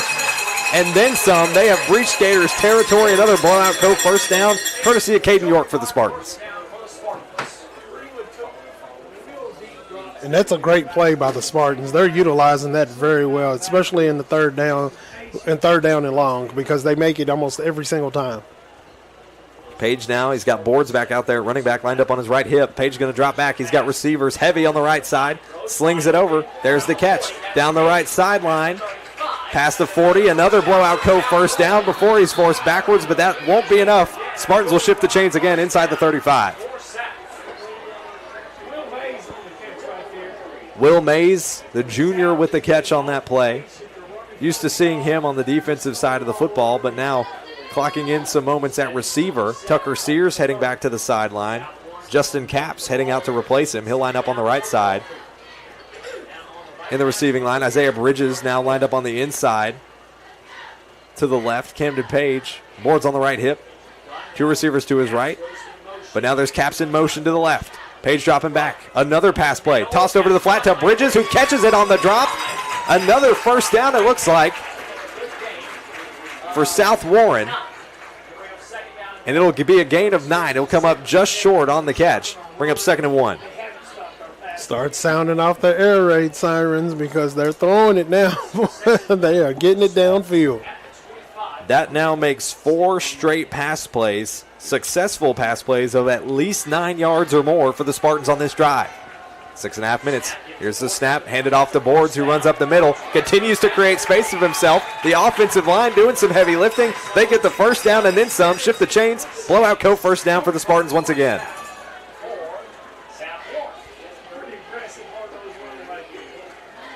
Boards doing some heavy lifting for Caden York as Boards now once again heads back to the sideline. York checking back in. 6.5 minutes left in this third quarter. The Spartans have re-entered the red zone. They're going to stack heavy, the receivers on the left side, with Bridges, Mays, and Carter all on the left. Caden York on the left hip of Page. Here's the snap. 1st and 10 inside the red zone. Snap over to Carter. Flag thrown late. Stuart Scott on the chase to Carter. Forces him out of bounds.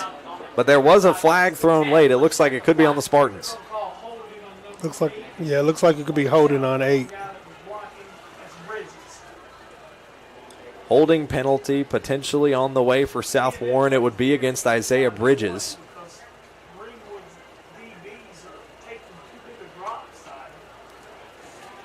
And again from Stuart Scott. I mean, he's a player who plays with a lot of aggression. But every time it seems like when you got some of those big hits that he comes away with, he always seems to help up his opponent, tap them on, make sure they're okay.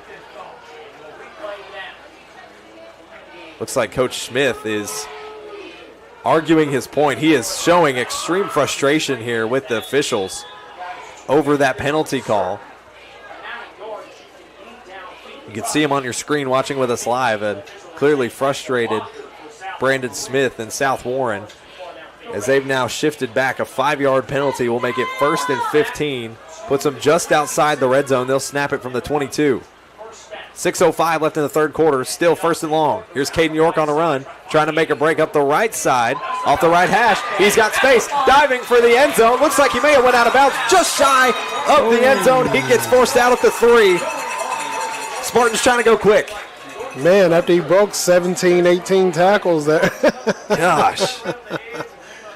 It's awesome run. It's plays like that that make Caden York such a dangerous player. He'll have some consecutive runs with 2-3 yards. Oh, man, we got a player down. But we do have a player down on the far side, and it is Caden York after the play. Man. It looked like he landed hard after going out of bounds. Caden York, who just made that play, is down.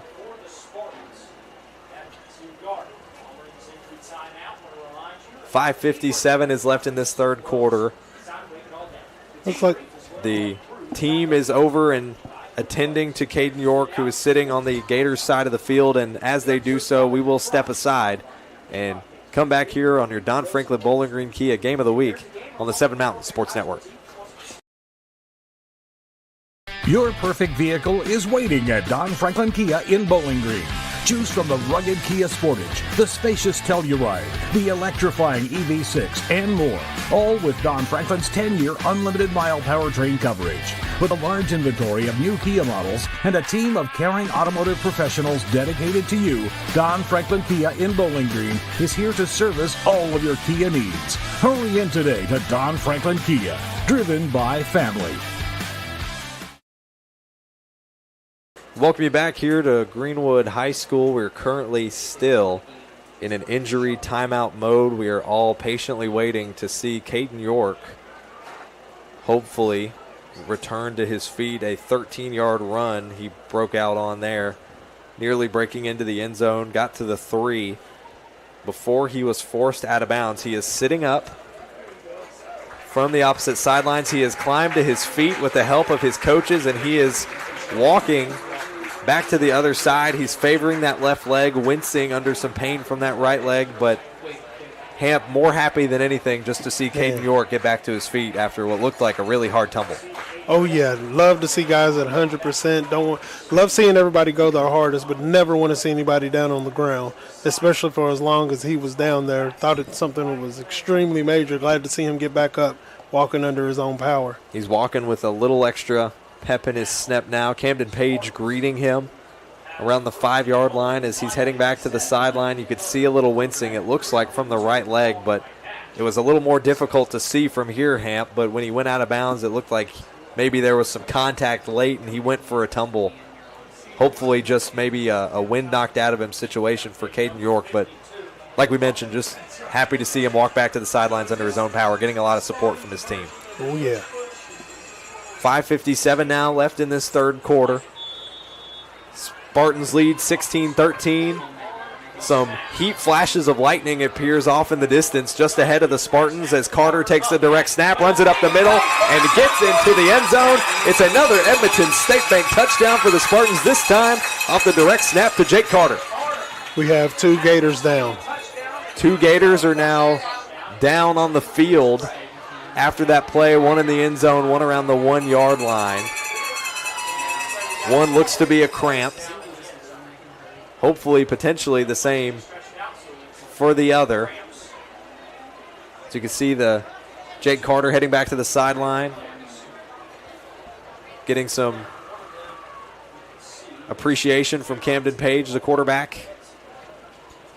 2 players currently down for the Gators after we just seen Caden York go down there previously. He did return to the sideline as we give you some updates, scores around the region during this injury timeout. At halftime, just down the road at Warren Central, the score 12-7. Warren Central currently over the Patriots at the half. Scott County scored a 76-yard touchdown with 1:15 to go. Actually, we got a final score from Scott County Bowling Green. Scott County wins 35-28 over the Purples, who, if I'm not mistaken, are now 0-3 to start their season after winning the 5A state championship. Last year there was an interception with 14 seconds left over at Scott County that sealed the deal for Scott County.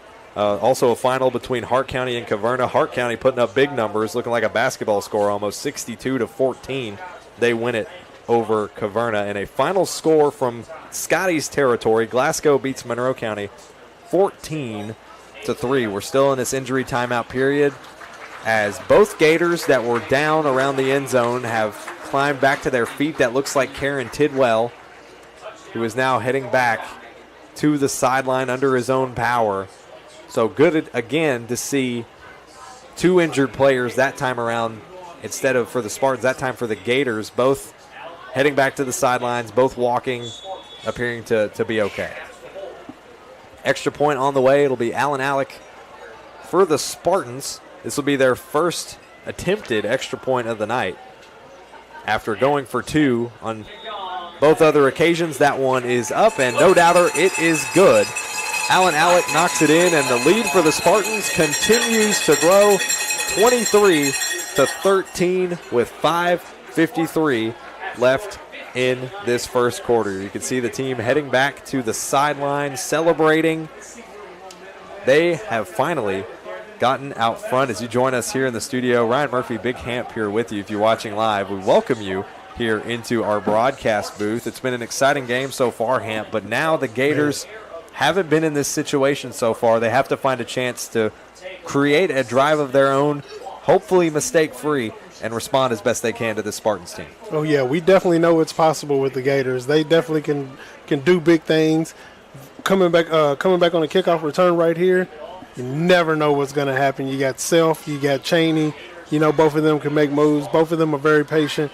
So the Gators have a little test on them right here. They let the momentum slide off of them. They let the defense was on the field for, 20 minutes? Yeah, it seems like it. I mean, like they were on the field for most of the third quarter. So now it's time for the offense to give them a little rest and take charge. It'll be Griffin Reynolds who will kick this one back to the Gators, and Davis Cheney once again back to receive. Their most recent touchdown coming from Davis Cheney on what was a 72-yard punt return. And they'll have a chance to do it again, except this time it's going to bounce off the helmet of Cade Webb in the backfield. Right around the 5, he finally manages to scoop it up, trying to shake some Spartans, and it looks like plentiful shades.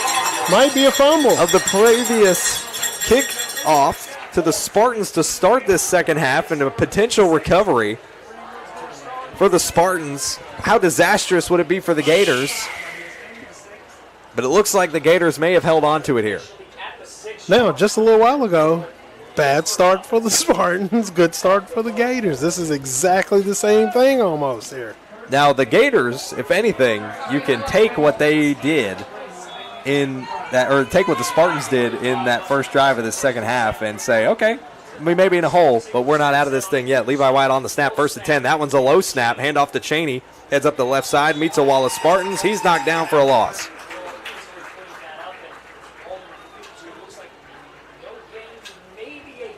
First time we've seen the offense on the field for the Gators this quarter. No gain on that play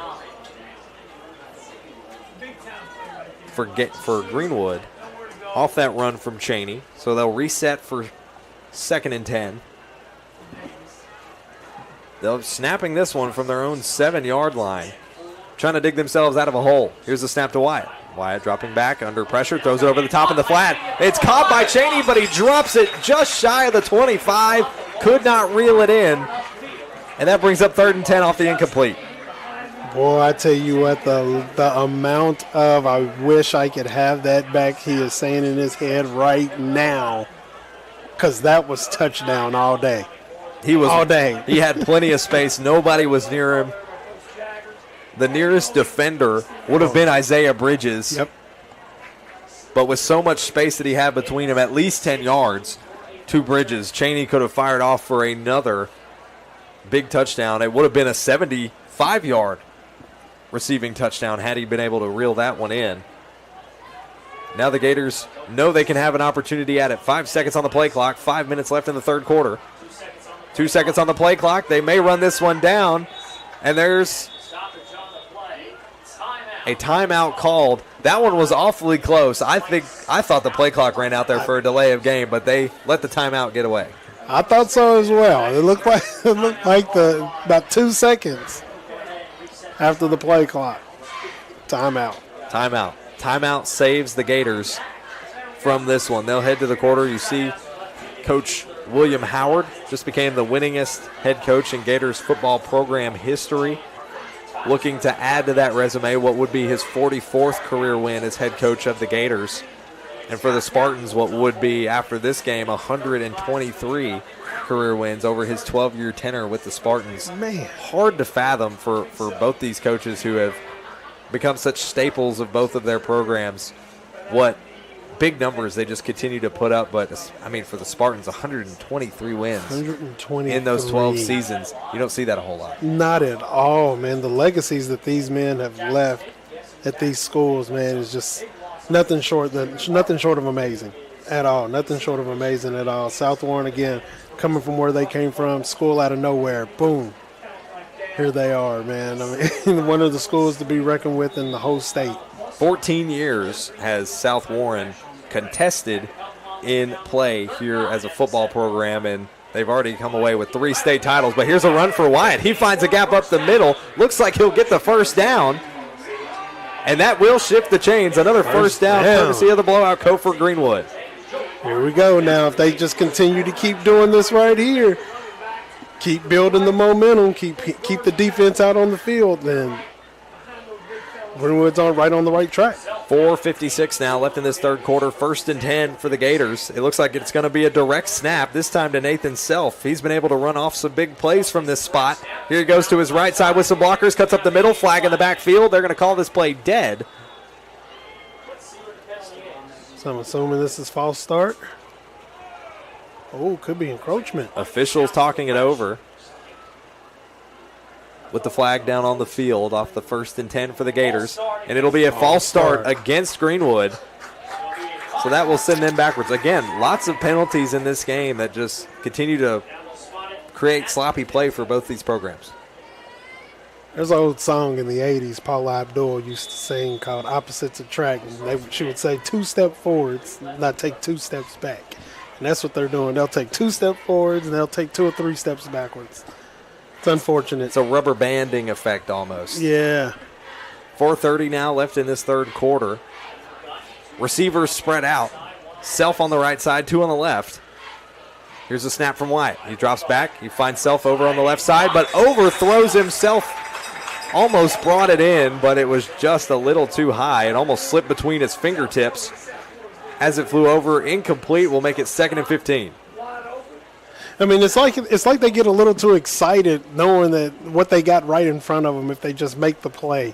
They really need to just settle down and make the play.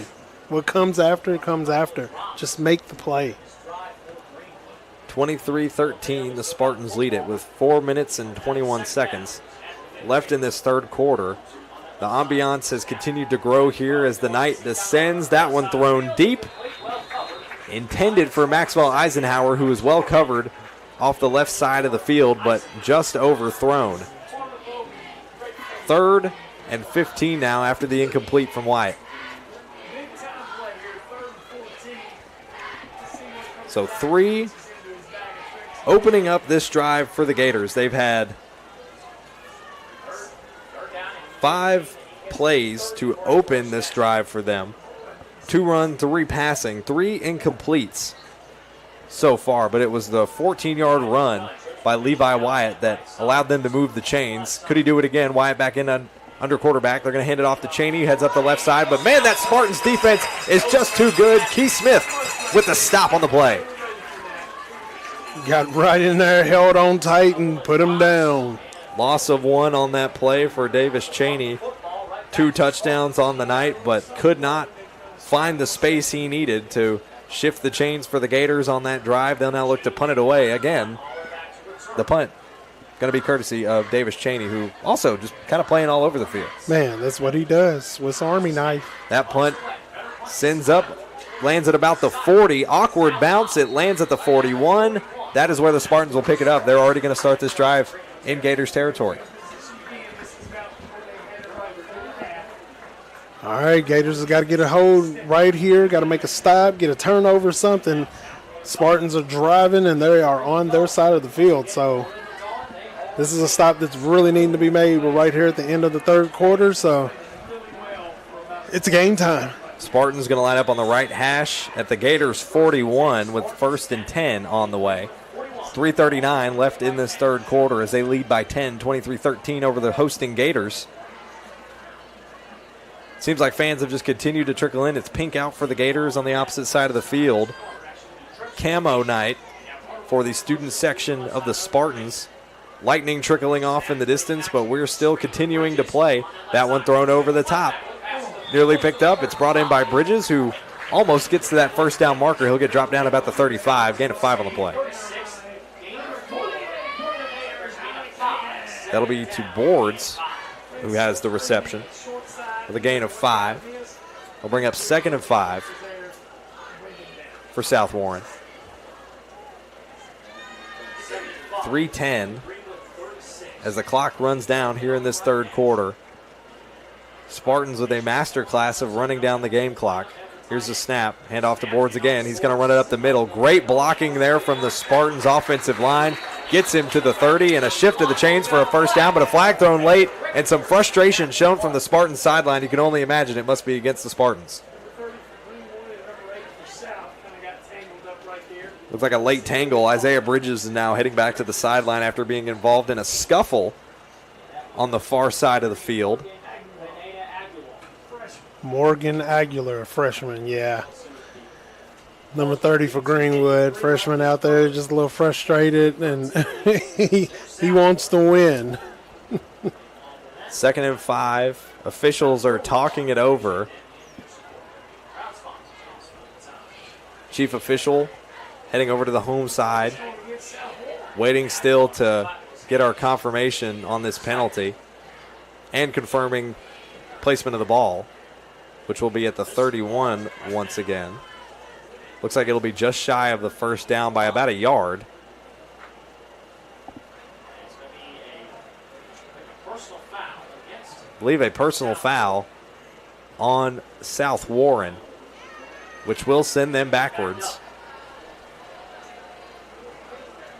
So again, a lot of time shown back and forth for both these teams on penalties. And to be honest, Hamp, I feel like for our first 3 weeks of coverage, there's been a lot of that, which you blame it on the rust, to blame it on, getting back into the swing of things. But it's definitely been a frequent thing among all the teams that we've seen so far through these first 3 weeks. Oh, yeah, a lot of conversations have definitely already been made.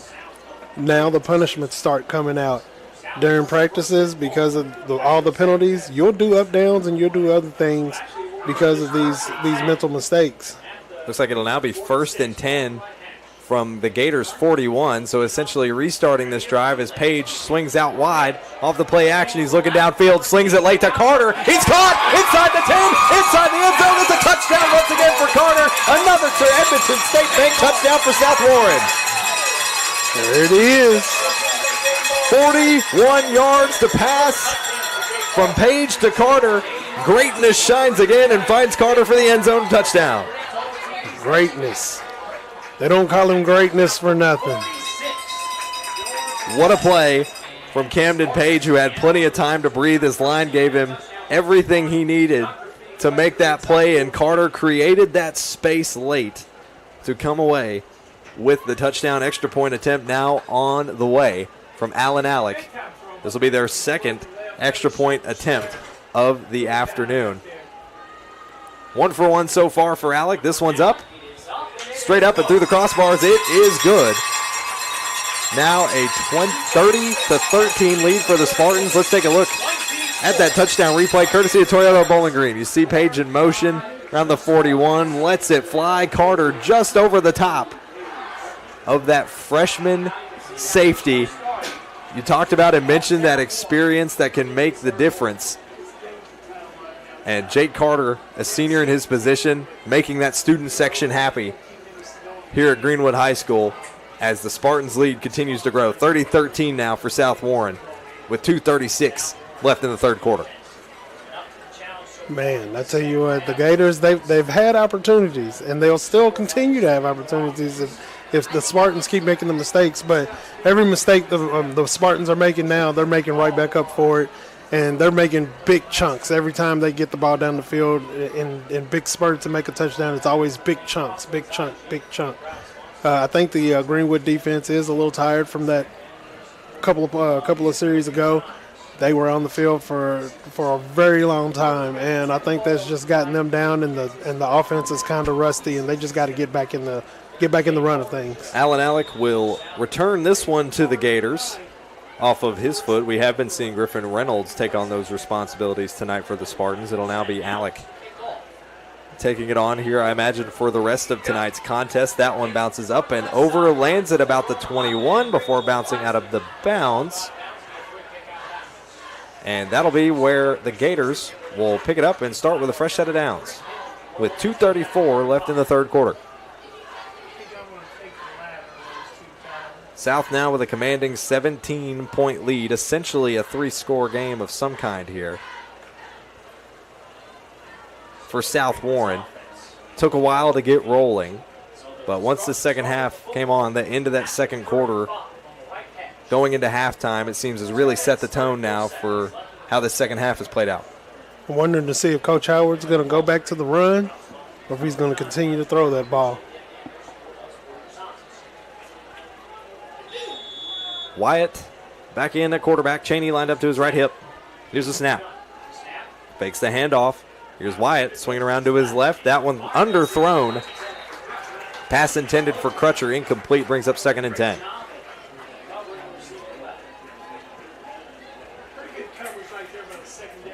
.229 now left in this third quarter. Whether you're watching along with us on YouTube or the Point Rocks app or website, or you're listening over the radio waves, we appreciate you for tuning in to our Don Franklin Bowling Green Kia Game of the Week, courtesy of all our sponsors: Aqualand Pool and Spa, Morgantown Bank and Trust, The Blowout Co., Edmonton State Bank, Toyota Bowling Green, State Farm agent Will Coker, and NCTC, powered by Warren RECC, as we're nearing the end of this third quarter here. Spartans lead 30-13 with 2:29 left in the third quarter. Wyatt off the snap, thrown over the top. That one's swatted out of the air, and I think it's potentially picked off.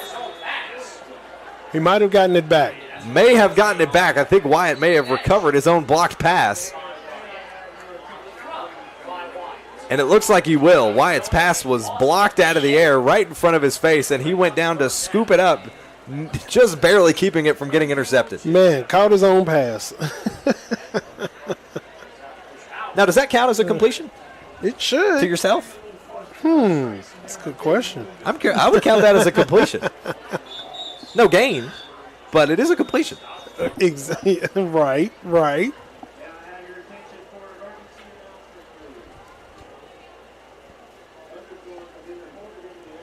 We are hearing currently now, as you see teams heading back to their sidelines, thunderstorms have been reported in the area. We are seeing and have been seeing over the last 10 minutes or so some lightning in the distance, and PA announcement is now going out, an emergency announcement about the potential for lightning in the area. We did look at radar when we finally got this game underway after the initial rain delay. And now this one feels a little bit more serious as fans on both sides of the grandstands on either side of the field are rising to their feet. It is possible that everyone will be told to seek shelter here for a delay. Another weather delay, the third now tonight that has struck during halftime here at the Swamp, with South Warren leading 30-13. Man, what a bummer. And what has been a game that seems to have rolled through the momentum since those initial 2 rain delays. And now here we are, almost 10 o'clock at night, more thunderstorms rolling in. It's like the Friday that would never end. Seems like the Friday night that would never end.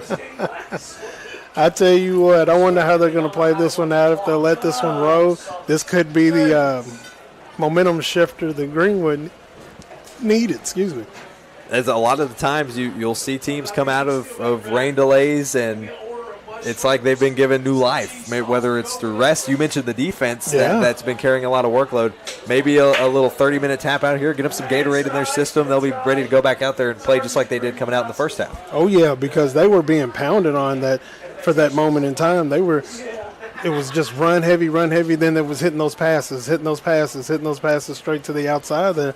And like they worked their way downfield, 90 yards, 85, 90 Basically yards? about a 90-yard drive here, and luckily, currently, we are safe, secure inside the press box as reported thunderstorms are moving into the area. We just recently heard that emergency PA announcement come over, and outside here in the grandstands, the South Warren faithful are beginning to slowly make their way out. I'm sure people are returning to their cars.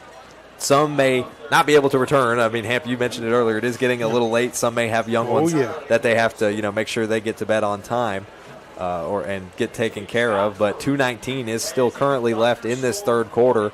We're not entirely out of this yet, but a thunderstorm warning is confirmed for the area here at Bowling Green and Greenwood High School. So teams have left both sides of the field. Some local media are speaking with the officials to maybe get an idea on when this game will return to action. But, man, what a bummer. It seems like every time we get the balloon reinflated, someone comes up to it with a needle and says, nope. Pops it right out. You can't finish this. Such a bummer. It's the only way we can describe it. We're sitting up here. We're eager to call some more football, and man, it seems like just when the ball gets rolling, we got more weather coming into the area. But hey, welcome to Kentucky in September. Am I right, Ham? Told y'all, if y'all don't know, man, the Bowling Green bubble. Whoever's in control of that, please get back on your job. Get back on it, man. We need some bubble protection here for Friday Night Lights. Luckily, though, I think we've got lucky here through those first 3 weeks in terms of not getting any weather issues to come away with us. But while we're sitting here, we've got plenty of time to fill here on the air. We're going to step aside. We'll come back, maybe talk about how this game has progressed so far. We'll give you some updates based on the weather from right here at Greenwood High School. We appreciate you from tuning in for a Don Franklin Bowling Green Kia Game of the Week here on the 7 Mountain Sports Network. At Morgantown Bank and Trust, a home equity line of credit offers you flexible access to the value in your home. With 5.99% introductory interest rate for the first 6 months, all the cash you need is right under your roof. Call today. When you bundle home and auto, life can be easier. You choose coverage that makes sense for you, at a price that's right for you, and a local State Farm agent who's there for you. Call State Farm agent Will Coker in Bowling Green today. This isn't just bubbles, it's balance. Relax sore muscles, refresh your mind, recharge your spirit. Discover the best hot tub brands like Cal Spa, Hot Springs, and Free Flow at Aqualand on Campbell Lane. More than bubbles, it's balance. The emails can wait, the dishes can wait. Life feels better when you press pause. Find your escape with the top hot tub brands like Cal Spa, Hot Springs, and Free Flow. Available locally at Aqualand on Campbell Lane. Your backyard getaway awaits. I want to buy this truck, man. This is perfect. It is a beautiful truck. Do you want to see the inside? Is it available? Yeah, sure is. Is it available? I just said it was. Hey, how many miles has it got on it? Just over 30,000 miles. Still practically new. but it's got rain on it. What? Do you want to see the inside? Do you have any questions? No. I have to think about it.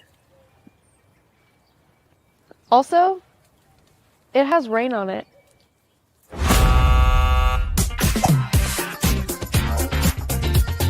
Selling your car shouldn't be a pain. Bring your vehicle out to Toyota Bowling Green and we'll make sure you get taken care of.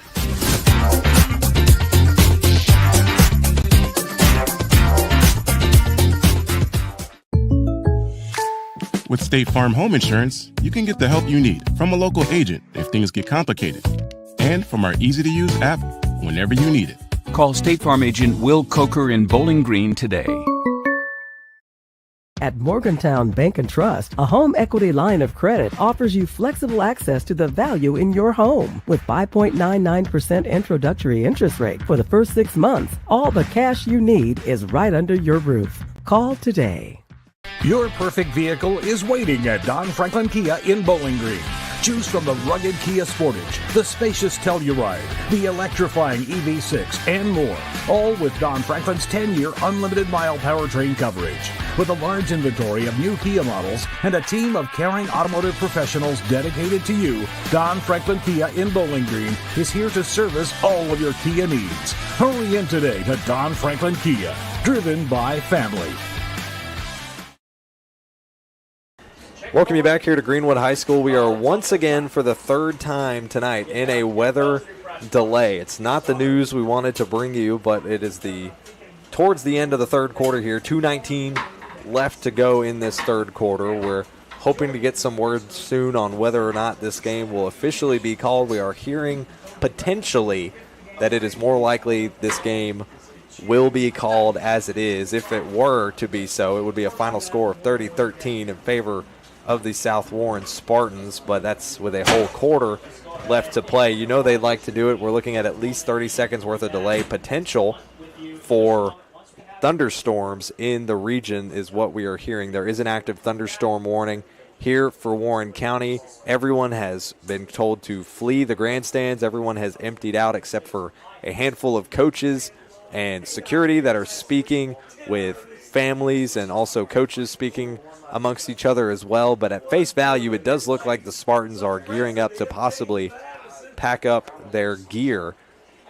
And if they were to do so, it would be with 2:19 left in this third quarter, and they would be accredited the win. They would start their season 3-0 here in 2025, and what a great start it would be for them, and a continued start there for the Spartans, who in transition years have continued to see so much success over these transition years with head coach Brandon Smith at the helm.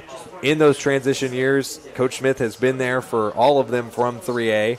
Started in 3A on staff, was head coach in that transition from 3 to 4A. In that transition year to 4A, undefeated season for their first state title. Phenomenal season. A couple years later, they make the shift up to 5A. Same deal. Another huge undefeated season, and that's in I have that mixed up. Their next title was an undefeated season. However, there was the transition year where they won their first 7 games. So technically, when you look at transition year success for South Warren in their 14 years as a program, they have won at least their first 7 games in years where they have transitioned up a class in state tournaments. So we're waiting to hear word. Currently, it's just still looking at a 30-minute delay. We're all fussing up here, Hamp, in the press box to figure out whether or not we're going to go back to this. But there are still coaches standing around. Some of them are packing up certain pieces of equipment, possibly to protect it in case some weather were to hit. We got a lot of people leaving out already as well. But there is a lot of people now that are appearing to kind of just be okay with the fact that they either may not see the end of this one or accepting that it's more than likely going to get called.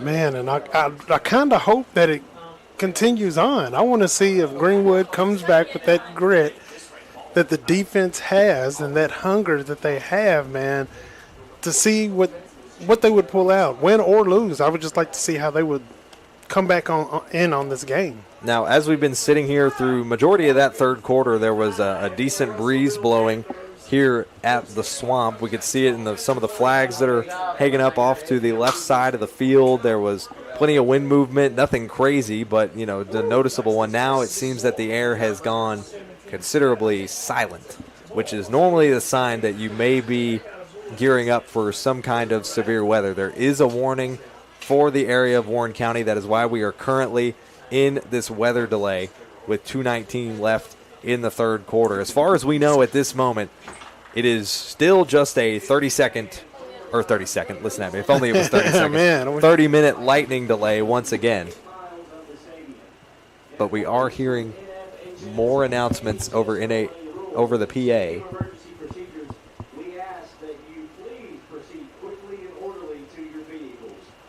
So the PA is still just confirming that this is a 30-minute lightning delay and is ushering and urging those in attendance to head to their vehicles in the parking lot to seek shelter. So still just getting reminders as if this game is going to get going again. With 2:19 left in this third quarter, we've got people all over looking to confirm whether or not we're going to get back to action. South is potentially hoping that this one goes ahead and gets called. You can call it an early night, go away with a 3-0 start to your season, but the Gators want the rest of this one because they feel like they can mount a comeback. And they've done very well. Again, 6A team, crosstown rival. Some would consider on paper, a better team or whatnot, but they play equally as well. I mean, like the defenses played well, the offenses played well. There was just a big shot here, a big shot there, and and things happen. A few mental mistakes here, a few mental mistakes there. Things happen. Things can always happen. You never know. I mean, it's just like you mentioned, Hamp. I mean, a 72-yard punt return from Davis Chaney is never out of the question. Never out of the question. He has the ability. The Greenwood special teams blockers have shown their capability to give him that opportunity. Oh, yeah. He has the ability to run away with it. Not just him. Nathan Self, Levi Wyatt has jumped off on some big runs. There are plenty of key players. Griffin Howard is their huge threat in the red zone. Gators have the pieces and the ability to get back in this game only trailing by 17, and I think that's potentially why we're still sitting in this lightning delay rather than just flat out calling it. I think they're realizing that this game is much closer than meets the eye. Yeah, they won it, and it seems that, again, some fans are leaving. Some of the coaches and stuff are not putting. It doesn't look like anybody's putting anything away that shows any sign that South Warren is packing up and leaving. So we're just going to hold tight. Gators have headed back to the locker room. Spartans have headed back to their team bus, and we are currently in a lightning delay with the Spartans leading 30-13. We will step aside when we come back. We'll give you the updates on the current status of the weather delay, whether it's going to continue or not, and if we'll see resumed action here on your Don Franklin Bowling Green Kia Game of the Week on the Seven Mountains Sports Network. At Morgantown Bank and Trust, a home equity line of credit offers you flexible access to the value in your home. With 5.99% introductory interest rate for the first 6 months, all the cash you need is right under your roof. Call today. When you bundle home and auto, life can be easier. You choose coverage that makes sense for you, at a price that's right for you, and a local State Farm agent who's there for you. Call State Farm agent Will Coker in Bowling Green today. This isn't just bubbles, it's balance. Relax sore muscles, refresh your mind, recharge your spirit. Discover the best hot tub brands like Cal Spa, Hot Springs, and Free Flow at Aqualand on Campbell Lane. More than bubbles, it's balance. The emails can wait, the dishes can wait. Life feels better when you press pause. Find your escape with the top hot tub brands like Cal Spa, Hot Springs, and Free Flow. Available locally at Aqualand on Campbell Lane. Your backyard getaway awaits. I want to buy this truck, man. This is perfect. It is a beautiful truck. Do you want to see the inside? Is it available? Yeah, sure is. Is it available? I just said it was. Hey, how many miles has it got on it? Just over 30,000 miles. Still practically new. but it's got rain on it. What? Do you want to see the inside? Do you have any questions? No. I have to think about it. Also, it has rain on it.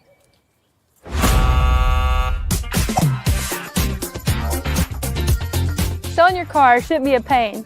Bring your vehicle out to Toyota Bowling Green and we'll make sure you get taken care of.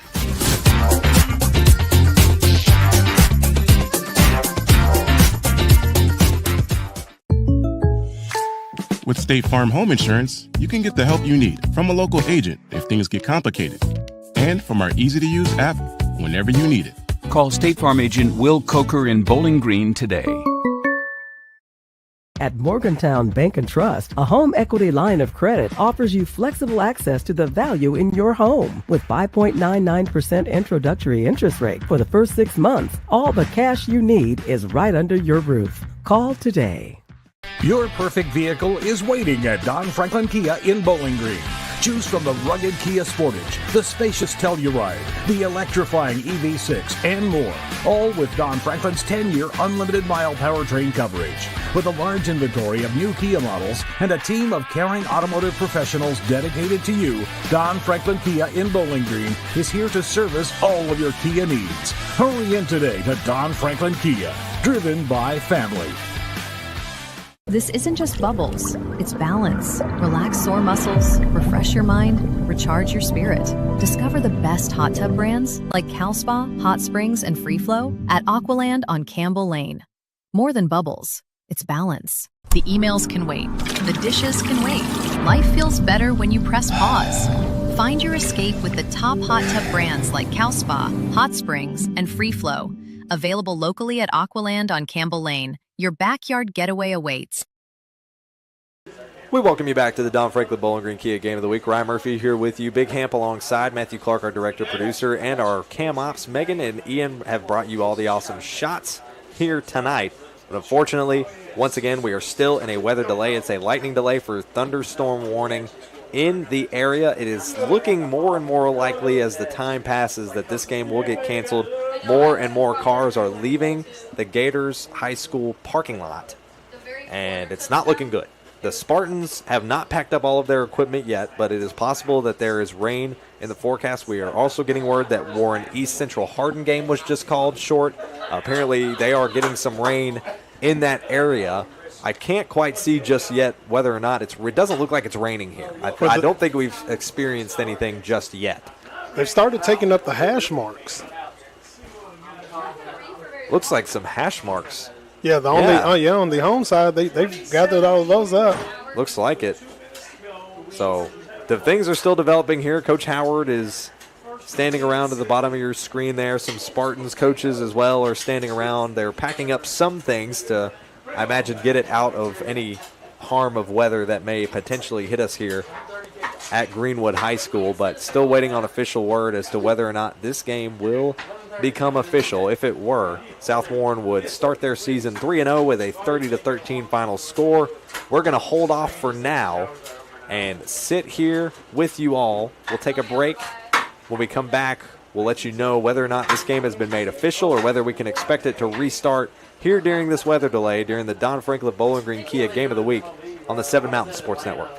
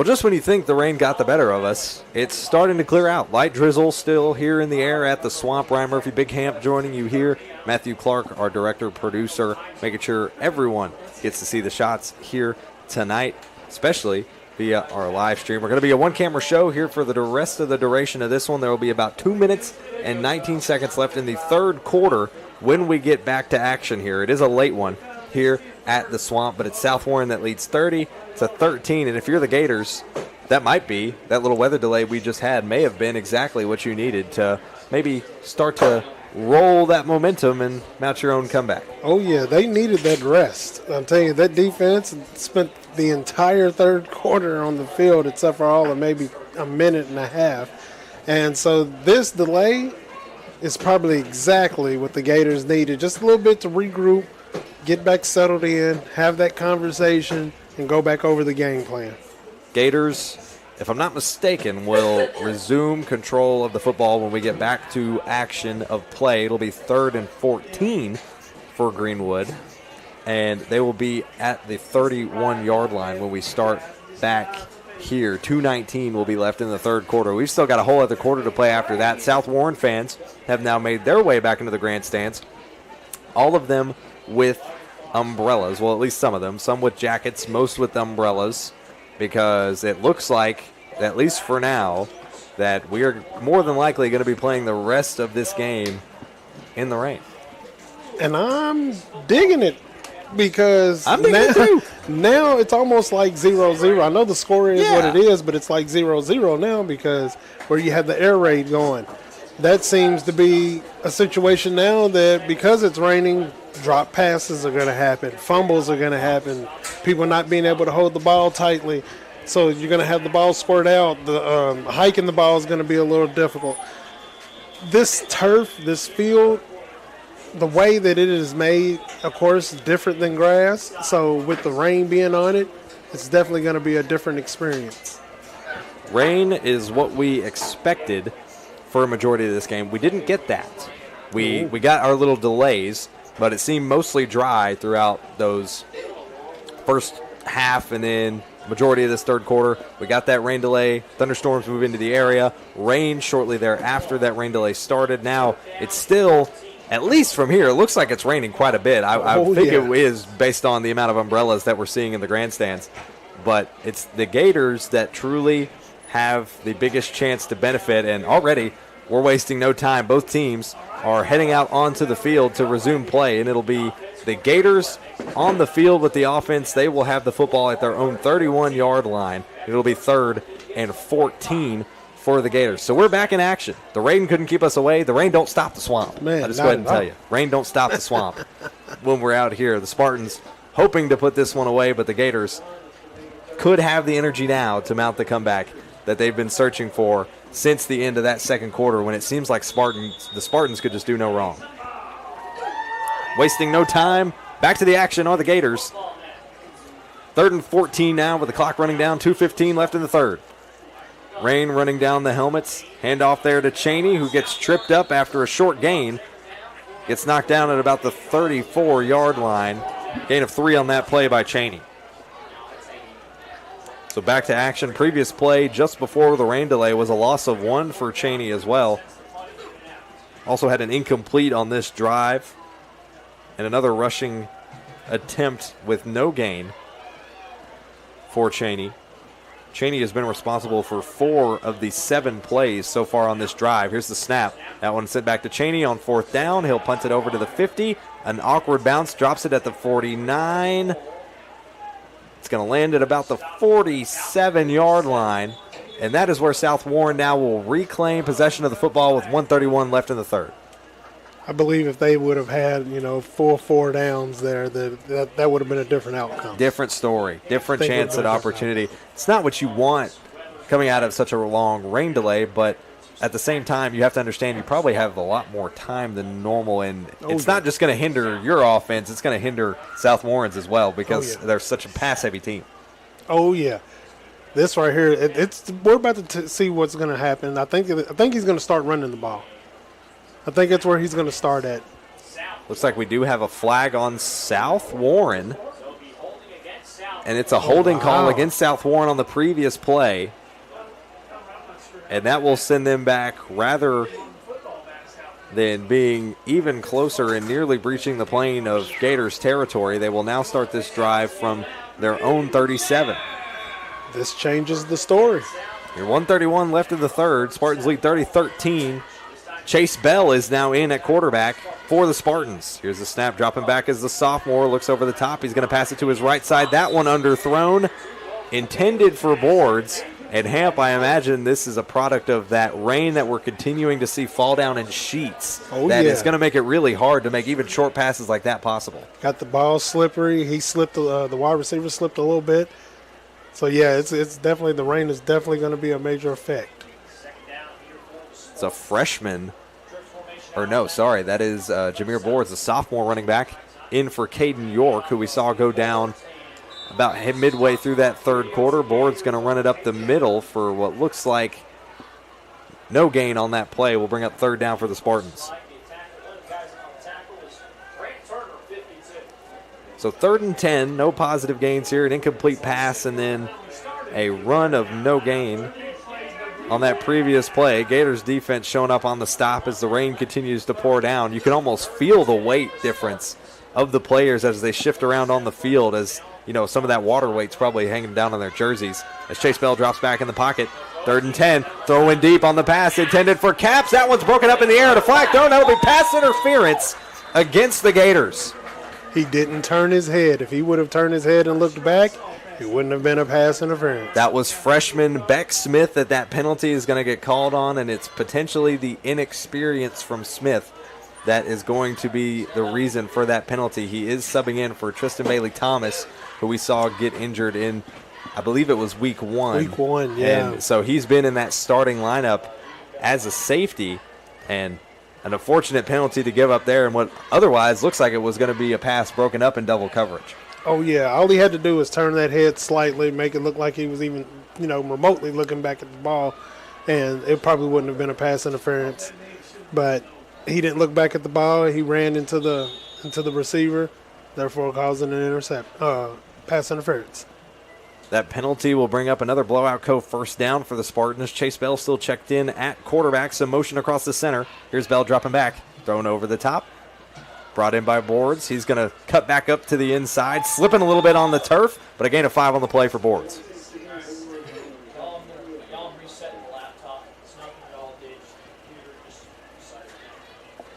So gain of 5 on that play. We'll bring up 2nd and 5 now for the Spartans, who, with plenty of time left on the play clock, will now run out the time with 7 seconds left here in this third quarter. Clock winding down. They may try to get a playoff here, and they will. Here's the handoff to Boards, who finds some space up the left side. Just shy of that first down marker will bring an end to the third quarter. It's still all Spartans out front in a rain-soaked game here as we begin the start of the fourth quarter. Spartans out front 30-13. We'll take ourselves a quick break and be right back for the Don Franklin Bowling Green Kia Game of the Week here on the Seven Mountain Sports Network. With State Farm Home Insurance, you can get the help you need from a local agent if things get complicated, and from our easy-to-use app whenever you need it. Call State Farm agent Will Coker in Bowling Green today. At Morgantown Bank and Trust, a home equity line of credit offers you flexible access to the value in your home. With 5.99% introductory interest rate for the first 6 months, all the cash you need is right under your roof. Call today. You don't just work here. You show up and you grow. And to serve your customers well.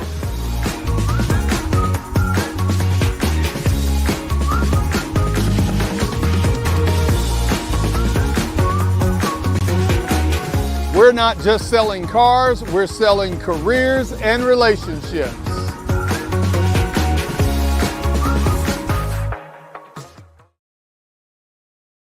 Welcome you back to Greenwood High School as the Spartans lead the Gators 30-13 to start the fourth quarter.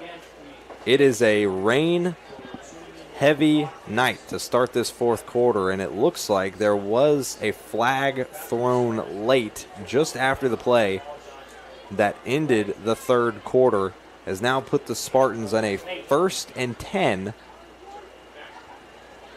at the Gators' 25-yard line. So they are now 5 yards out, it appears, from a first down. The chains have not caught up to the first down markers, so they're going to shift those downfield.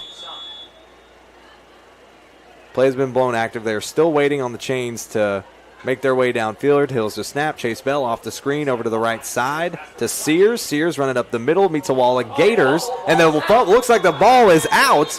The Gators jumped on top of it. Potentially a forced fumble and a recovery for Greenwood. And the Gators got it. Gators got it. Greenwood recovers the football. Can you believe it, Toyota Bowling Green, with this replay?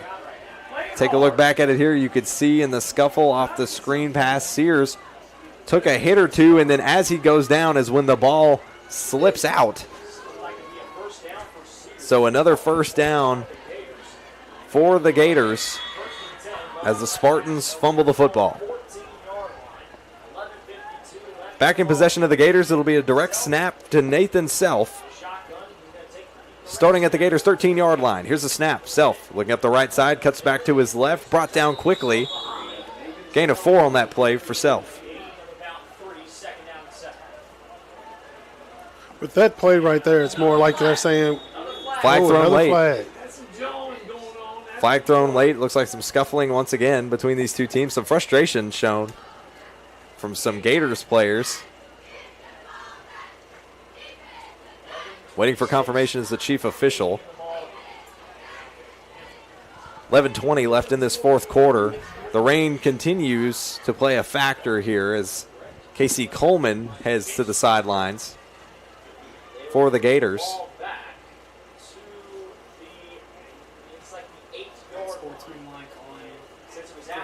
It'll be an unsportsmanlike call against the Gators that will now send them backwards. Now they'll be forced to snap the football on 2nd and long from their own 7-yard line. 11:19 left in this final quarter. Back into action, 20 on the game, 20 on the play clock. Here's the snap. Wyatt hands it off to Self, who gets brought down quickly. No gain on the play. Hamp, I have to ask, because I know you talked about the rain, how much more difficult is it to try to work these plays together, especially after a long night like this where you're fatigued, it's getting late? How difficult is it to rattle off these plays successfully? Oh, right now it's good. It's definitely going to take a toll. With as heavy as the rain's coming down, it's going to make the ball heavier. It's going to make the ball more slipperier. And it's also definitely, as you can see, the field is already wet and slippery. We already seen a couple of slip-ups already. 10:30 now left in this fourth quarter as the clock continues to wind down in regulation time. 5 on the play clock. Here's the snap for Wyatt, spinning out of way. He's got space and time to breathe. He's stuck back in the end zone, fires it across the flat. That one's caught by Eisenhower, who celebrates after that one, just shy of the first down. But this should be now third.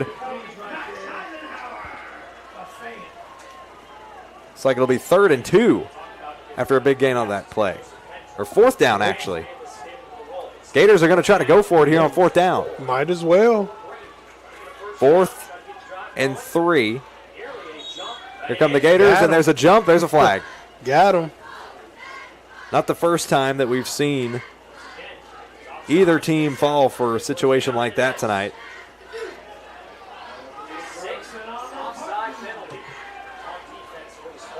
That's 6 offside penalties today, though. That's crazy. Wow. I can only imagine what they're going to look at in the film room come Monday. Oh. Keith Smith heads to the sideline. He's been crucial. He's coming off a big game. Coach Brandon Smith walking by and talking to him. That is, I want to say, at least the second time that Smith has drawn the offsides against the Spartans tonight. Drayson Moore on top of it. Flag thrown late after the play. Some more frustration showing. It's overall feeling like a frustrating night here with 9:30 left in this final quarter between both these teams. South leads 30-13. At this point, this is where you're really beating yourself. If this is against Greenwood, you're really beating yourself if you're taking out your frustrations and anger like this rather than doing it on the field, putting some points up. Flag is down. It'll be against the Spartans, it appears. So heavy contact, possible shoving round, and it will be a personal foul against the Spartans that will shift the Gators well past the first down marker, and it'll be an unsportsmanlike on the Spartans. So another blowout first down off a penalty for the Gators with 9:31 left in regulation. At the same time, this could damage them. This right here could turn the tide for the Gators. Gators will now snap this one from the 38 in their own territory. 1st and 10 now on the way. Wow. And another penalty on the Spartans will send the Gators even further up, and another blowout first down off a penalty, back-to-back. Wow. 2 unsportsmanlike penalties against the Spartans, back-to-back. Is there another one? A lot of, oh my goodness, I don't even know what we're seeing right now. Potentially another flag down on the play. Uncertain whether it's going to be another unsportsmanlike. Oh, and it is. Another unsportsmanlike. 3 straight unsportsmanlike penalties against the Spartans. The Gators have gone from their own 35 to now the Spartans 30. I haven't seen this before. They have gained virtually 30 yards off of penalties alone. And now a timeout called for South Warren after those 3 straight penalties. I heard the whistle blow. I thought it was another one. Wow. I've never seen 3 in a row. I don't know that I have. I don't think I have either. I'm so baffled right now. I've seen 2 in a row, but I've never seen 3 in a row. It's a late night. I think we're all baffled. It's 10:46 at this point in time. 9:28 is left in regulation, still in this game. Spartans lead 30-13, and they just received 3 straight unsportsmanlike penalties.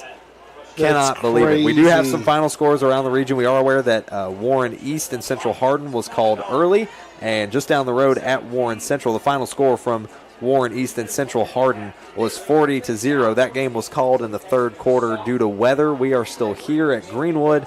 And then a final score from Warren Central ACS. Warren Central wins 34-13. If I'm not mistaken, their first win on the year as well for the Dragons. Man, and I love that for them, man. They've caught so much slack for over a decade now. Over a decade. I remember when Central was a team to be feared. And I think that pride is slowly starting to come back, which I love seeing that, man. A school that old with that type of reputation. Coach Harness, too. I mean, he's been such a key proponent of that. Only his second season now, I guess it is, with the program. And you've already seen him make leaps and bounds, and he's talked so often about how all he wanted to do was come back, be closer to home from where he's from. He was a star wideout at Murray State. He holds some records there, I believe, if I'm not mistaken, as a wide receiver. And is already pushing that he wants to just give opportunities to those kids that, maybe they haven't had the last couple of seasons. And so far, it seems like he's doing that. Oh, yeah. And he's done something that hadn't really been done in the past several years since before he took over, which was points are being put on the board. And there's some defensive momentum going into the team as well. So they're getting better, and I love seeing that. Well, currently the momentum here at the Swamp is all on the Gator side as they benefited from 3 straight penalties to the Spartans. Here's Wyatt over the top. He's got a receiver. It's caught inside the 10. Count it. Blowout first down into the red zone. Go the Gators. Cade Webb, that is his first completed reception of the entire year, and it comes here in crunch time. Cade dropped one earlier that could have been a touchdown.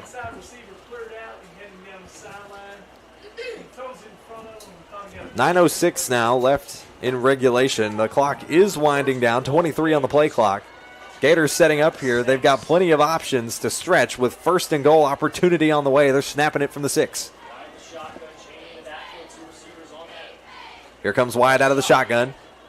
Fakes a handoff to Self. He's going to take it up the right side. Dives for the end zone. Looks like he's going to be called just short of the goal line. It'll be 2nd and goal. Yeah, they need to hurry it on up and get back on the line. Quick play there, a short gain for the Gators, but they're wasting absolutely no time. It looks like this could end up being a direct snap to Davis Cheney. Cheney set for the snap, going for his third touchdown tonight. Here it is, off to the right side, diving to the end zone. No contest for the Cheney train. Edmonton State Bank touchdown number 3 for Davis Cheney tonight. Puts the Gators back on the board. Hey, it's not over. It's not over until it is over. That last whistle has not sounded. The horn has not blown. We take a quick look, courtesy of Toyota Bowling Green, on that play. Davis Cheney, it's his special, 3 yards out. It's almost impossible to stop him in that situation. Extra point attempt is on the way for the Gators coming up here shortly. This would put them back within 10 and effectively make it a 1 and some change score game for the Gators. That one looks like it was tipped and blocked late. So the Spartans defense preventing that extra point has now kept the Gators in a bit of an awkward hole here. 30-19 to score. We'll step aside with 8:15 left in this fourth quarter. It's still Spartans out front 30-19 after the Gators score to bring it back within 11. We'll take a break here on your Don Franklin Bowling Green Kia Game of the Week on the 7 Mountain Sports Network. Your perfect vehicle is waiting at Don Franklin Kia in Bowling Green. Choose from the rugged Kia Sportage, the spacious Telluride, the electrifying EV6, and more. All with Don Franklin's 10-year unlimited mile powertrain coverage. With a large inventory of new Kia models and a team of caring automotive professionals dedicated to you, Don Franklin Kia in Bowling Green is here to service all of your Kia needs. Hurry in today to Don Franklin Kia, driven by family.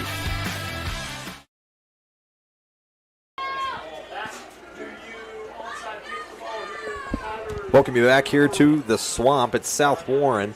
Still out front of the Gators 30-19 after a drive for the Gators in what can only be described as a short one that benefited greatly from penalties placed on the Spartans. 3 straight unsportsmanlike penalties that essentially gave the Gators 30 yards and put them in prime position just outside the red zone.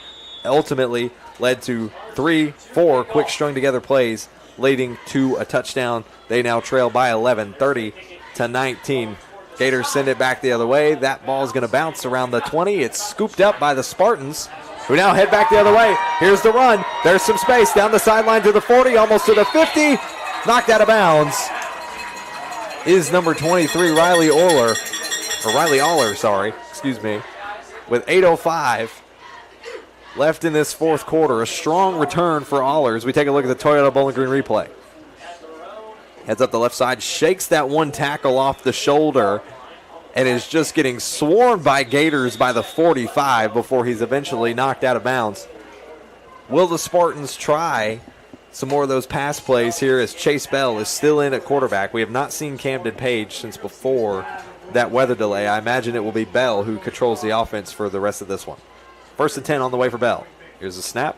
Hand off to Boards. Boards tries to dive up the middle, bounces off his own lineman, finds space down the right side. He's got space. Afterburners.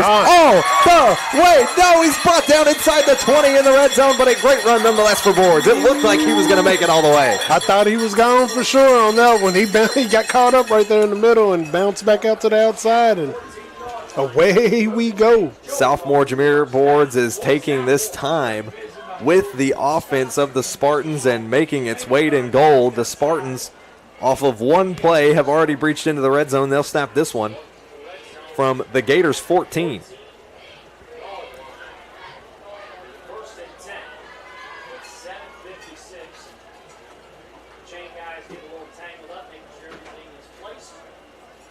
Chains getting set here in the red zone. 1st and 10 on the way for Chase Bell and the Spartans. He's got Boards lined up on the right side after a 35-yard run that time around. He's going to let him do it again, this time up the middle. A couple of yards on that play before the Gators push him back.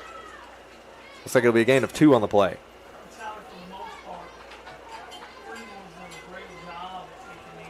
.730. No, that's not the time. That's how much time is still left here in the fourth quarter. While the Spartans lead 30-19, they're taking their time to get their play here. Game clock is at 21 seconds and still counting down. Along with the overall game clock here in this fourth quarter. Chase Bell, Boards in the backfield. Here's the handoff. Not Boards, actually. That one's tripped up. That is going to be number 29, George Kibawa, the sophomore, who is now checked in for the Spartans. No longer Boards. Griffin Reynolds checking out. Gain of 2 on the play. Brings up third down. So Kibawa, the fullback, checks in for the first time tonight and gets a 2-yard gain there. And he will stay in, lined up on the left hip of Chase Bell. Be 3rd and 5 out of the trips. They'll try to draw the offsides. Look back for their play call. 13 on the play clock. 30-19 the lead for the Spartans there in the red zone. They'll try to extend this lead once again with 6.5 minutes left in the fourth. Here's a snap to Bell. Takes the handoff. Bell's going to keep it himself. Has some good blocks up the middle. Gets inside the 5 before he's brought down. This will bring up 4th down. So the question being, do the Spartans go for it here deep in Gators territory or settle for a field goal? Might as well go ahead and go for it. Run the time down. Be a 4-yard gain on that play. Bring up 4th and 1 for the Spartans after that run from Chase Bell. So 4th and short. They're going to stay on the field. They see if they could draw an offsides. Not going to happen. 15 now on the play clock. Inside 6 minutes to go in regulation. Spartans would love nothing more than to put another 6 on the board. Shifting in motion is Reynolds across to the left side. They're going to hand it off to Boards now, who checks back in. Tries to spin his way into the end zone. It looks like he's going to come up just shy of the goal line. But that will put them at 1st and goal. So the Spartans will hold on to the football right at the goal line. But I'm telling you, the Gators are holding them the best that they can as the Spartans are giving them all that they got. A couple of young guys getting some opportunities here. Now Isaiah Bridges and Boards both check out. Looks like Tucker Sears has now checked in for the Spartans again. Jake Carter now back out there as well for the Spartans, and it looks like this could be another direct snap to Carter. We saw him score a touchdown off this similar play, this time snapping from the 2. Here's the play. Caps looks like he's going to try to jump over the top. Carter tried to leap over his lineman, and he's going to be short of the goal line. Bring up 2nd and goal. Did an old school leap right there. That's what they used to do back in the day. Get that stretch over. Carter did his best. I think he may have slipped a little on the turf because I think he's got the hops to make that jump. Oh, yeah, he was up there. 4:30 now left in regulation. The Spartans are running as much clock as they can. Chase Bell checking out. Camden Page is now back in with Jake Carter lined up behind him. They may try to push this one in like they did earlier. Here's the snap to Page. Flicks off to Carter. Carter trying to spin his way into the end zone, but this Gators defense is on a goal line stand. 3rd and goal. They will not breach the end zone here. It'll bring up 3rd down. Strong goal line stand here for the Gators with 4 minutes left in regulation. Thought KC was down there for a minute. You're seeing a majority of the starters back in for the offense. It's Sears, Carter, Page in at quarterback. They tried to do a handoff to Carter last time before the stop. There is stoppage now currently on the play. They're going to send Keith Smith back to the sideline. He will come out, if not momentarily. He will have a substitution. And that will be Mason Dimmerly filling in for Keith Smith, and Boards checking back in as well. Camden Page still in at quarterback. This is 3rd and goal from the Gators 2. 13 on the play clock with 3.5 minutes left to go. And it looks like we're going to get a timeout called by the Spartans. Some confusion, I think, possibly going on communication-wise there on the South Warren side. South Warren just wants to put a nail in the coffin and just call it a day if they can. I feel like if Greenwood gets the ball back and gets the momentum to flow back for them, they absolutely could have a chance to get 2 more in. Well, in just a few plays, too, they've managed to take the clock from what I believe was about 7 minutes left when they got possession to now 3.5 minutes. Yeah. So in just a handful of plays, have managed to run it down to very manageable time, and also while being on a goal line stand with essentially 2 downs to still put another touchdown on the board. Yeah, they just keep pounding away. Spartans still talking things over in their huddle. You can see to the right side of your screen there, courtesy of our own Megan Geisler, bringing you the shots tonight from our game cam. Greenwood defense. If you're them, you got to understand you've probably got 2 goal line stands you need to accomplish here in these closing minutes to give yourselves a chance. Camden Page off the snap, boards off his left hip. In motion is Sears. Spinning around the left side. Here's the snap. Page on the QB keeper. He's going to try to leap for the end zone, but they're going to stop him again. The goal line stand success is just too strong for the Gators. As Gandalf said, you shall not pass. I hoped one day you would make a Lord of the Rings reference. One day. And then now it's happened. I almost done the voice. Almost just, you shall not pass. So wait, if you're Gandalf, what am I? Can I be Aragorn? I want to be the dude with the sword. There you go. I want to be the guy with the sword. Come on now. My microphone is a sword. We'll just call it that. Hey. However you want to look at it. For Frodo. We're not doing things for Frodo, but it's Alan Alec who's going to send this field goal up for the Spartans. And there's no doubter about that one. That field goal is up and good. 33-19 Spartans with 2:35 left here in regulation. So a successful scoring drive still for the Spartans. They come up short after a goal line stand against the Gators. But now the Gators potentially with a chance to respond. 2:35, so whatever they do, they got to do it fast. Got to do it fast. Try to get as much on this as they can possibly, and then just, shoot for it. Looking out to the field, we experienced rain for much of the second half after we resumed from the weather delay, but now looking out to the field, it doesn't look like there's any rain at all. At least if there is, it's at most a very, very light drizzle. Most fans in the stands have removed their umbrellas and removed their hoodies, so it seems like the rain has passed us by, and we can wrap up these 2:35 minutes left. It's amazing how we were on a burn ban here a few days ago. We were, and now it seems like we're in a flood advisory. It's the best. You get one or the other. One or the other. That's how it rolls. The Alan Alec will return this or kick this off to the Gators. Davis Cheney once again back to receive. He's the one you want to try to make an explosive play. I doubt they will aim for him as that one goes off to the left side. Tries to get scooped up by Webb. He's now on the run. He's brought down quickly. Stopped at around the 27-yard line in their own territory. Man, he tried. He tried to make a move and make a play on it.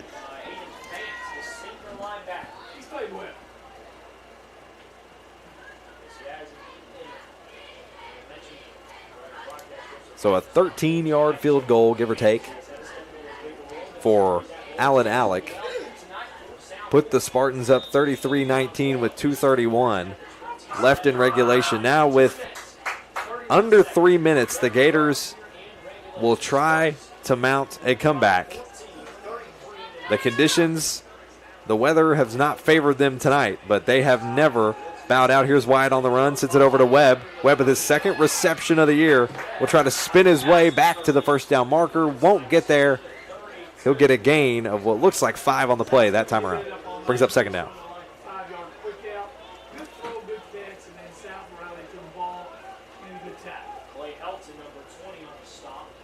So Cade Webb, the sophomore, got his first reception of the year earlier in the game.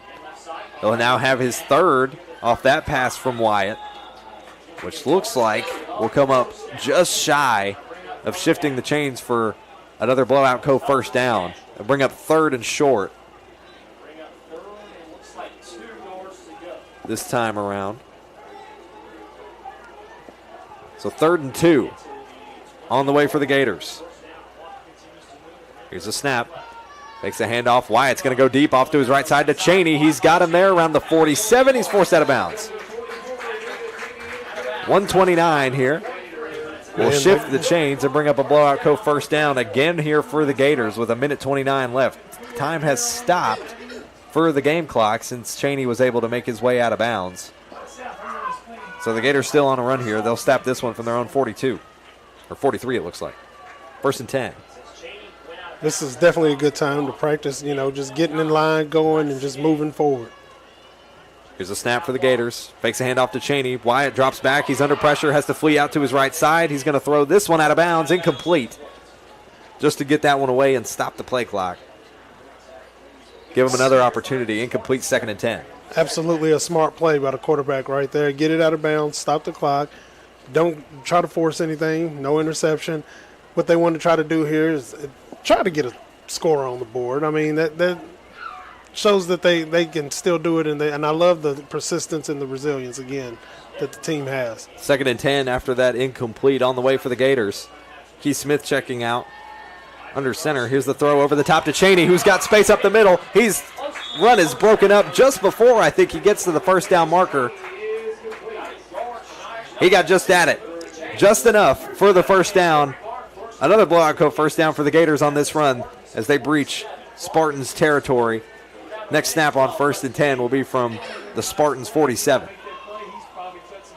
1:08 left on the game clock. Time is running down now. Now down to a minute left in regulation. Here's Wyatt on the snap. He's going to drop back, look for a pass deep down the right side. That one just overthrown. It was intended for Crutcher and just overthrown by about a yard. He put it out there deep, too, man. He put it out there deep, but it looked like, from my angle, it looked like it just went out of bounds. He just couldn't reach it. Crutcher was down and in range, just not close enough. Wyatt slightly overthrowing it, hoping to give them an opportunity downfield. 51 seconds now left in regulation. Gators looking to strike in the closing minute. Spartans lead 33-19. Here's Wyatt on the run. He's looking downfield. He's going to throw it out deep. That one incomplete. Lands at about the 10, but there was a flag thrown late. Pass interference. I imagine this is going to be against the Spartans and give the Gators a chance. Yeah, neither one of them turned around and looked back for the ball. They both kind of trapped the receiver to the outside, pushing them over to the sideline. It was both Isaiah Bridges and Tucker Sears in the secondary, and while both were on the chase, neither looked over their shoulder. None even attempted to locate the football, and that is when they get their pass interference called against them, and that will bring up another blowout first down for the Gators. Spartans fans, if you can hear them, aren't too happy about that one. Oh, they're rough. 44 seconds now left in game time. Gators inching ever closer to the red zone, but time is running out. Here's Wyatt ready for the snap. He's got Cheney lined up on his right hip. Two receivers on the strong left side. One out to the right, that's Howard. Dropping back is Wyatt. He's got Howard on the check down to the right side. He's going to throw it up to Webb instead, who's brought down quickly. No gain on that pass. Clock is running down now. 35 seconds. They're going to stop the clock after that play. And a timeout is called by Greenwood that will stop the clock. So Coach Howard and this Gators team, they are not done fighting just yet with 35 seconds left on the clock. Started to see Cade Webb come alive here in this fourth quarter, getting his first receptions of the 2025 season. The sophomore has been in that starting lineup, just hasn't gotten the nods in that receiver slot so far this year. And some adjustments have been made to the clock. 4 seconds added to the overall time. Now exactly 39 seconds will be left off this next snap. 39 seconds left in game time. 2nd and 10 off the incomplete. Gators will snap it from the 32 in Spartans territory. From the left hash, Cheney lined up on the right hip of Wyatt. Wyatt dropping back. He's going to look to the flat. Instead throws it over deep. That one is caught for the first down at the 10. Maxwell Eisenhower, who has kind of burst onto the scene tonight for the Gators with a couple of key catches, and he adds another one that puts him into the red zone. 30 seconds left on the game clock. Gators trying to get a play off quick. Here's Wyatt. He's going to spike the football, and a flag is thrown late. Another flag thrown on the play for a false start against the Gators, so just a little too quick to try to get that football spiked. And I can't imagine that seeing the scoreboard in the background with that time running down helps any with your antsiness in this situation. Oh, no. They were such a rush to just stop the play so that they can try to get a touchdown. I mean, I understand the anxiousness of it, and that just one person just probably wasn't down all the way. That's all it was. 26 seconds left now as a timeout is called by the Gators. They trail 33-19. Realistically, they need something crazy to happen here over the next couple of plays. Now, if they can make this next snap and score quickly, take that extra point attempt, maybe even go for 2, and then potentially hope for a muff punt of some kind. That seems to potentially be their only way to try to mount a comeback here. Onside kick.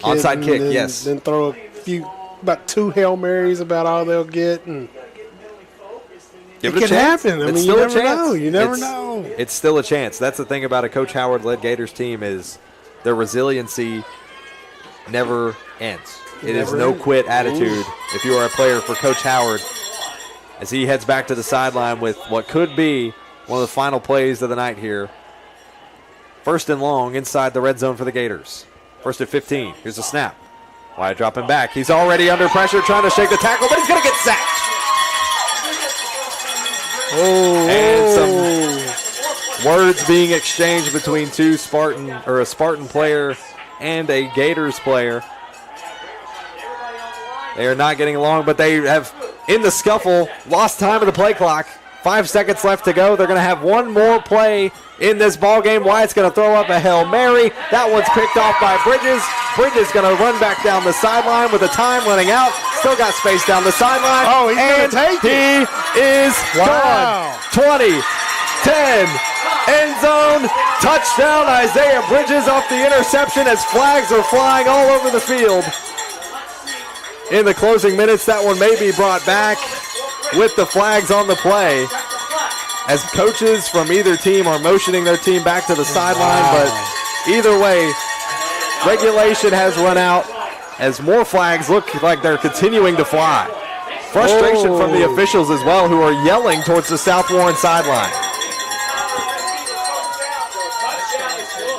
So the touchdown, it looks like, is going to be called good.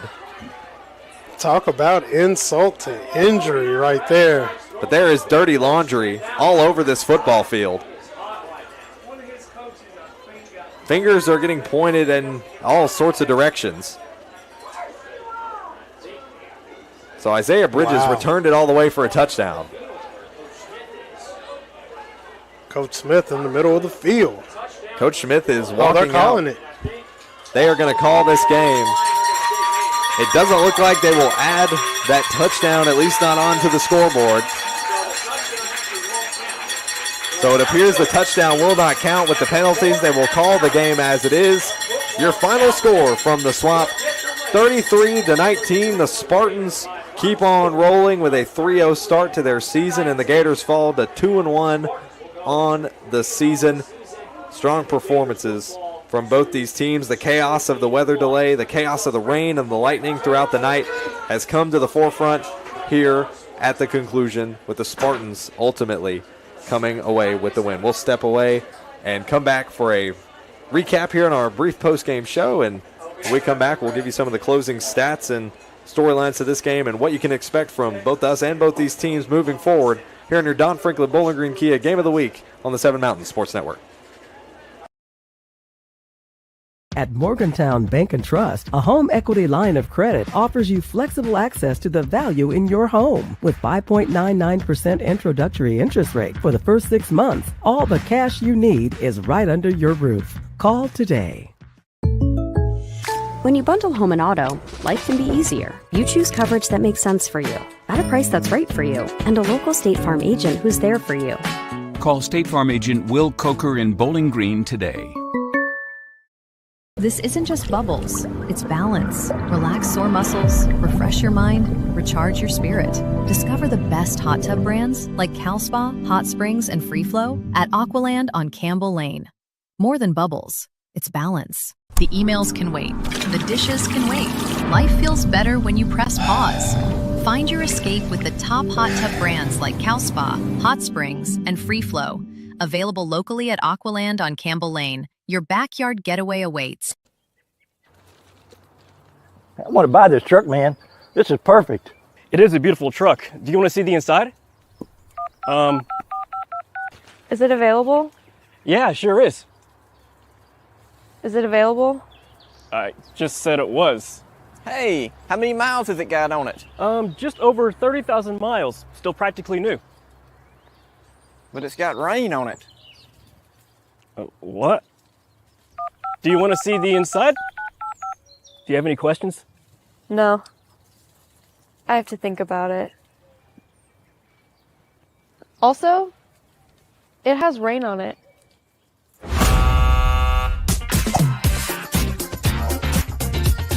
Selling your car shouldn't be a pain. Bring your vehicle out to Toyota Bowling Green and we'll make sure you get taken care of.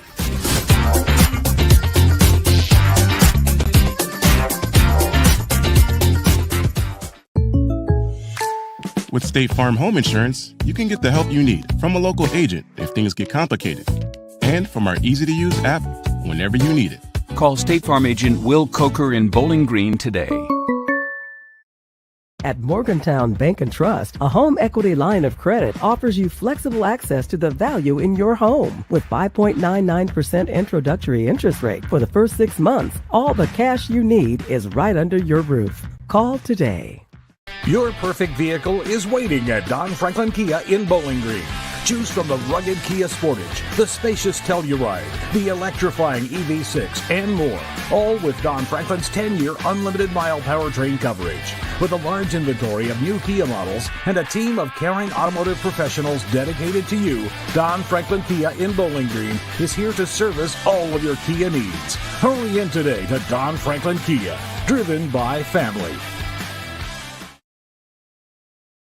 Welcome you back to the Swamp as we wrap things up here on our Don Franklin Bowling Green Kia Game of the Week between the South Warren Spartans and the Greenwood Gators. A final score of 33-19 in the chaos of it all as it comes to a chaotic end, to put it lightly. It's the Spartans who come out on top. They will remain undefeated, 3-0. They will continue on with their season and play their first, or at least they're hopefully going to be playing their first home game next week. Still some construction going on over on the Spartans, new upgrades to their facilities, but they come away with a 3-0 win tonight. That is what is most important to them as we take a look at some of your key stats here this afternoon, particularly with the offense. And as we look down the sheet for Greenwood, 145 the total rushing yards for tonight for the Gators, and only 42 passing yards, a majority of those passing yards coming in that second half. So no surprise there to see the run game numbers from the Gators, but able to get up onto the board. Total yards, 187 for the Gators tonight. The Spartans just able to ring together a little bit more. 198 passing yards, 121 on the ground and in the trenches for the Spartans, and over 300 yards of offense tonight for the Spartans as a whole. But not necessarily a performance that either of these teams, I think, are going to go home completely pleased with. Both, I think, with things they could take to the film room on Monday and know that they can work on going out the rest of their seasons. Oh, yeah. Both teams have things that they definitely need to work on going forward in the season. Also, neither one of them have anything to hang their hats on, especially the Greenwood Gators, man. They came out here and fought a really tough team, and they showed that they had no quit about them. They had no give up, and they went all the way into the end. I hate seeing the way that it ended with a bunch of scrappings and everything. You know, it shouldn't have come down to that right there. But I understand competition. I've played the game before. I am a very competitive person, as well as I know as you are, Ryan. And so, I mean, when it gets competitive, and a lot of John's been going on the whole week and first part of the game and all during the game. So I hate seeing that it came down to the arguing and pushing and shoving and things like that. But it was honestly, it was a good game, man. It was a really good game.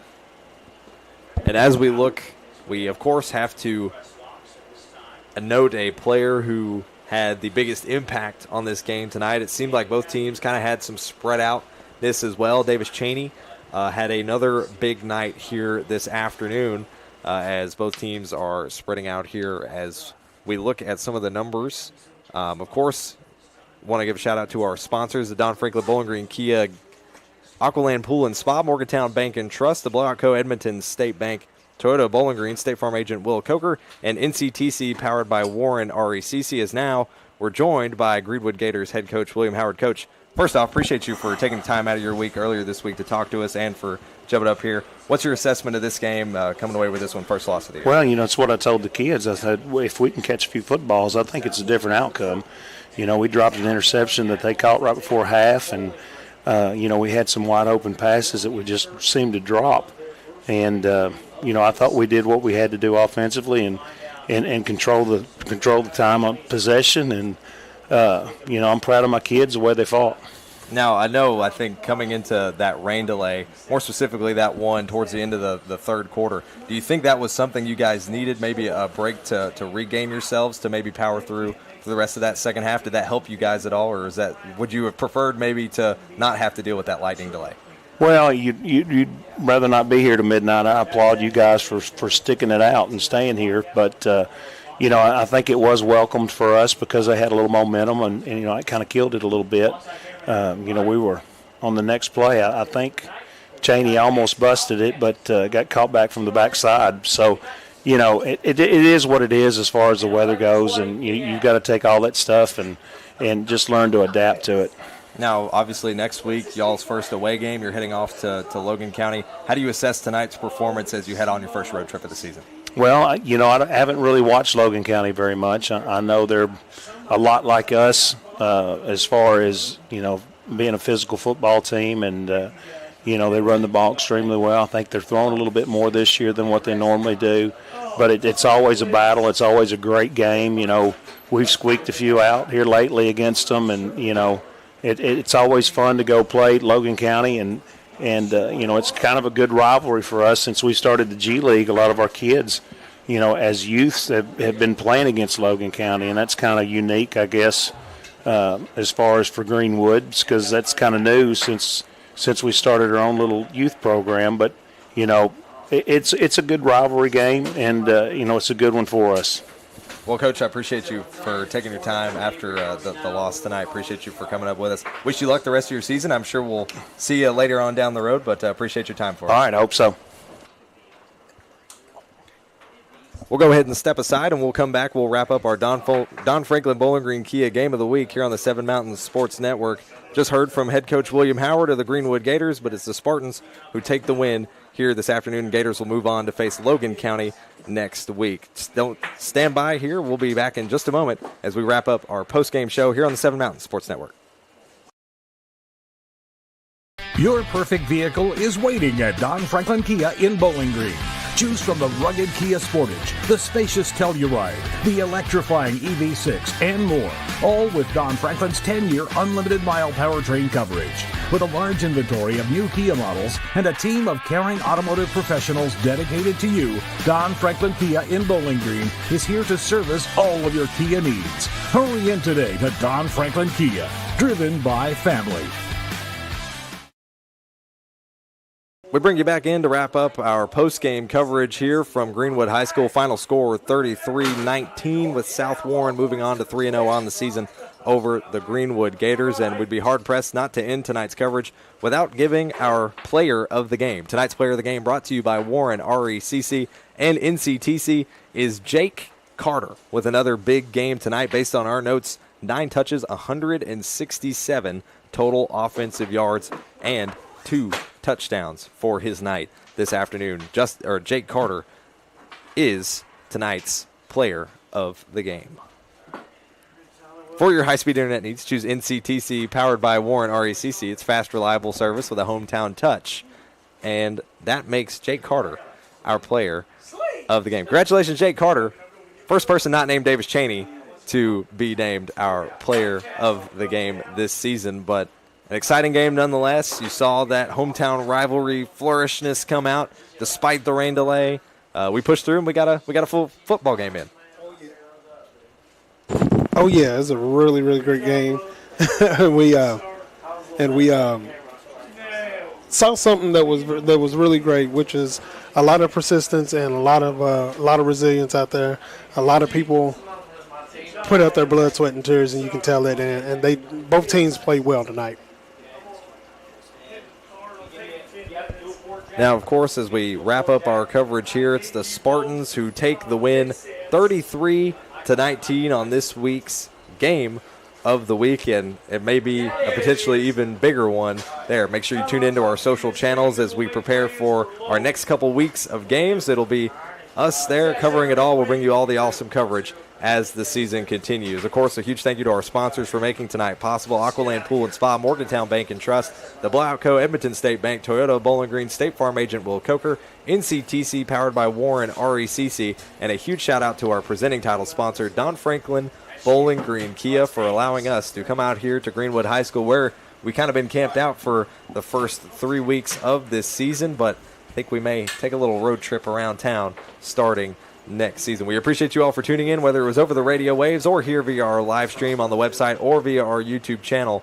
We would not be here if it were not for you watching at home. We appreciate you all for tuning in. It's South Warren who takes the win 33-19 here this afternoon. I'm Ryan Murphy for Big Hamp, Matthew Clark for our camera folks, Megan and Ian. Signing off for now. We'll see you next Friday night for more Friday Night Lights coverage here on your Don Franklin Bowling Green Kia Game of the Week.